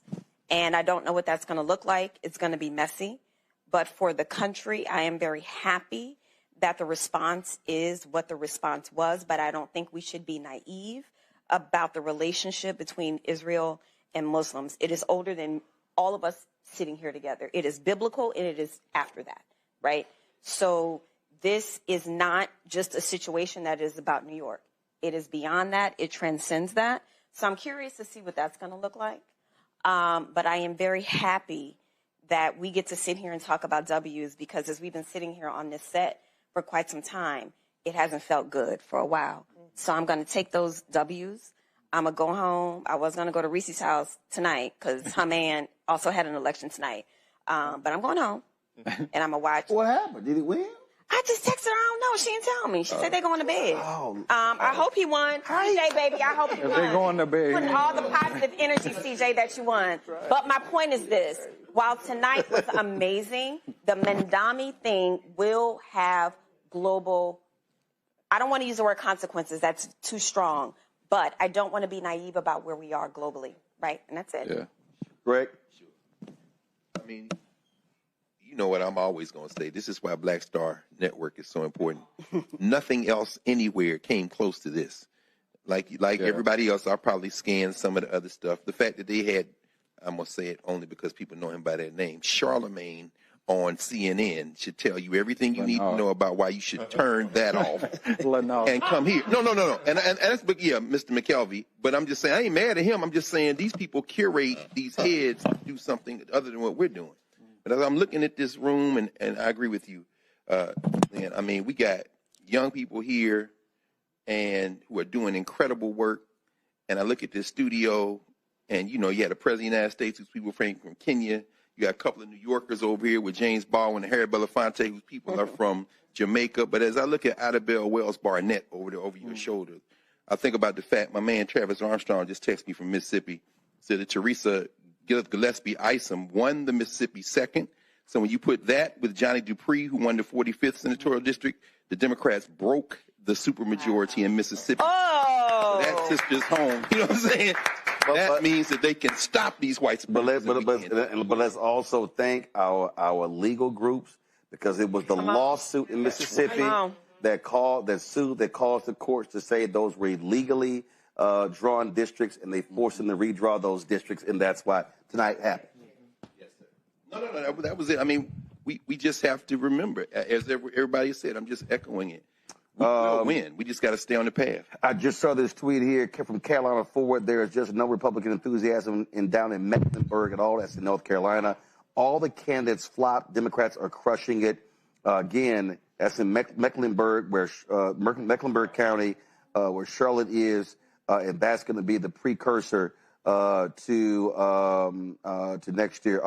And give it up for that sister in Charlotte, Vi Lyles. How bad? She won with 70.25% of the vote. Wow. And she beat the Republican Terry Donovan, who got 25.75. So she won there. And so, again, this is what happens, again, when folk turn out. So what's the point of all of this? I said this last year. You cannot fixate on 4 years from now. You can't fixate on 2 years from now. You got to focus on what's next. And what we saw tonight is what happened when people actually give a damn, mobilize, organize, and they vote based upon issues.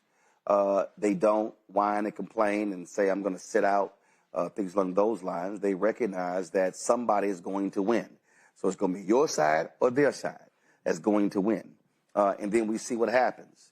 My issue is not, I don't despise Republicans, but I hate MAGA, and I hate their agenda. And what they are doing is they are attacking black people. They want to defund black America. They are attacking black mayors. They're attacking black elected officials. They want to wipe out, with that callous decision, we know the Supreme Court is going to come down. They want to wipe out anywhere from 12 to 30 members of the Congressional Black Caucus. And what I keep saying to black people is that even if they wipe out a lot of these seats and they start moving us around into other districts, if we vote our numbers, they lose even in those districts. Mm-hmm. As if we vote our numbers. Let me also be clear. There's no such thing as gerrymandering in state elections. Mm-hmm. And so we vote our numbers in North Carolina and vote our numbers in Georgia and vote our numbers in Mississippi and vote our numbers in Texas and vote our numbers in Louisiana. The South does not have to look like it looks. That's right. But it's a lot of folk who are saying, well, if we could get Stacey coming, Stacey Abrams ain't coming to your state. But guess what? There's already somebody like Stacey Abrams in your state. Right. So what has to happen is you have to be willing to join with those folks. We also have to pool our resources. I think back to Will Haygood's book on the confirmation hearing of Thurgood Marshall. And in his book, he talked about how black folks in Texas put their money together to hire the lawyers to sue the Texas Democratic Party because they had closed primaries. And they took their case to the Supreme Court, and Thurgood Marshall did not want them to take it to the Supreme Court because they feared if they lost, it would set them back, and they did lose. But what the key was here, these black folks said, no, we're going to fund this lawsuit ourselves. And so where are we right now? And I keep telling y'all, don't send money to these parties. Don't send money to these candidates. Send money to black organizations who we know who are going to be on the ground in 2026. BlackVotesMatter, National Coalition of Black Civic Participation. We know Until Freedom. We know USSA, and there are others as well. But we have to understand, look, New Georgia Project, was it New Georgia Project? Listen, yeah, they shut down. All of that work. And what did Tiffany say earlier? This is what happens when we have a group that starts, and all of a sudden they then disappear. That can't happen. I'm telling all y'all right now, they are coming after everything in black America. And I've been sitting here looking at all of these tweets, and guess what? That same bullshit algorithm that Elon Musk is forcing all of their tweets down our throats. Oh, the crying and the whining is amazing. But I'm going to tell you right now, these evil-ass people, they're going to be pissed tomorrow. Yep. They're going to be angry tomorrow. And there's nothing better than to have them even more pissed off a year from now. Come on. I would love for them to be whining. You talk about 13 seats picked up in the Virginia House. Imagine if they start crying and they lose 20, 30 seats in the U.S. House next year. But that will not happen if we don't keep our foot on the pedal. Let me be clear. Keep your foot on their necks and step harder. Go harder. When Cooney's like, he is crazy. I'm telling y'all, all of the whining and complaining, I want them to be complaining more. Because I'm telling y'all, they cannot stand the diversity of this country. My book is called White Fear, How the Browning of America is Making White Folks Lose Their Minds. And they have been losing their minds. They've been riding high all year. They've been so happy with Trump and ICE and the National Guard and Doge and Elon Musk. But what did I keep telling y'all? Bill Ackman might be a billionaire. Elon Musk might be a billionaire. Mike Bloomberg might be a billionaire. And they might spend 100, 200, 300 million on the race. But every single one of they weak asses only got one vote. And for every poor person who sits out, understand, they might be billionaires, but your vote counts just as theirs. And the 90 million people who did not vote, those folks can beat back every single one of these billionaires in next year's midterm election. So we're going to be right here. We're going to be on the road. We were in 5 cities in Virginia. One of the reasons why we've been focused on raising this $1 million, we're launching a new midday show as well. We're looking at launching a health show. When Tiffany get her act together, we're going to be launching her show. Yes, I did. Yes, I did. Put the camera on her. Put the camera on her. She's waving a fan. No, give me a solo shot. Put the camera on her. When Tiffany start playing around, we're going to launch her weekly show. Put the camera on Tiffany. Put the camera on Tiffany. Thank you. My God. All right. So y'all know right now, I had to announce it. So Tiffany going to do a show. No, that's why I'm mad, because if you say it publicly, now I got to do it. Yeah, you got to do it. It was all text messages before. You got to do it. So the point I'm making, y'all, is what we did in Virginia, we want to do the exact same thing around the country. We want to pinpoint the places where we need to be. We want to be mobilizing voters, reaching y'all, talking about your issues, pulling folks together. Because listen, ain't nobody else in black-owned media doing this. Okay? I ain't hating on nobody else. They ain't doing it. No one is doing what we're doing. They are not traveling anywhere talking to voters. And I'm telling y'all, we can take this thing back. You mentioned C.T. Vivian. We talk about Reverend Lowry. We talk about Diane Nash. We talk about Septima Clark. We talk about Ella Baker. We talk about all those folks who put it all together to fight for what's right. Listen, you got next month, 7th anniversary of the Montgomery bus boycott. Yeah. Happy next month. Okay? That was Joanne Robinson and others. I'm telling y'all, they are afraid of us. They are afraid of our power. They are afraid when we mobilize and organize. And you know what I love nothing more? For them to be even more afraid and lose next year. And then lose in 27. And then lose in 28.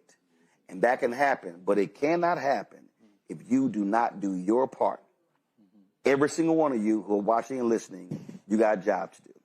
Folks, that's it for us. Be sure to support the work that we do. Join our Bring the Funk fan club. If you want to give via Cash App. We told y'all what happened. How much money did we raise for y'all last, Tiffany? $107,000. That's what happens when, again, we mobilize and organize. Cash App, you want to use the Cash App, you stripe QR code you see right here, bottom left-hand corner. Bring the music down, please. PayPal's R. Martin Unfiltered. Venmo's RM Unfiltered. Zelle. Rolling at RolandSMartin.com. Rolling at RolandMartinUnfiltered.com. Check some money order. P.O. Box, big amount to Roland Martin Unfiltered. P.O. Box 57196, Washington, D.C. 20037-0196. Download the Black Star Network app, Apple phone, Android phone, Apple TV, Android TV, Roku, Amazon Fire TV, Xbox One, Samsung Smart TV. No, Marcus, I'm not reading anything. If you want to get our Roland Martin Unfiltered Black Star Network swag, go to shopblackstarnetwork.com. Shopblackstarnetwork.com.